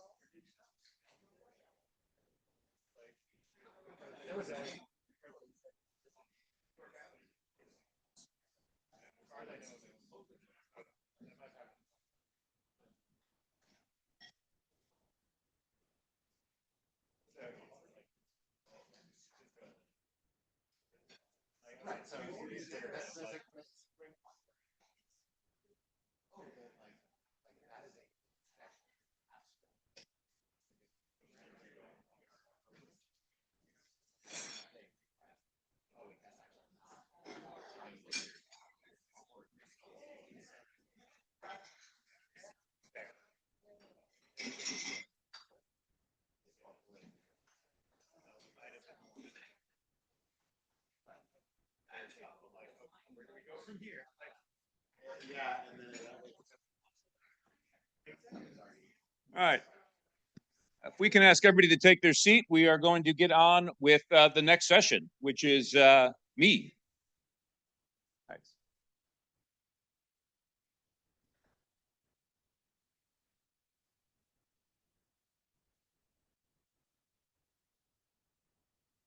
So I wanted to talk today about a new effort that we've been working on a little quietly in the Better Identity Coalition, not too quietly. We had a workshop on this back in March, and then a public event to release a straw man in October. But thinking about a new model to try and address the governance layer to govern use of verifiable digital credentials. So, you know, when it comes to identity proofing from the Better Identity Coalition perspective, and I think a lot of folks in this room, we've been promoting the core idea for years, which is If I've already gone through a process, say at the DMV or with the State Department to vet my identity to get a credential, can I ask that party to vouch for me when I need to prove who I am to another party? And with that, we've been calling for our legacy paper-based identity systems to be modernized around a privacy-protecting, consumer-centric model that would allow a consumer to ask an agency that issued a credential to stand behind it in the online world by validating information from that credential. And so as we start thinking about use cases around mDLs and other digital verifiable credentials, if we get them right, it's everything we've been dreaming of in this space. It's more secure. We can leverage authoritative sources of identity rather than rely on products that are just trying to guess what only the government knows. The cryptographically signed credentials are more secure than physical cards that are easily counterfeited. They're also privacy protecting in that if I hand you my physical card, you can see everything on it. With a mDL or other VDC, I can share only data needed for a transaction, and states aren't tracking how I use the ID. And it's a lot easier to use relative to a lot of tools that we use for ID verification today. But there's also, things that we hear largely from a lot of advocacy groups on the left and right and talking about, well, what's going to happen if we actually get this wrong? You'll be asked to present your ID from everything from popcorn to pizza to parking meters. It could be a super cookie that could be used to track you across sites. It's just technology that would erode the ability to be anonymous or pseudonymous online and start to change the balance of power in terms of what's expected to engage online. Now, a few years ago, there was a paper that was put out by the ACLU. Jay Stanley was the lead author, called Identity Crisis. And it had an interesting title. It said what these digital driver's licenses could mean for privacy, equity, and freedom. And it actually, once you got past some of the rhetoric up front, actually raised, a number of pretty reasonable issues. But, he pointed out the concepts being sold hard by an identity industrial complex of corporate players. I called Jay afterwards. I hadn't talked to him in a few years and said, hey, man, we should catch up. I think I am the identity industrial complex now, or, at least trying to coordinate it. I said, but the good news is we actually agree with you on most of this. And if you look at their recommendations, what are they calling for in ways that, where they're worried, and also said if you address this, this could actually be a net positive. No, police officer access to phones. Cool. Presentation should be unlinkable. It shouldn't be tracked where they're being used. Yeah. Granular control over what data you release. Amen. A standardized provisioning process. Yep. Transparent source code. Good. IDs that don't phone home. Good. A right to paper. We're not trying to totally get rid of plastic and paper cards. Digital's an option. The one where I argued with them a little bit was the idea of restrictions on ID demands, that we should, really limit who can ask for your ID and where. And, my take was, look, I understand the concern about over-identification, but I also feel like market forces are going to solve this. If I'm going to, say, Target, and they want my mDL to check out, I'm going to say, this is annoying and intrusive. I'm going to go to Amazon or Walmart instead. And so I said, I think the market will sort a lot of this out. But talking more, with him, and actually also some of the companies involved in the wallet space that are bringing some of these credentials to market, it turned out they had some of the same concerns. One question was, well, what if Walmart, Amazon, and Target all require you to do this? Then what choices do you have? And, it was noted we already, have conditioned people the moment a cookie banner pops up the first time you visit a site. Thank you, GDPR. It's the first thing we all do. Race to click accept as quick as we can so this annoying banner goes out of the way so that we can get on with our business. Well, what would prevent us from getting to this? This site asks for your digital ID to offer you an optimal visitor experience. By clicking accept, you consent to us accessing your identity information. And, this may be a bit far-fetched, but then again, maybe it's not. And I think the more we talk to different stakeholders in this space, it was clear there was a concern. And, while we have focused a lot on mobile driver's licenses, it's not just about mDLs. So today, right now, Google and Apple both let you keep, what's, called an ID pass in, Google Wallet or Apple Wallet. That's a digital copy of your passport. State Department might choose to create a digital passport at some time in the future. SSA, I know we just lost our guest from there, but, has announced that they want to create a digital social security card. Green cards are being considered, talking to vital records bureaus about birth and marriage certificates.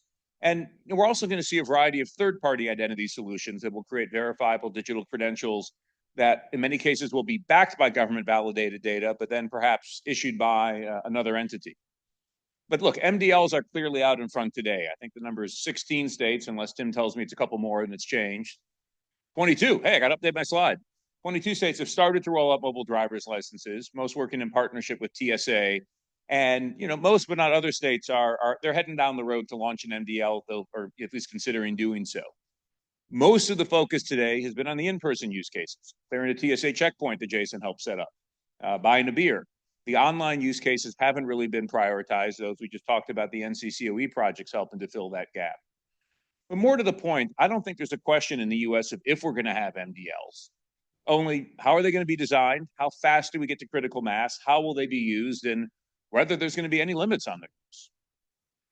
And all of this is happening without any coordinated US government strategy to define what good would look like when it comes to digital identity and how to ensure we get there, or for that matter, what the bad outcomes might be and how to avoid it. And at the national level, in an era of smaller government and government doing less, I think it's safe to say that it's not likely any of that changes anytime soon. So, we started talking within the coalition and some other stakeholders in the space around theoretical ways to potentially address concerns about over-identification. And there's really sort of, three ideas. One is government could create a policy, but as I just said, it's been really hard to get the feds to focus on this issue, and we don't think that's going to change. ACLU has actually drafted model legislation to try and address these issues. Our take is, okay, model legislation is interesting. It's really hard to succeed with a 50-state strategy, getting every state legislator to pass exactly the bill you want, right on time. Their bill only covers some of the overuse issues, and it would only cover mDLs and not other government verifiable digital credentials that are also emerging. The second is wallet providers that are worried about this could set their own rules. So look, some of the tech platforms today will put restrictions on how other parts of their products and features can be used. You're not following our policies in the App Store, we'll kick your app out. Those same platforms are also being sued on several continents over allegations that they're monopolies abusing their position. Sometimes these App Store policies, get brought into this topic. If wallet providers just did this on their own, it would probably add fuel to the fire. So then the question is, well, if the wallets can't do it on their own and others in industry can't do it on their own and the government's not going to do it, well, what if a third party created a voluntary code of conduct? And so the idea would be wallet providers, be they platforms, be they a government agency, be they third parties, could choose to embrace this code and then point back to it if there's reasons that they had to restrict who and why and when you could be asked for information from your digital credential. This would basically be a self-regulatory effort. So we held an initial workshop on this in March 6th, right here in this room. It was invite only. We tried to bring in a good mix of folks from wallet firms, identity firms, big relying parties in sectors like healthcare and finance, government, and a lot of advocates from the privacy and civil liberties and consumer protection community. And, after talking about it for a half day, we reached a rough consensus at a high level, which is it'd probably be good to have some rules of the road here. We don't think government's going to create them anytime soon. And so if that's the case, it would probably be helpful for a third party to try and step in and, conduct some work to, fill this gap. And this has been done before with some success. Those of you who work in the health side of identity might know Karen Alliance. It's another nonprofit based down the street that's been focused very much on bringing stakeholders together to enable a lot of the digital health future that we're looking for. They built a code of conduct for consumer-facing applications in health a couple of years ago. And what you're now seeing is some government agencies are pointing back to that and referencing the code in lieu of creating their own policies. We also saw this with the open banking debate, where while the Dodd-Frank Act back in 2010, which created the CFPB, authorized them to regulate when it came to consumer permission sharing of financial data, CFPB never got around to trying to exercise this authority until the Biden administration. In the meantime, banks and fintechs that were trying to make this happen in a good way formed a group called FDX, the Financial Data Exchange, to create standards and best practices to enable this, started to be widely used. And when CFPB finally got around to working on this, they largely chose to build on the work they had done rather than create something from scratch. Of course, then the CFPB has more or less been blown up in the last year, so maybe this isn't the best model. But the regulation that was made final about a year and a half ago largely leaned on the work that industry had done getting ahead of this issue. So in October, we released a straw man. If you scan it here, you can actually link to the GitHub site where it's still up, that we had drafted with a small group of wallet providers, issuers, big relying parties, privacy and civil liberty advocates, and some identity vendors, really just to present as a starting point for discussions, to get feedback. We put it up on GitHub with feedback up through December. Got a bunch of comments. I will say we didn't cut off comments. So if you take a look at this and still want to give us your feedback, please do. But our goal is to try and take comments and iterate on this and look to release a code, hopefully sometime in Q2 this year, that would be signed by a number of players in the identity ecosystem. Now, to be clear, this would not preclude a role for government. And, for those who've said, how dare you all try to regulate this instead of government? Look, we actually agree government should be setting the roles here. I mean, particularly when government is the issuer of identities or credentials, it would be ideal if there were some policies that came with this. But as we have seen over the last, few years, it's been really hard to get the federal government or most states to focus enough on this issue to take concrete action, and we're not expecting that's going to change. That said, government's the government. They may choose to come in at a time afterwards and regulate on this issue. And, our take is if they do and we get this code right or close enough, then ideally government could lean on the work that we've done rather than try and create something new out of whole cloth.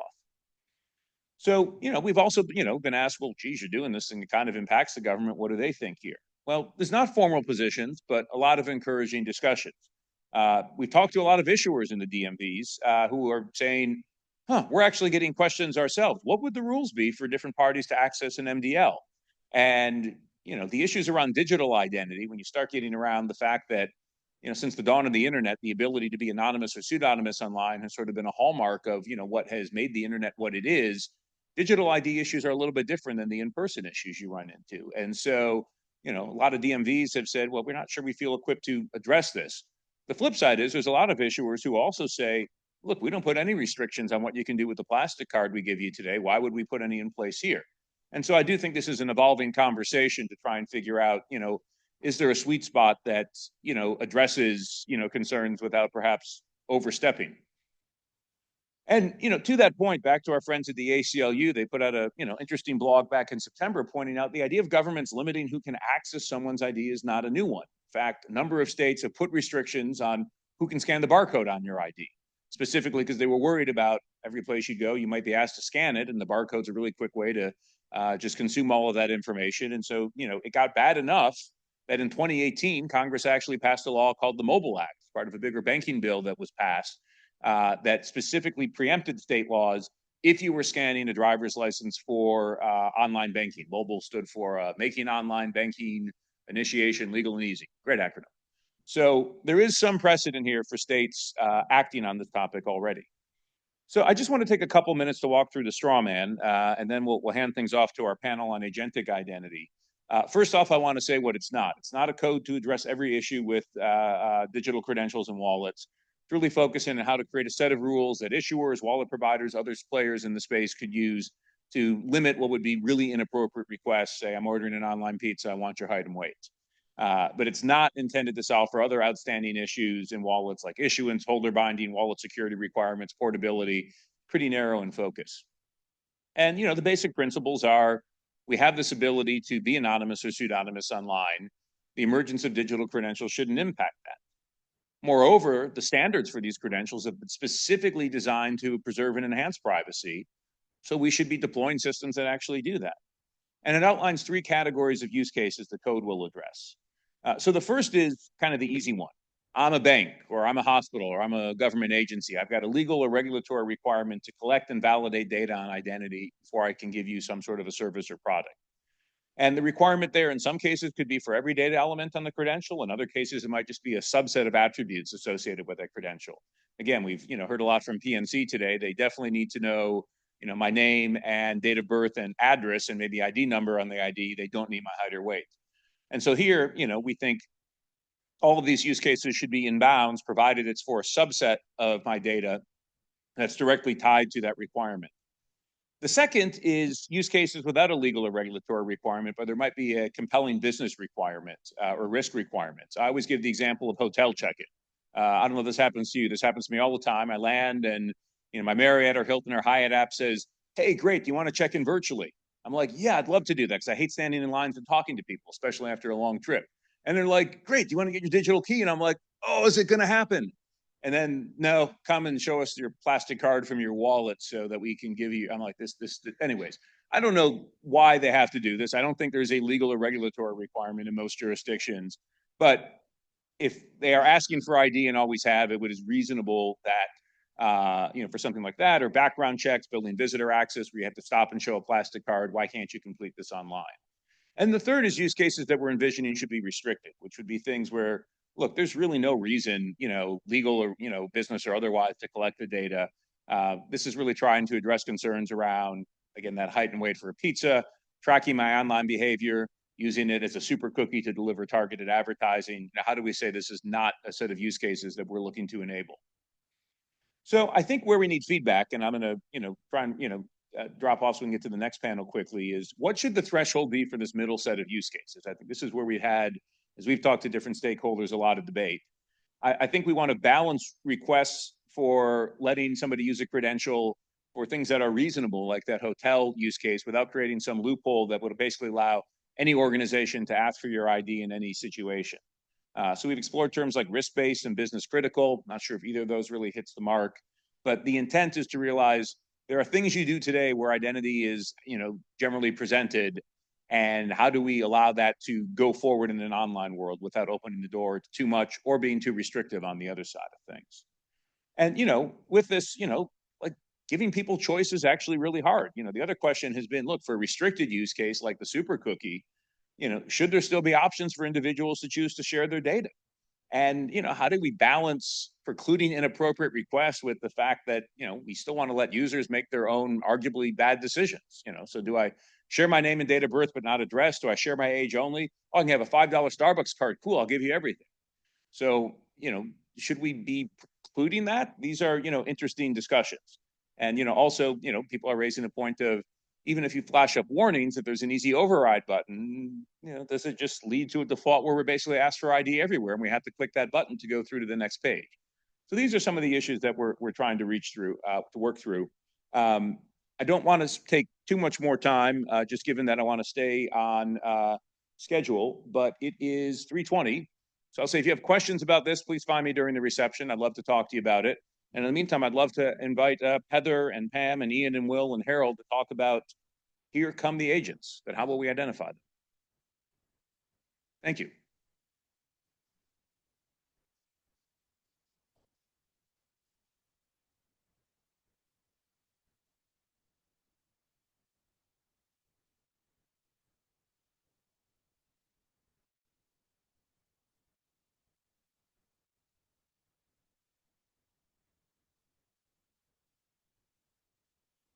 All right, so I get to sit in the fun seat.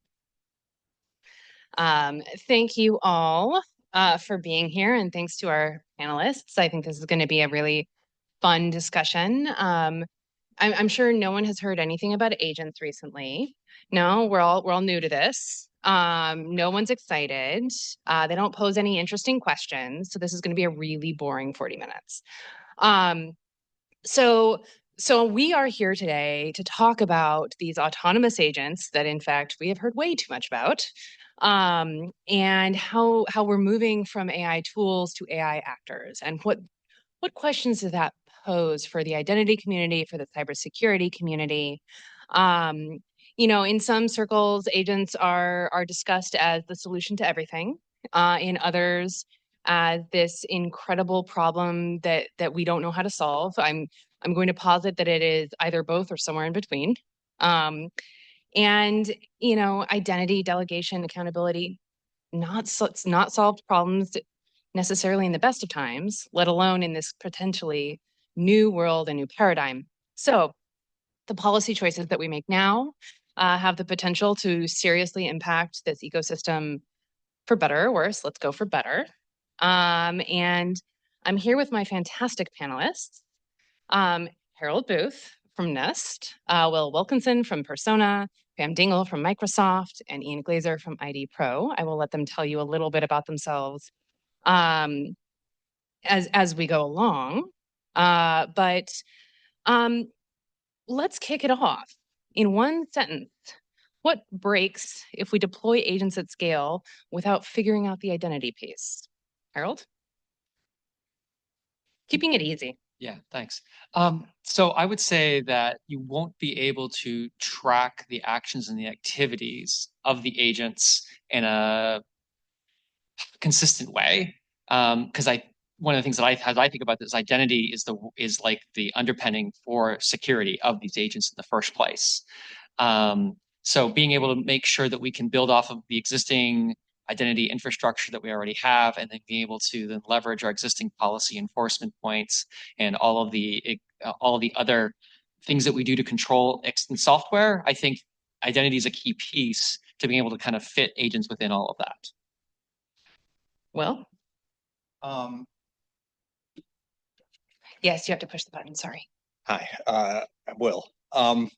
Persona, the company that I work for, is a identity verification and fraud detection platform. We've got a wide range of customers that have a lot of different use cases, and a lot of them depend on us to do fraud detection. So I think one thing that breaks is agents don't give off the same signals as a human using a device. So, you know, when we're doing fraud detection for our customers, we're relying on, you know, IP address, device ID, all sorts of things, like, and it can include, you know, quasi biometric stuff like, how people walk or how they tap their phone, or like those kinds of fraud signals are very, very useful for detecting if the person who's supposed to have the device has the device.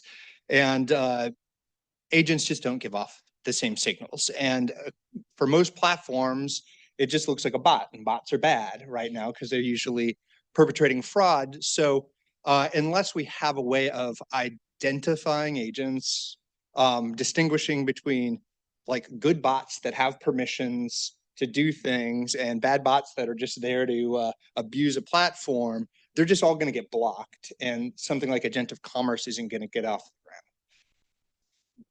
Pam? I think predictability breaks and repeatability in some ways breaks as a result, in that predictable patterns are things we rely on for fraud detection for sure, but the lack of predictable patterns changes the accountability equation. And Ian? I think it can be summed up in one sentence of, I won't know why I've received a burrito, which is, if you walk it back, is as things interact, understanding what was the original intent. Maybe I wasn't supposed to get a burrito. Maybe I was supposed to get a dozen flowers, or the initiator of the whole chain of events that led up to it. So we do this at scale in the moment now. We lack the capabilities, and Harold, there's a lot of the points that are hiding inside of, I think, some of the things we talked about, which is, how did I delegate this? What initiated this transaction? Was this the intent that I originally had as the originator of this calamity, a chain of events that's a Rube Goldberg machine that delivers a burrito to my door? That's what breaks right now. So we've got a few problem statements. I like the burrito. Maybe I was hungry for knowledge, and that was the problem. And the agent heard. But I think one of the things I'd like to do before we get too deep is, like, what else do we need to know about agents and identity? Pam, do you want to kick us off? Sure. I mean, I think there's also an opportunity statement.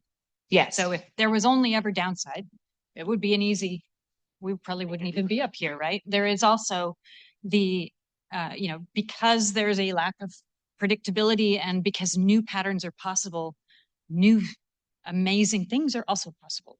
So we have to weigh both of them. And, I think that equation is different for perhaps everyone in this room, and that we can't just presume it's all good or all bad or any combination between. So one thing I think might be helpful when we talk about like scoping agents and that sort of thing, I think we've already had two different use cases. When I first was I was talking about enterprise use case of agents being deployed within an organization to read organizational specific data and being able to then act on that data or act within the enterprise. And then I heard Will, he talked more about the external use case where, like, I'm someone who has a public website and I may have users or customers that are going to have agents come in and hit my services and provide that. And I have a different set of needs around that. And I think those two different kinds of scenarios probably look very differently. One of the things that we've been talking about as we look at this problem at NIST is we've been trying to, we kind of think of the public side as actually being more challenging in some ways. There's a lot less control, a lot more uncertainty around what needs to happen in there. And we think the enterprise use case is actually maybe a little bit easier to try and manage and to maintain. So I don't know if you guys have a... Well, and I think that Ian's use case is even a little bit different. It's the flip side of that consumer use case, where I have an agent that I would like to running around for me, maybe sometimes getting me a burrito. maybe sometimes not. So I do think there's a lot of angles here. Does the difference between the use case and the kind of enterprise versus consumer side matter? What do you mean by matter? Open question, but when we're thinking about the problems for cybersecurity and identity and accountability and all of these pieces, are the use cases different enough that we need to approach them differently, or are the same general pieces of infrastructure, the standards, the guidance, the norms, are they similar enough that we can take one big problem statement, or do we need to start breaking it down quickly? Off the cuff. The way I think about it, I think there's actually maybe some differences between the enterprise use case and say like the public use case. I think in some ways you can reuse like say identity standards for basically for identifying agents. But I think when you start looking about authorization and some of the other problems, I think you can sometimes use some of the things, but I think other things will look different between the public use case and the enterprise use case. Just because of the level of control that one has, right? It's even same now with people, right? Each way that we handle employees within our organizations or guests will look a little bit different than say, for example, we have a customer that's coming to our website. Those just look different. The kinds of information that we're going to track and the kinds of things that are doing just are, I think, are fundamentally different. So that's like my off the cuff response. But I hope you guys. Well, so I think there's one thing that they share, at least among these use cases. There's one actually very pernicious problem that is shared, which is how I know something is working on my behalf in a digital environment is relatively both heavily used and rudimentary at the same time. And this is not a new, this is a 20, 30-year-old problem of how do I know that this app called that API? Well, we have standards that actually describe how I, as the human, say this app can go get these resources for my behalf. But that's, in this conversation setting, actually very rudimentary. There's an interesting parallel problem. And this is one of the reasons why I'm actually very optimistic that we will get to figure out how to do these things at scale, which is in the digital realm, unlike in this space, knowing why someone can operate and act on my behalf is actually fraught with peril. And one of the places that affects all of us will be our own demise. How can I represent digitally this individual has essentially power of attorney to get my digital assets versus my real assets? This is a very strong on behalf of, it's the on behalf of problem. Now we understand how to do this in some degrees in financial settings, in legal settings. We're not good about representing that in digital settings. And because this is such a interesting problem of delegation, it actually shares a lot of characteristics with both the consumer and the enterprise use cases when it comes to agents. Either I have instructed some personal shopper bot to go interact with multiple sites to get me what I need, said burrito, or the other way around of, look, I want to offer these services or I want to do something within the enterprise to fulfill similar kinds of requirements. They all share a similar challenge and one that the identity practitioners in the room will recognize and also look at and go, you got anything else that we can solve? Because that one, that's hard. That's real hard.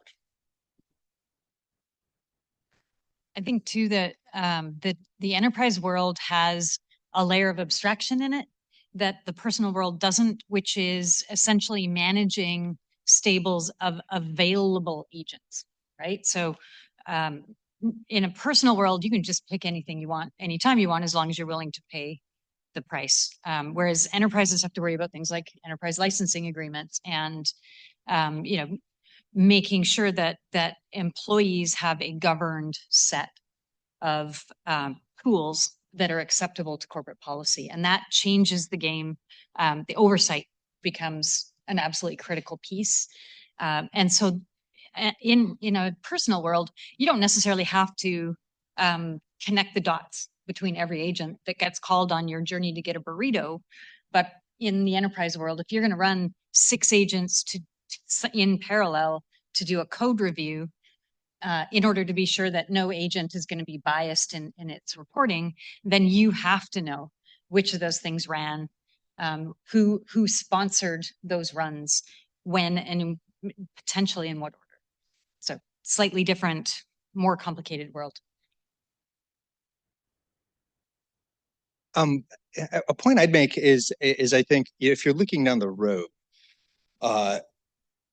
to the world in which people have agents working on their behalf. There's a comment that Tim made in the kind of passkey conversation about agentive AI, where rich people have always had people who do things for them, and agents kind of levels the playing field. But I think if you sort of tease that out, the kind of personal agent use case and the enterprise use case start to converge. Because if I have a personal assistant, like call him Brad, who goes out and gets my coffee or picks up my dry cleaning, right? I've got one guy, maybe I've given him a credit card that he can use on my behalf. If I want him to buy me a bottle of Lefroy at the liquor store, Brad's 25. He's got he can buy that. But my digital agent is not like a legal person, right? Like it doesn't have, my card issuer is not going to issue it a card in the way that it will issue Brad a card. Like it's not going to have its own driver's license to buy beer for me. And if one of the great things about agents is I can have 100 of them, 1,000 of them, right? And if I've got 1,000 agents all going to get my laundry and buy me socks and book me travel, that actually starts to look a lot more like I'm like a company who's running an enterprise, but without all of these kind of controls that enterprises have for how all of their employees, their agents, how they access data, like what permissions they have to which systems. And right now, I don't think we have a way of dealing with that without some kind of identity infrastructure that allows you to tie an agent back to you, give it very scoped permissions, allow it to present a credential on your behalf, a payment card on your behalf. But that will have to be controlled in the same way that my company controls the way my corporate spending account works, where it's not something that I could, and I'm not allowed to log into my CEO's email, right? Like I'm the government affairs guy. I'm not allowed to like meddle in the code base, right? So there's a very structured set of permissions, and we have a whole layer of people who are there for security and governance. And one thing that I worry about as these get rolled out on a consumer basis is that individuals don't have the capacity to kind of manage all of those permissions and policies. And that creates a big risk that they're going to end up, getting burritos they don't want, or being involved in a bunch of chargeback disputes and things like that. Well, who doesn't want a burrito? Chargebacks, I'll pass on.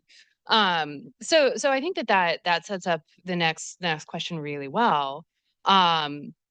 So given all of that, and I really like the comparison of a bunch of agents and a human looking like a company. So we're moving into this world where some of the assumptions and infrastructure may need to evolve. What does, Harold, what does on behalf of look like once you translate it into standards and technical terms? So there are already existing standards already out there, like with OpenID and stuff like that. I think some of those delegation parts are probably underutilized, perhaps.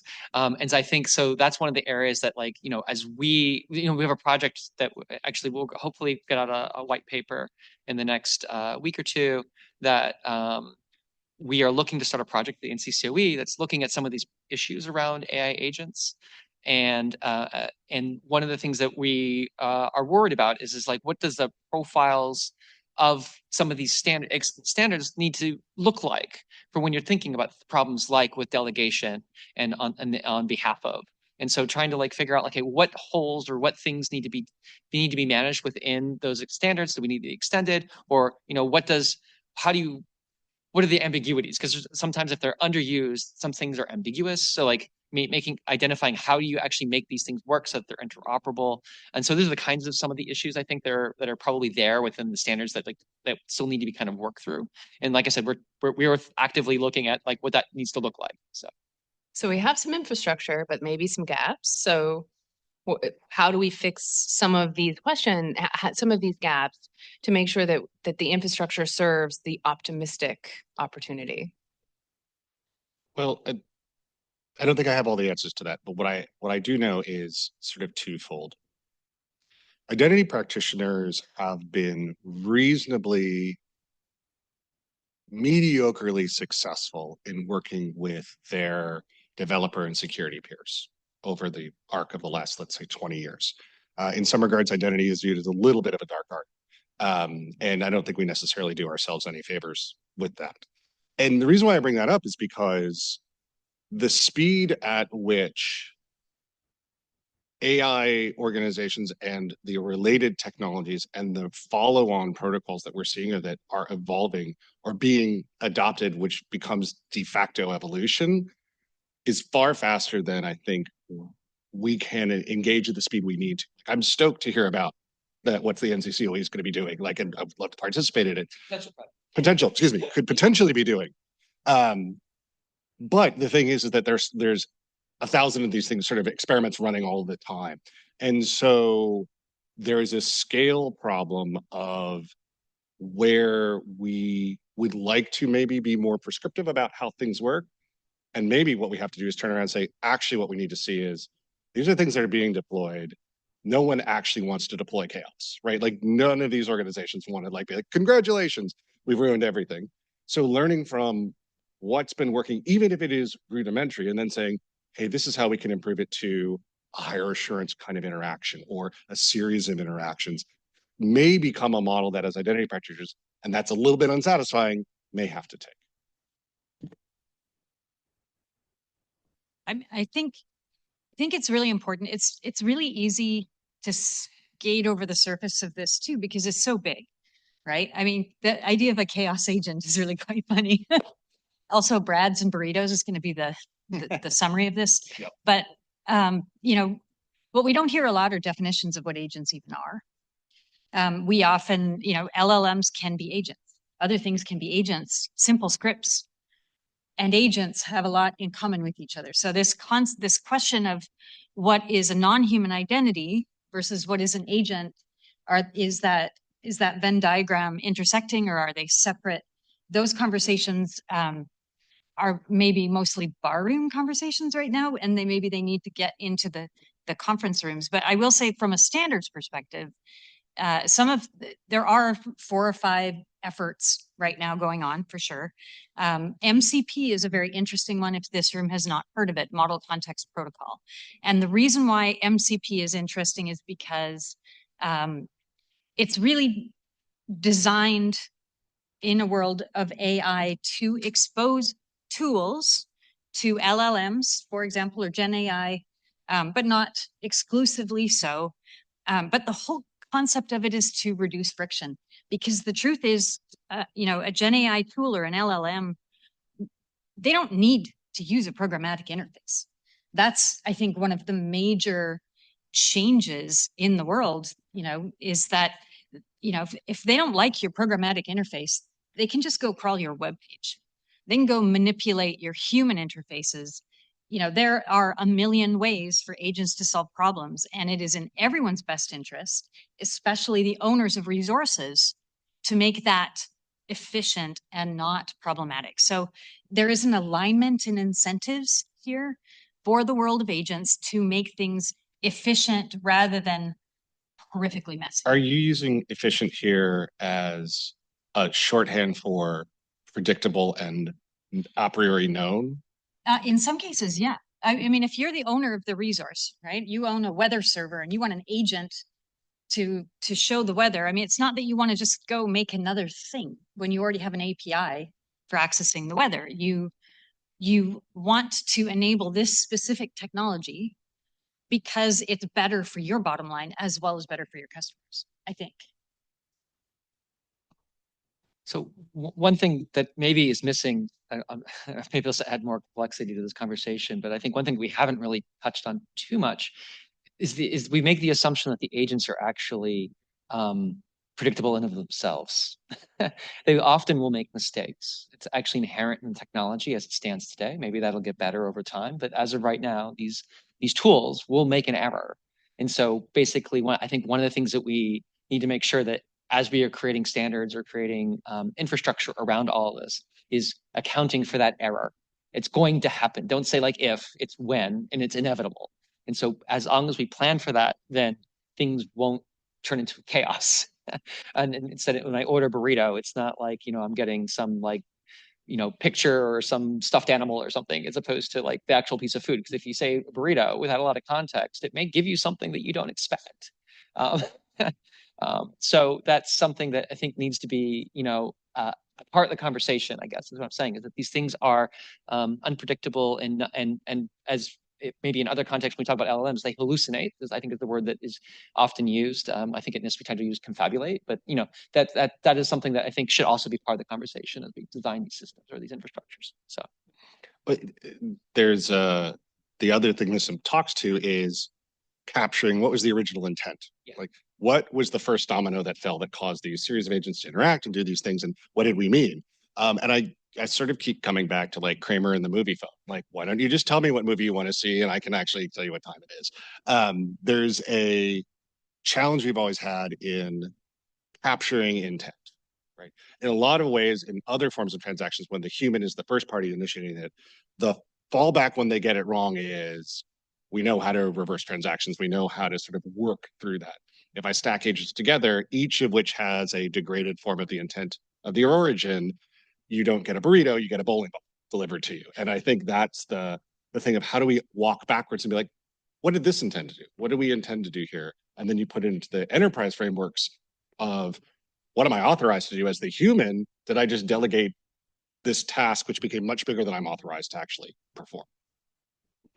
Well, and then in Will's world, what happens like I'm the sorcerer's apprentice, and then suddenly the broomsticks are bringing me a flood of water.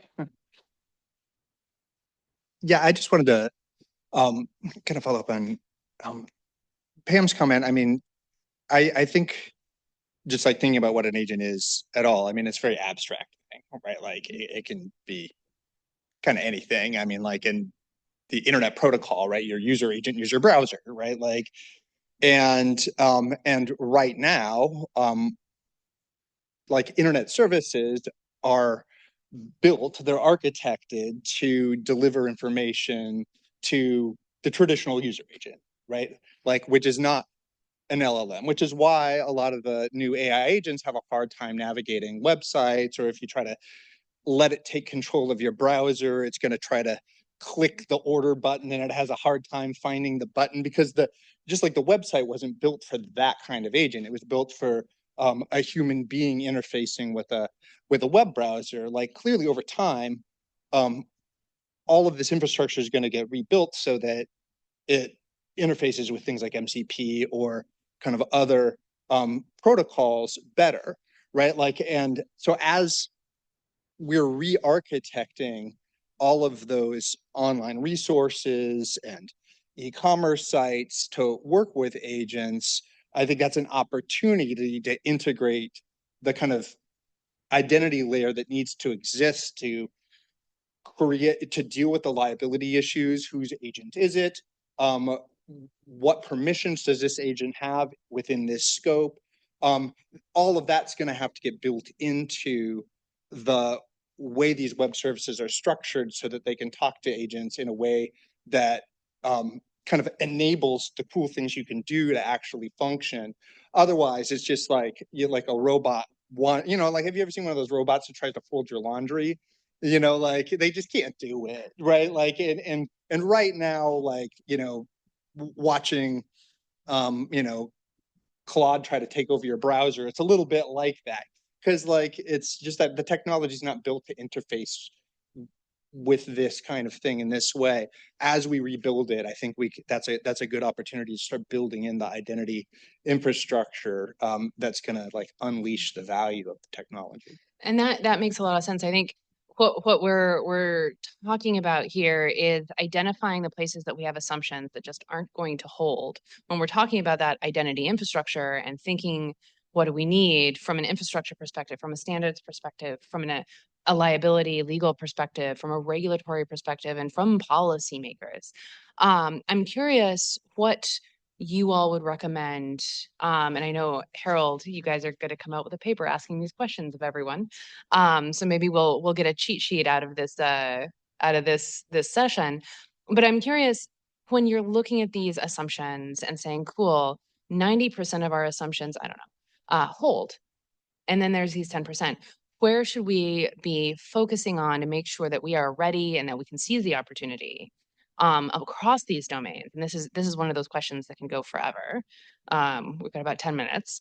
But which pieces of this problem do you think that we can attack now and really make serious progress on?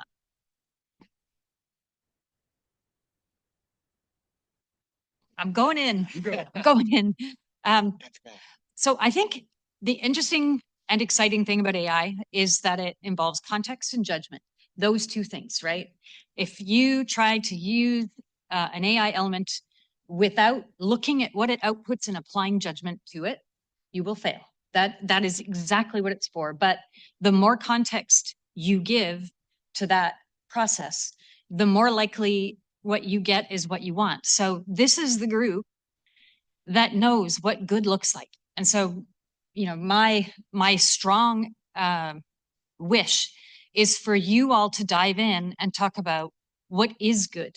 Because that example that Tim gave of you know, Brad standing in line for you, well, there are things that are acceptable for you to ask Brad to do for you, and there are things that are just not acceptable. And if Brad goes and clubs somebody over the head in the middle of doing their job for you, then who's responsible, right? This is the group that can talk about where those lines are. And if we can draw them and we can talk about them, we can insert them into the context of these AI chains. If I had sort of, I'm not sure to your question of where we can be successful. I'm actually not sure, excuse me, about this one. Excuse me. But where I'd like to see attention is really in two places. One is around death in the digital estate, because I think progress that we can make to describe interactions of that respect the intent of someone who's no longer with us to access their digital assets. If we look at that problem, I think there's so much commonality with what we will be facing in large-scale agentic deployments that we will inadvertently, or a happy coincidence, solve some of the same problems. And it will set up, I think, a better framework to operate in that not only has clearly broad impact for all of us, but also in this other domain, in this technology domain of agents. So my sort of wish, the place I'd love to see engagement is, how do we think about, from a policy framework, from liability framework, from a fraud perspective, how we dig in around death in the digital estate, because it will give us answers that we can apply in this other domain, which I think will be hugely valuable times two. If I die and I have my army of agents somewhere, or even if I go offline for a week, then what? Yes, I like that. Despite the death part. Any other thoughts or ideas? Where should we be putting our attention? Well, I mean, I think there's like a big overlap between what's necessary for like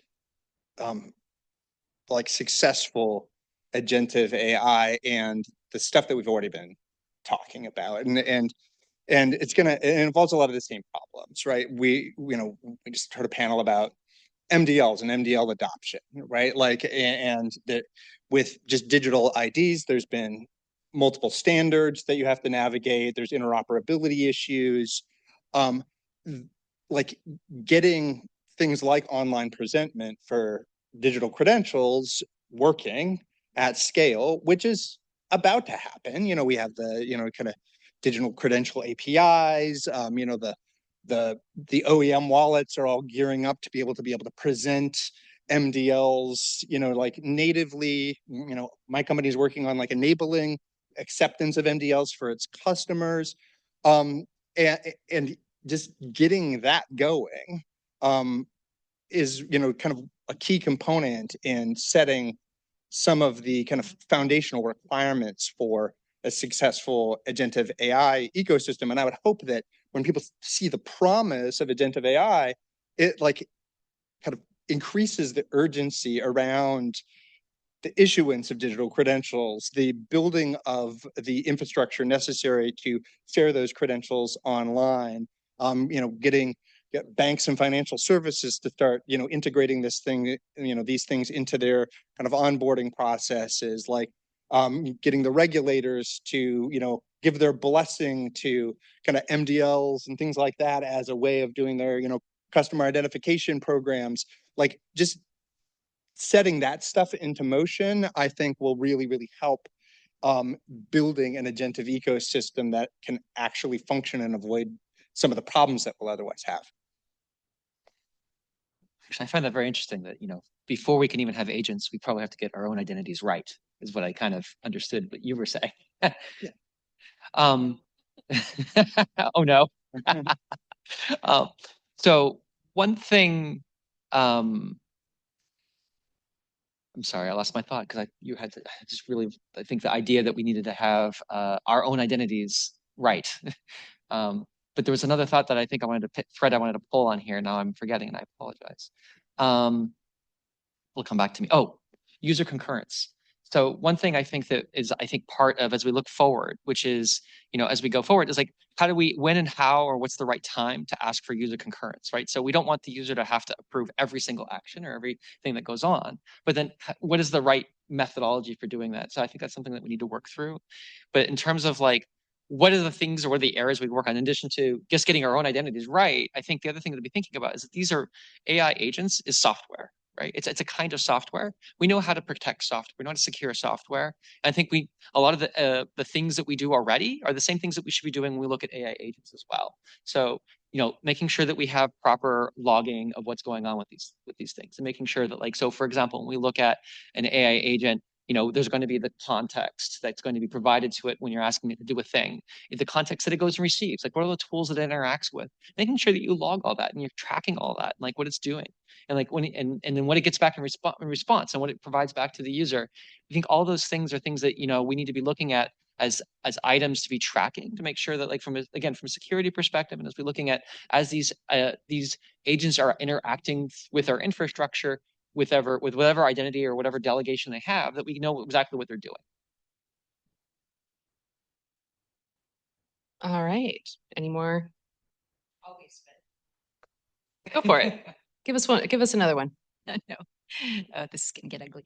No, I mean, I agree. I think the thing is that you can't log all the context. Right. You can't. I mean, from a performance perspective, from a privacy perspective, you cannot log all of that context. And so we need stepwise functions to be able to understand what's happening without the nitty gritty details. And that performance and scale piece is going to be absolutely critical for all of this going forward. No, I agree. You can't log everything, but I also think we have to figure out how we do that in a way that's like allows us to kind of, again, I'm a security person, so I'm thinking about like, okay, well, if something goes wrong, how do I track that? And how do I understand, like, what were the steps that caused that agent to do this thing that I'm actually not thrilled about? Where did we get a burrito? You're saying. Yeah. So, all right. We are right up at our time. I think, we've surfaced a number of things to work on from the policy side that I think are very important. 3 years ago, we were defining AI every other conversation. I think today we're starting to define agents and agentic and agency and getting down to that nitty gritty. So I expect that a few years from now, we will have something totally new and totally interesting to talk about at this forum. But for now, it sounds like there's a lot of work to be done at the identity infrastructure level to enable, and the cybersecurity level to enable these tools such that my army of agents gets me the burrito I want. I'm going to flip it. I don't want a bowling ball. I want a burrito. And making sure that we get where we want to be in this ecosystem. So thank you. I hope that this gave everyone a few ideas and thoughts. I know there wasn't time for Q&A, so you're just going to have to stick around after and pick our brains. So thank you.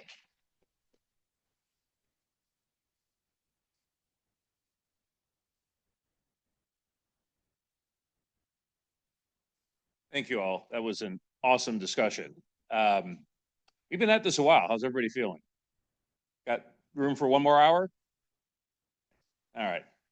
So we're going to end the day with two keynotes, one in person. I'm glad Chris is here, and then the second, which will be another virtual session with Congressman Sessions.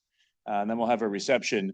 Christopher Bramwell, somebody I've gotten to know the last few months, been really excited to see him and his colleagues from Utah emerge on the scene. You know, I've talked about, for those of you know me for a while, you know, heard me lamenting that we don't have enough leaders in government at either the federal or state level thinking about what good looks like when it comes to digital identity and how to get there. And, you know, in some cases, it seems like we're finding our way forward, but, you know, lacking a vision. So I think it's safe to say, you know, Chris and his colleagues in Utah definitely have a vision in terms of what they're trying to drive with state-endorsed digital identity. And yeah, he's the Chief Privacy Officer of Utah. I'm not sure if I mentioned that, but wanted to invite him here to talk to all of us today about what they're up to, not just in Utah, but with a coalition of other states. So, Chris, please join us. Thanks.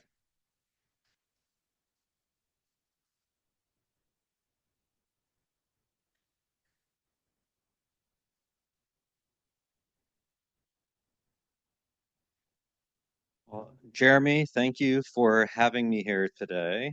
Like Jeremy said, I'm Chris Bramwell. I'm Utah's Chief Privacy Officer. In this role, I'm different than probably most privacy officers that you've met in government, in that I'm not a compliance privacy officer. I do big picture strategy and how are we actually changing government to ensure we're actually building privacy as part of the bureaucracy. And then what are those specific strategic things and tasks that we need to do so that at the end of a given period of time, so in my time frame, I always say a decade out, what is government going to look like a decade out? I also get the privilege of working with most other states who do have CPOs.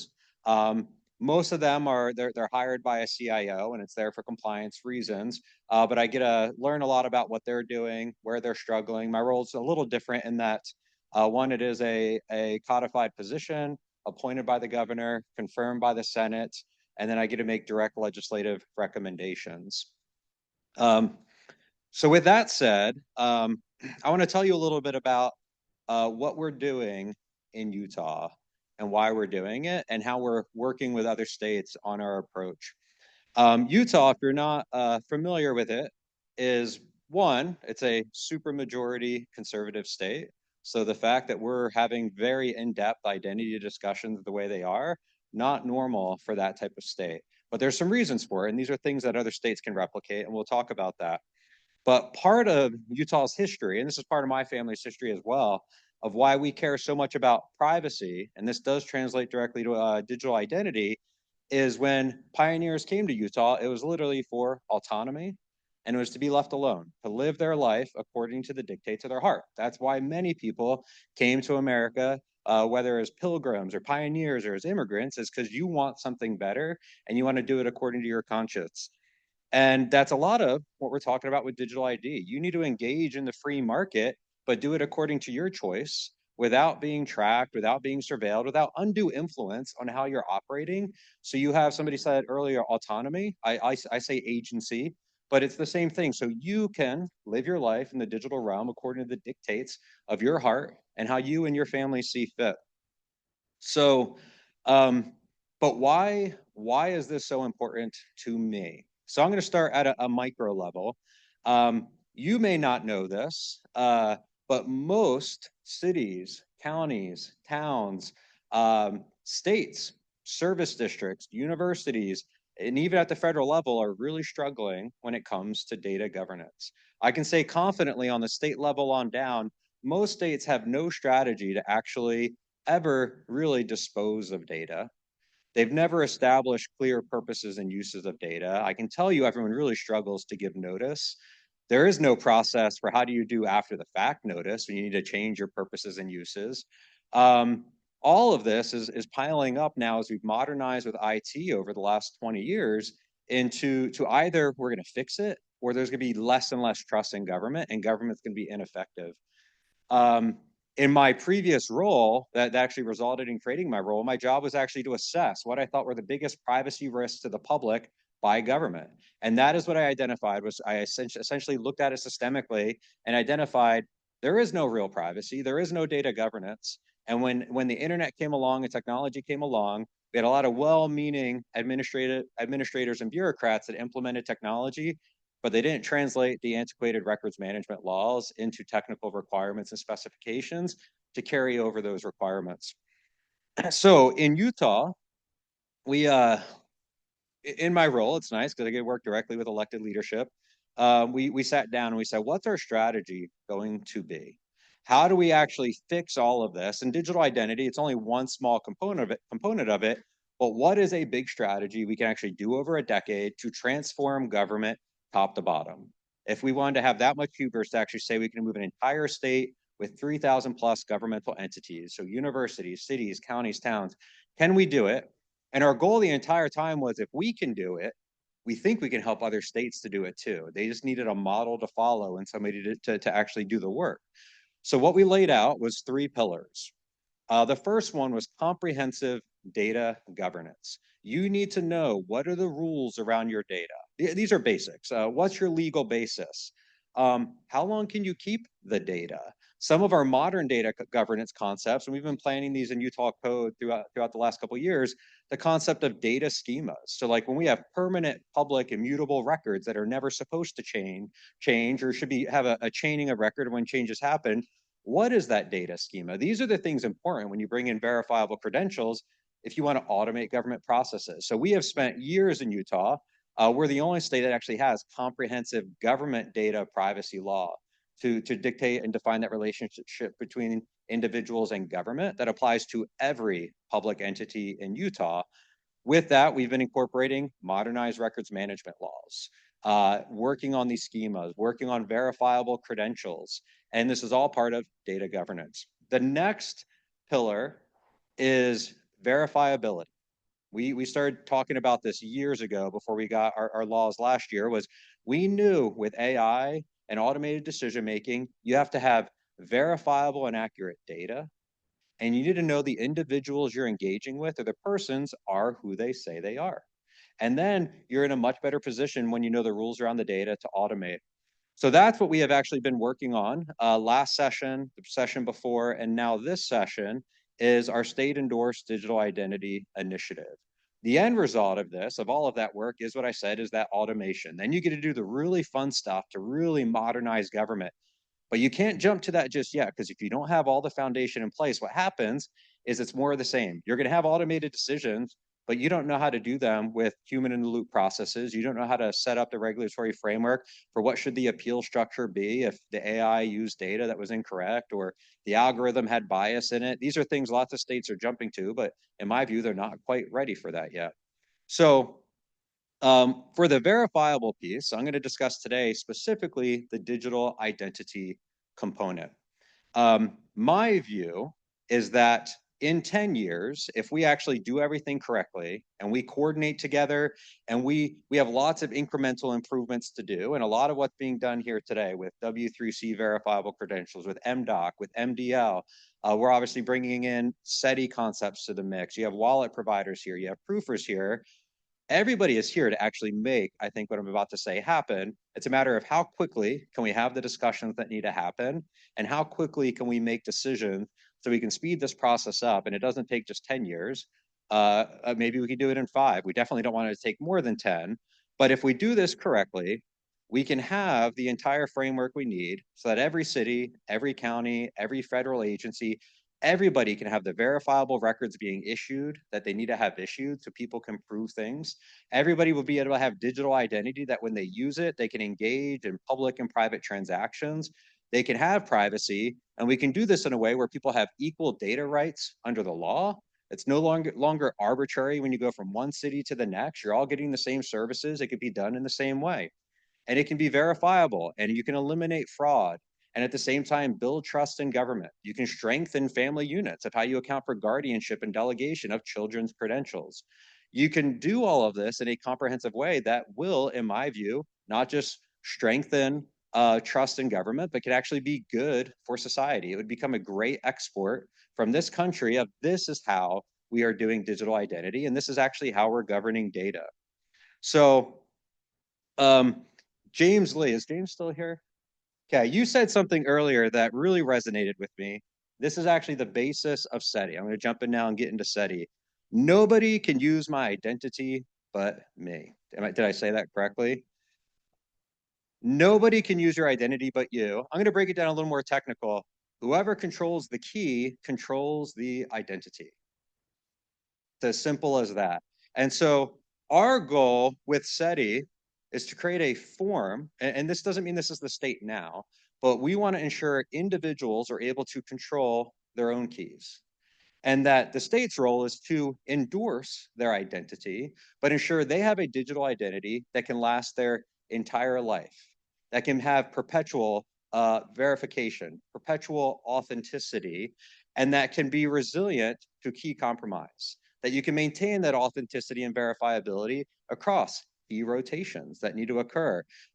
We know there's going to be issues that are in the system, but when we're approaching digital identity, people live an entire life and they have a whole life of transactions and events that they're going to engage in. Some are ephemeral, and passkeys and other tools that you're all creating are great for that. But we haven't yet figured out how it all fits together to be what they're going to use across their entire life. And I can tell you that's going to be critical, because even in my time in government, in 14 years, I started on health and human services side. You have children coming up through foster care and child care, and then go into education programs, and they start buying houses. But there are events in your life that have direct impacts to your rights across your entire life. Your property rights. When you sign a deed, you need to be able to say, yes, that was me 20 years from now if there's a court case that comes up. When you're engaging in education and you have transactions there, these are not ephemeral transactions. These last your entire life. They have impact. So this concept is important of being able to have an identity that is long-lived. But I don't think government is the one that actually plays the role of where they manage their identity. They're not going to fill the role of being the verifier of it. That's where the private sector comes in. So our goal with SEDI is to lay out what we are going to say is a comprehensive framework. There'll be technological components, but where does this fit in? So then we can move all states forward in a very healthy, comprehensive discussion of what should the public policy be for that. That's the next big difference of what is SEDI. A lot of the discussions happening with digital identity are not coming from elected policymakers. They are not coming from governors. They're not coming from House or Senate leadership in the states. They're not even coming from the federal elected officials. These are coming up through the bureaucracy and through the administrative state. And that is okay. Lots of government programs get built that way. But we all know in this room how important identity is going to be. So we have got to have those public policy conversations. So in Utah, that's actually what we've gotten really good at. We tried to do initial steps toward digital identity 4 years ago, and our House and Senate leadership said, well, you've got to get these groups on board first. And these were the most conservative groups that are anti-digital ID that you could imagine. So we've actually had to spend 3 years almost having the conversations to figure out, how do you talk about this? How do you have healthy discussions? Governor Cox has his Disagree Better campaign. How do we disagree better to actually break through the FUD and the conspiracies and actually focus on facts? And that's why in Utah, this has been talked about publicly, so I feel fine saying it. This year, they'll be introducing the actually full authorization of the SEDI bill. And this is fairly comprehensive, not just authorizing SEDI. It's rules of the road for verifiers, for wallet providers, that relationship with holders. What does the enforcement look like? A lot of this came from the straw man. It was great material. But that's part of our approach, is when you have those discussions with policymakers and you bring everyone to the table, you can actually get comprehensive legislation. And then other states are calling us. I don't have a day goes by that some elected official in another state doesn't call and say, hey, Chris, we see what you're doing. We're really interested in this. Or one of our legislators is at one of the state legislative meetings and they're talking about it, and these states just didn't know. Elected officials didn't know how to have the conversation. They didn't know what the legislation would look like. And that's our job, to help them have that discussion, because what we're doing here is that important. And once you break through and you have the discussions and you get the legislation, we can really start speeding things up. So I want to walk through with you some of the foundational questions that we asked as we approach SEDI. I'm not going to delve into the tech today. I think I already told you enough of perpetual authenticity that can essentially last a lifetime. But why are we approaching it the way we are? The first question that we asked as we went down our journey is, who controls identity? Identity, and I'm going to get, I don't think I'm getting too political here. I'm going to get a little American here, because we do live in America, and so the role of government is very important. But in America, individuals are born and you have identity at that point in time. And your parents, in most cases, give you a name. And then the state is the first entity that endorses it via a birth certificate. But that concept that you already have identity is of critical importance to define how do we do digital identity? How close can you get to giving somebody control of identity so it's not in a form that it looks like government is issuing it to you and they can take it away? That's an important thing to think about, because as I see other countries talk about it, and they're saying you're going to be forced to have this. You don't have a right to paper, and they're not trying to strengthen physical documents, and the government saying we can take it away. I've seen in the recent political climate, somebody running for office said, if we can figure out people's identity, we're going to take away their driver's license. Think of that impact on identity and digital identity. So who controls identity? It's the individual should be in control. And how we define what control is very important. So what is the role of the state? The role of the state is to endorse and protect digital identity. That's something that this group has already figured out. They're working through DMVs and secretaries of states. Now, we are working with SEDI to take it a step farther. Our approach is to separate identity from any privileges or licenses that are given by government. Identity should be separate so that it is not something that there's any reason to ever take away. You could work this model within existing structures, but with current state ID or DMV models, there's still abilities to take this away. So this is just regulatory changes of how do we make it so this is something that's of critical importance that you don't lose.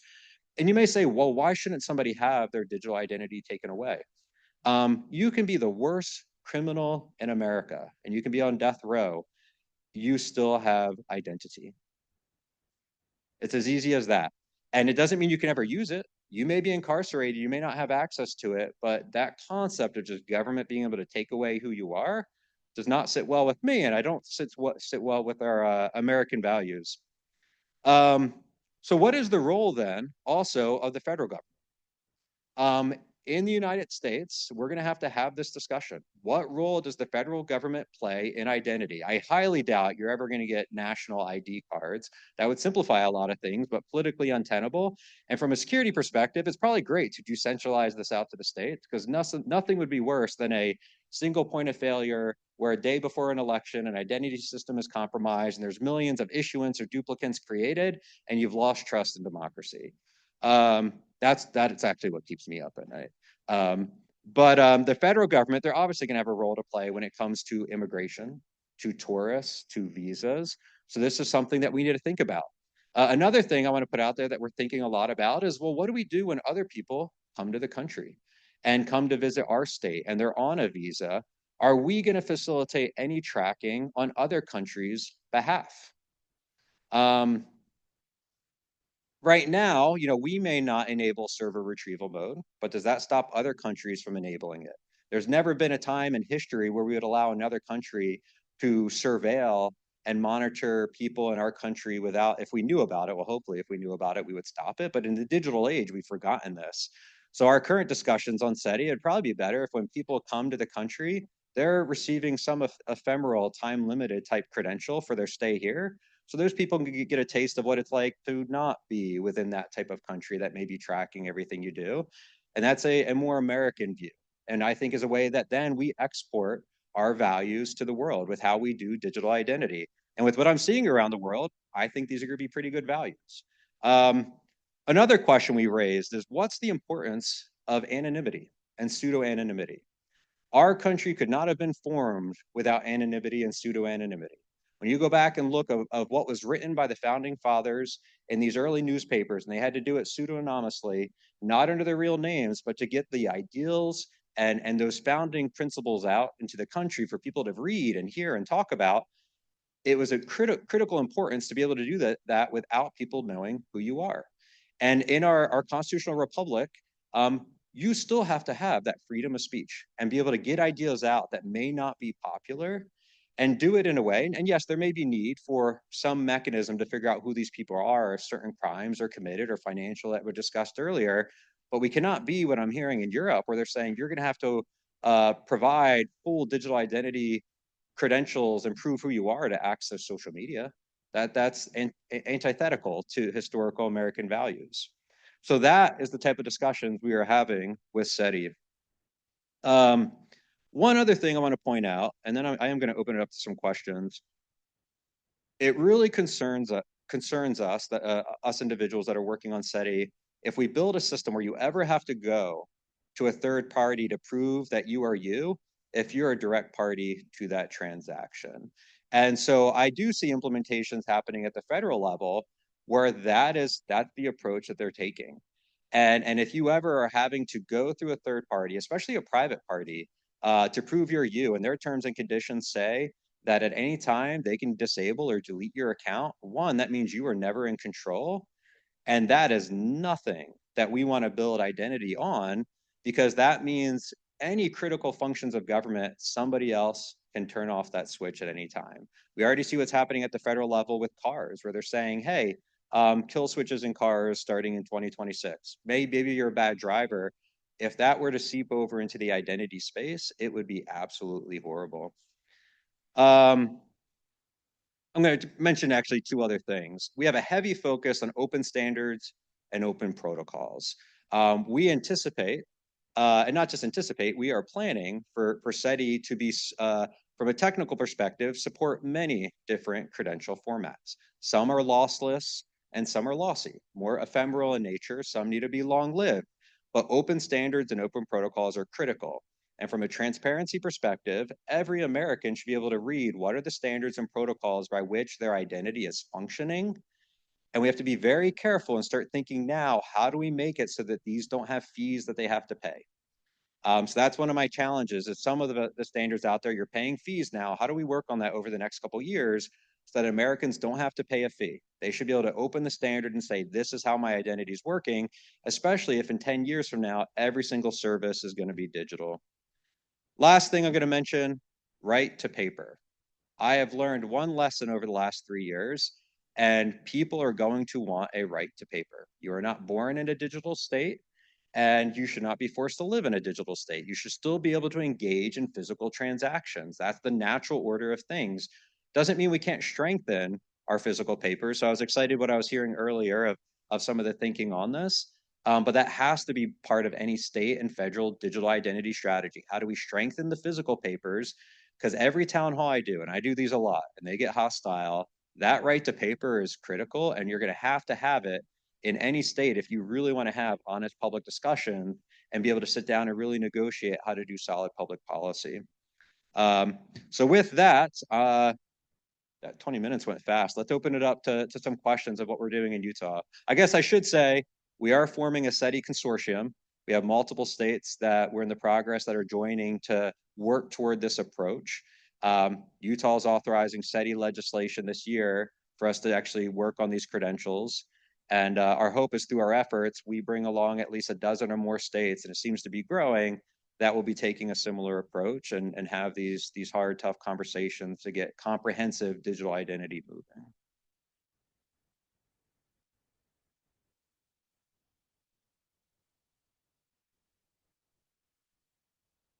And Matt from Secret Service. If I understood your phrasing earlier, this is a broader challenge, right? I'm a big fan of public key cryptography. It's a vast improvement of what we have currently on many things.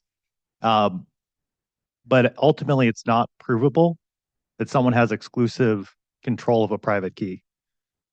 And so if knowledge of a private key, exclusive knowledge of a private key is the foundation of digital identity, there's an inherent unprovability there that just how do you conceive of that at a state level in terms of state-endorsed digital identity, of that revocability, reissuance, because ultimately you do not know if someone has exclusive control of a private key. You actually just nailed on the head the concept of we're essentially viewing identity as if we can prove who has control of a key, that would be then the basis of identity. And so we have to prove at a point in time they controlled it, issued a SEDI, and then do they maintain control over time or key states.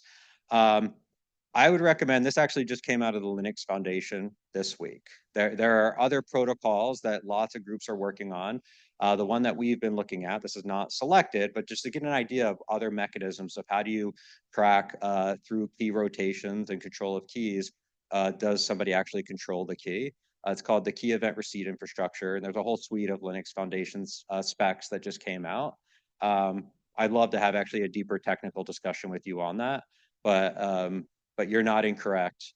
Up until that spec, there was not anything that supported that capability in a way that also did not have major surveillance concerns.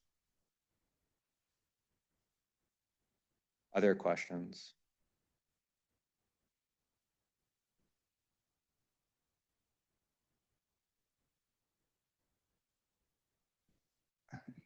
I also had a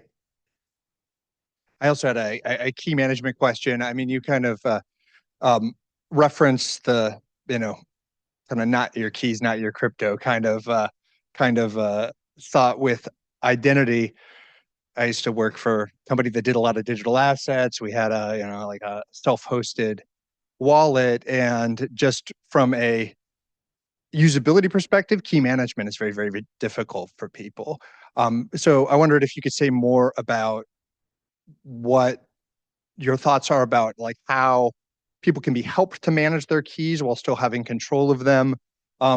Is there any thought of like third parties being able to kind of like be a custodian of keys to help people retrieve them, things like that? I'm just interested in the details there. Yeah, I was hoping our SEDI authorization law would be public today, but you can imagine that's a complex bill.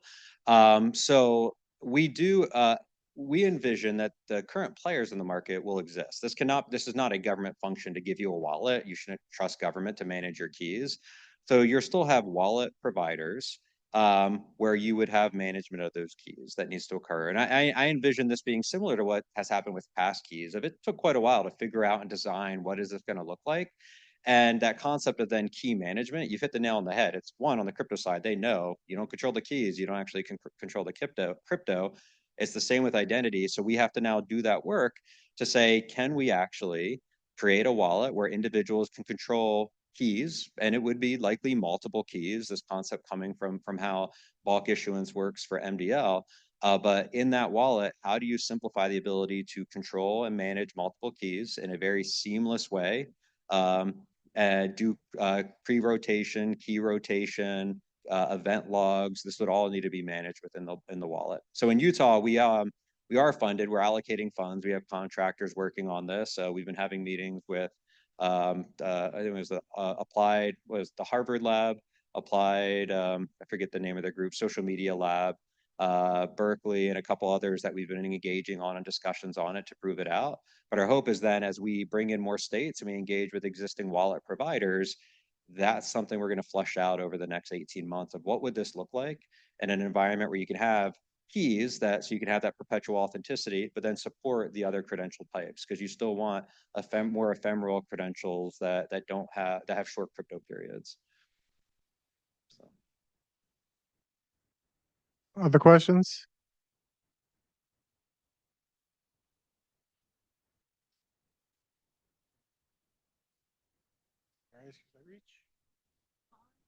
Hello. Could you give us more information about Everseed? Because I just looked that up and it says it's a blockchain-based tower defense game. Everseed? Yeah, you had said there was a Linux Foundation. Yeah, it's Key Event Receipt Infrastructure. Oh, I don't know how I got Everseed out of that. Key Event Receipt Infrastructure. Got it. Yeah, it came out of their decentralized trust. Okay, got it. Thanks. Yeah, well, if I say carry, everyone's going to misspell it. So there are some carry people in the room. We can chat after if you want to get really technical. But. Yes, Chris. Would there be a role for the assisting those that perhaps are having trouble managing their environment and such to have a guardianship approach to this problem? Yeah, if you read Senate Bill 260 last year, which authorized our program to do a year's worth of research, that concept of delegation and guardianship is a requirement. And so we already knew with what was coming with AI agents, parents that need to be delegates or to manage their children's accounts or their digital identity. Yes, that is a requirement. That's also part of the reason we've been evaluating carry very seriously, is it has unique capabilities for delegation. And then other things you can do with data schemas to define rules and context around that. The other ability with that is you can support almost any other schema, whether it's MDoc or other types of schemas within one of these data containers. So, yeah. All right. Well, thank you very much. I appreciate it. And I think this has actually been the best identity event I've been to. Yeah, great event.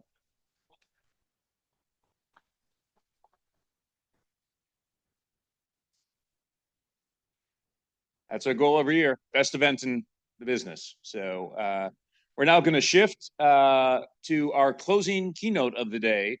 Really pleased. I'm actually going to, I found trying to do a chat with Congressman Foss before while standing here was awkward. So I'm going to shimmy over here. And I'm really thrilled. We've got Congressman Pete Sessions, who's agreed to join us. So, oh yeah. That works much better. So, welcome, Congressman. Are you able to hear us? I am, and thank you very much. All right. I appreciate you taking time. I know it's a recess week, and you're not in D.C., and of course, we're all here. And boy, you're missing some tremendous weather, although I know you got a bit of it in Texas as well. But really appreciate you taking some time to talk with us today.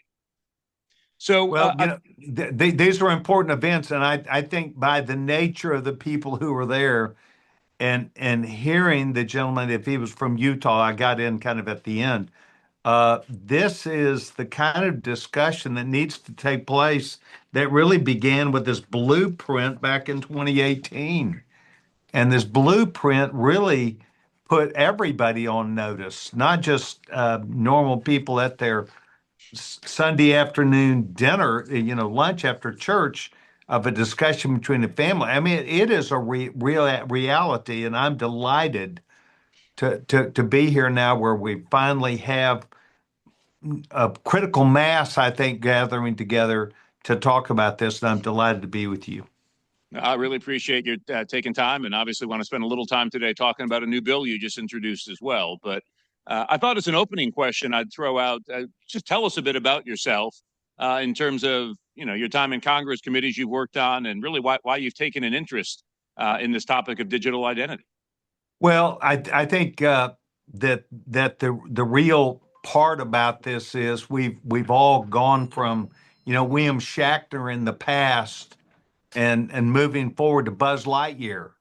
And that's where we are now. And anybody that's not paying attention, for sure, the last few years, the things which you think you know and understand about technology, about where things are headed and going, identity is just a part of it. It's moving on. So I have been in Congress now 28 beautiful years. And I came in from 16 years being at AT&T. 3.5 of those were at Bell Labs in New Jersey, where I had a chance to work on what was at the time leading edge. We put together the first broadband. We put broadband, took it from a garage to a lab to where it could be looked at across the whole country and used. And so I have been a part of way back when being leading edge to now staggeringly getting through my day trying to figure out how I respond to it, what is real, what is fake. And we as a nation, in particular, when I served as chairman of the Rules Committee for those 6 years, we had a lot of people who talked about piece parts of this, piece parts of whether it was the Secret Service, whether it's the FBI, whether it was some other agency trying to figure out what was real. And I'll never forget when years back, Pete Hoekstra was the chairman of Intel, and I had a person come to me and drop, they say ideas fall off the back of a fruit truck, but a guy who worked for a vendor, a big vendor, big in Dallas, Texas, told me, did you know that the Chinese have figured out how to change GPS? Well, this is old now, but I went to Pete Hoekstra when he was the chairman of the committee, and I said, "Look, I'm not in your meetings, but this stuff is getting serious." And this is 15 years ago. And Pete Hoekstra, as chairman of the committee, said he did not know that. We have deep fakes that governments know about and their utilization. So the normal person like you and I are, our bank accounts, for sure our treasuries, we have to re-look at it. And then the issue of just plain dadgum social security number, which we all use way too much. And, we watched President Trump struggle with that last year when he talked about all the people that are 115 years old still on Social Security. When I think what that is someone that's actually about 60 who's reusing somebody's Social Security number for when they died. But it's the integrity of the system is all at risk. Okay, I could talk for hours. You need to go on with what we got to do. Let's dive a little deeper on the fraud side of things. I think there was an education for a lot of people last year, certainly with some of this SSA data, and also just learning some people didn't, you might be so old you didn't have a birth date recorded in the system, or somebody didn't know, what it was. But I know, as you and I have gotten to know each other this year and started to work a little bit on this topic, one of the things we've talked about are the ways that compromises of the tools that we use to manage and verify identity have really been a leading attack vector of fraudsters. And I know, you've been really focused on fraud through your role, particularly in the government oversight committee. What are some of the things that you've seen here and focused on where identities played a role? Well, identity is one of those key identifiers that, who are you, what are you? And going back to President Obama's presidency, he actually brought in, which is seemingly a good idea, about 100 people who had graduated from college, he was going to bring into government. He felt like government needed to be upgraded with not just young people and thought, but bringing people in to help move us where we needed to go, which is a smart thing. As it turned out, they formed a group that's called D18. And this D18 came up with a internal process whereby they were going to go and make sure that before people got into .gov, anything, could it be SSA, could be VA, could be anything, that they were going to put identifiers that would give greater ability for someone that was on the government side, whether it be a website or whether it be then calling inside, they would then have an idea to a greater reliability of the authenticity, which is what this whole thing is about, figuring out who is on the other end of the line. And as it turned out, they were a miserable failure. Instead, they were going to do things that they charged the government tens of millions of dollars to do. And that became the platform then that really got tested underneath when President Biden went to give out $1 trillion, and $400 billion of that, which data and information lay in databases or that became self-reported unchecked. $400 billion of the COVID money flew out to someone else. So there is an organization called PRAC, and PRAC is this great organization that has put together a database of about 1,500,000,000 pieces of data: name, address, social security number, email, cell phone, names. And they have identified this that they think is associated with fraud. And we are trying to now roll that out, not only into government, but various agencies.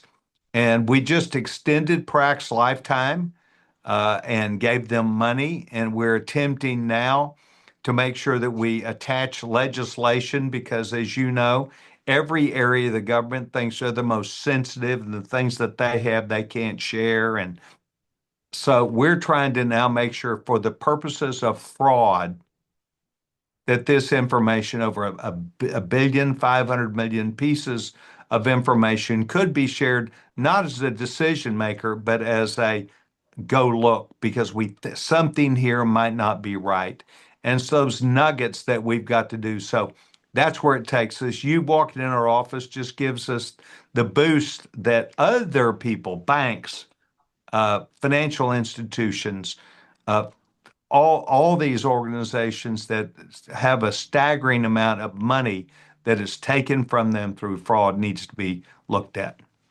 Yeah, well, PRAC, by the way, for those who don't know the acronym in this room, I think it was Pandemic Relief Accountability Committee. It was a bunch of the agency inspector generals that all were brought together to look at all the money going out the door and look where there was fraud and come up with recommendations to prevent it from happening in the future.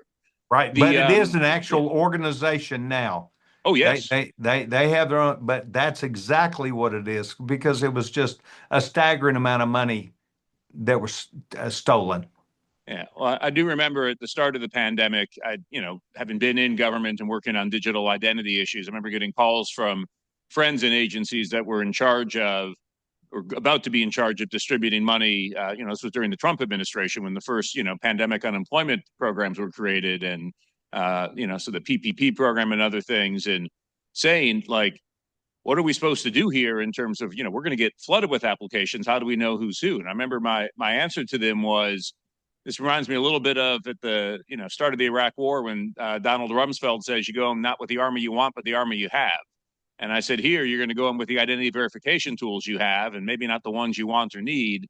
And there's probably going to be some fraud. I don't think any of us anticipated how bad it was going to be at the time, but it certainly helped open a lot of people's eyes, I think, in terms of just the size and scale of actually, what I was specifically talking about is how scalable fraud has been in terms of how the adversaries can execute these attacks at scale.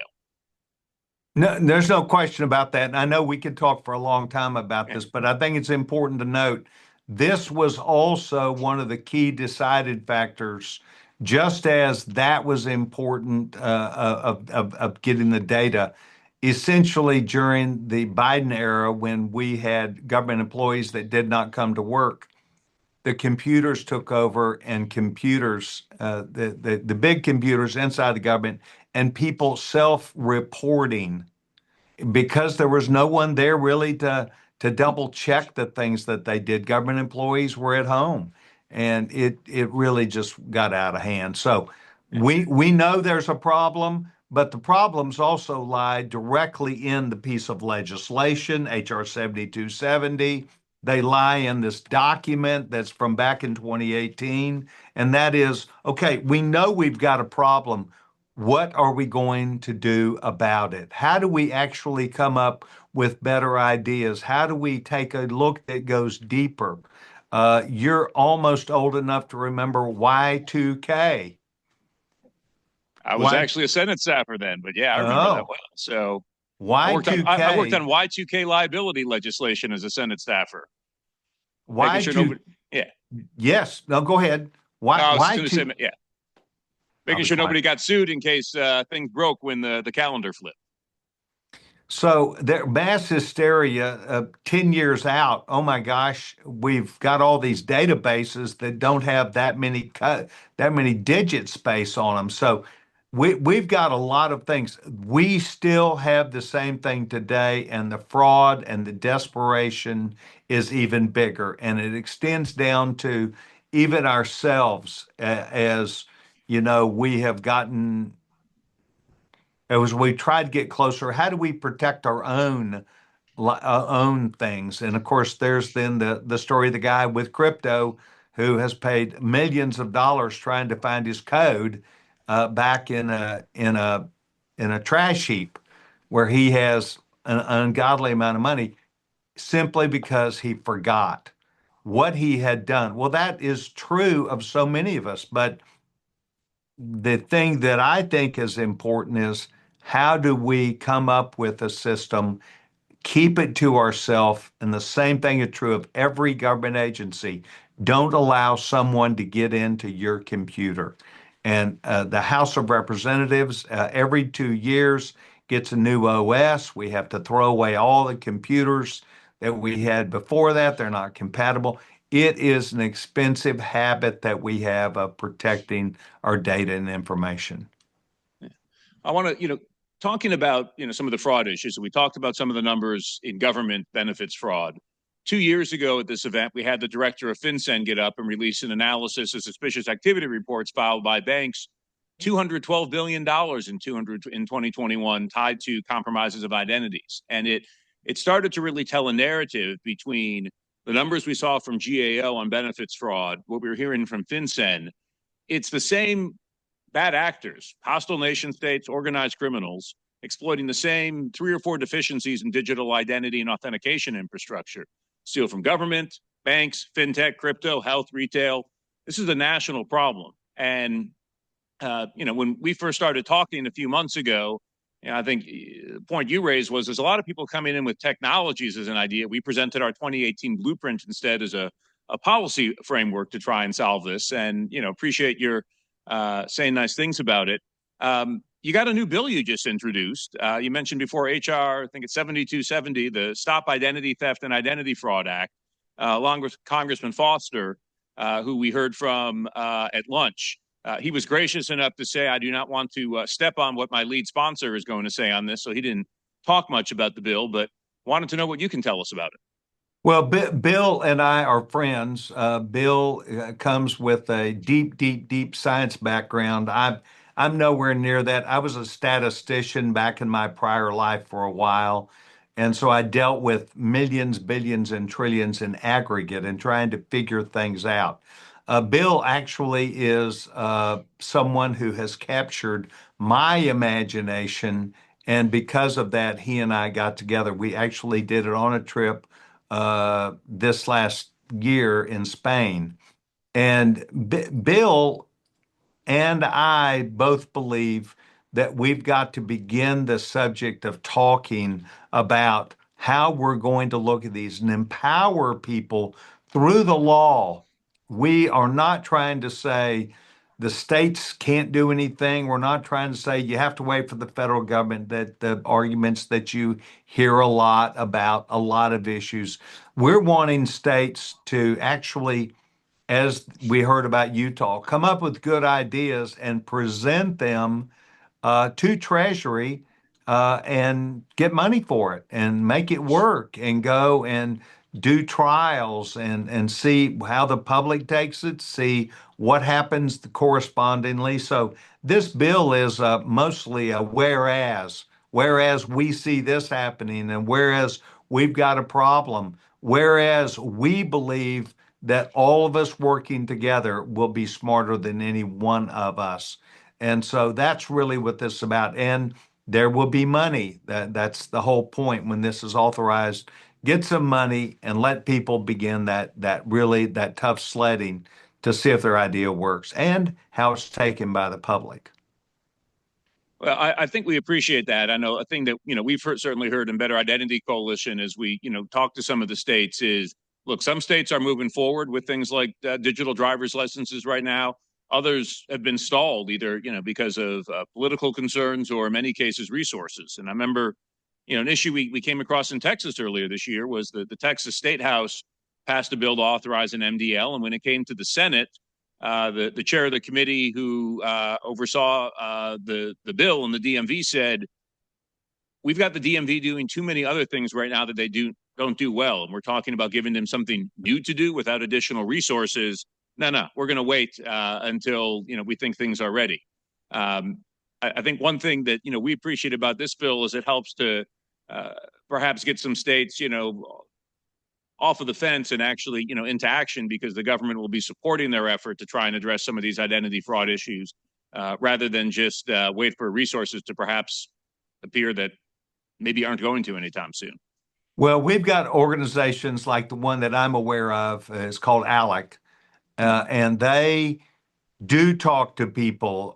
There's the mayor's conference going on right now in Washington, D.C. There are opportunities for us to spread the information, but this is one of those difficult things. I'm trying to solve the Social Security problem on the large side, not the Social Security number issue.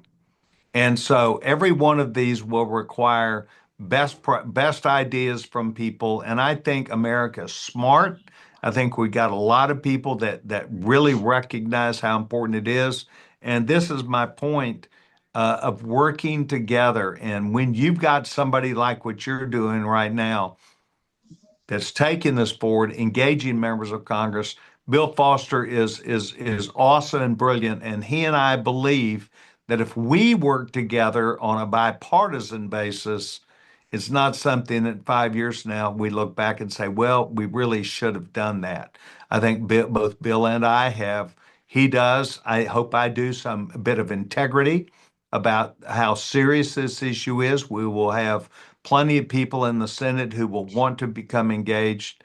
But I think it'll be the forerunner to people who are like you, who are out there pushing these ideas. It starts by and large in the financial industry. There's no question about that. The financial industry has a lot at risk. And, you know, we don't even comprehend well when there's a mistake who pays. Yeah, I'll say, you know, financial services as well. I mean, we've had speakers today, both from traditional finance, ABA spoke, Bank Policy Institute spoke, also the Digital Chamber on the crypto side. And I know, you know, your role in the Financial Services Committee, a lot of focus on cryptocurrency the last year. Congress passed the Genius Act to establish a regulatory structure for stable coins, but it also told Treasury to start coming up with ideas to address digital identity challenges in both traditional finance and crypto, and report back to the Hill, supposed to be this month. How do you see your bill, you know, potentially addressing some of these challenges in financial services? Well, they do, but this is to not place it just within Treasury. This is to go and challenge the country, to talk on a bigger, broader perspective. You know, we're kind of stuck on some of these things right now about states' rights. What can the state do? The state can't move forward on AI. They've got to wait for the federal government. Good gosh, what if you waited for forever? Well, we need at least best ideas. We did not empower someone to go out and change the law, and we'll have to address that at some point. But I think that we make a mistake if we cannot look forward to solving the problem as opposed to talking about it. And I would like to get into that debate about which one of these is best and what might the consumer take and how we're going to do that. Because I'm involved in it right now today in my own, I'll just call it my own neighborhood, but just my own iPhone, my own apps, going on and doing things. And quite honestly, it kind of frustrates you when your own people don't know who you are. And yet you realize, you know, this double and triple authorization. I went and gave blood the other day, LabCorp, and I got the bill, but they would not allow me because my double or triple authentication, it said I lived in another state.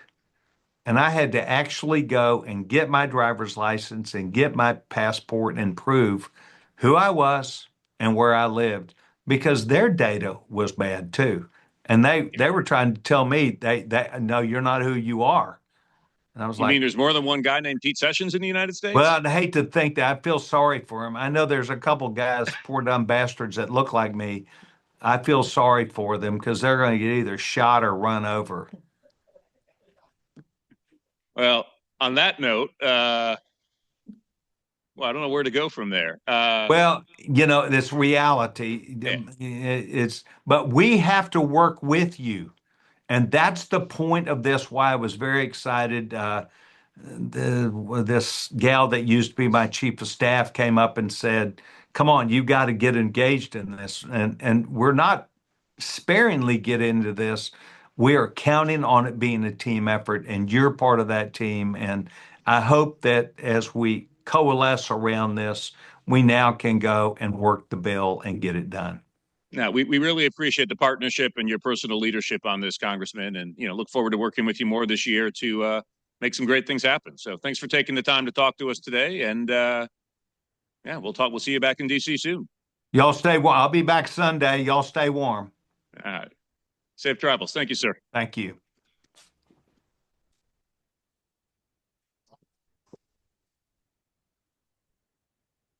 Okay. I believe Come back here to give you closing remarks. That brings us to the end of our agenda. So, wow, you all made it. It's a long day.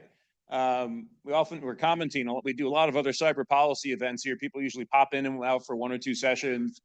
We don't get a ton of people actually staying the whole day. Here, everybody, I don't know if it's the quinoa salad or the free Cokes or whatever, but it's nice to see.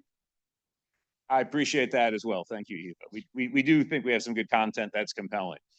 So just wanted once again to say thank you, first of all, to our partners at FIDO Alliance and ITRC for coming together to put this on. All of our speakers, many of whom traveled quite far in a great peril in an amazingly oversized blizzard. Also, shout out to Venables events team and our catering staff, and Jackie and the crew who's in the magic box behind the curtain who makes all the AV magic happen. It does take a lot of work to put this on here, and so we really appreciate the team that comes together to support all of this. We've got a reception that should be ready to kick off, I think, as soon as we walk outside, and look forward to talking to you all over the next hour. So thanks again for coming out and for another great identity policy forum. Thank you.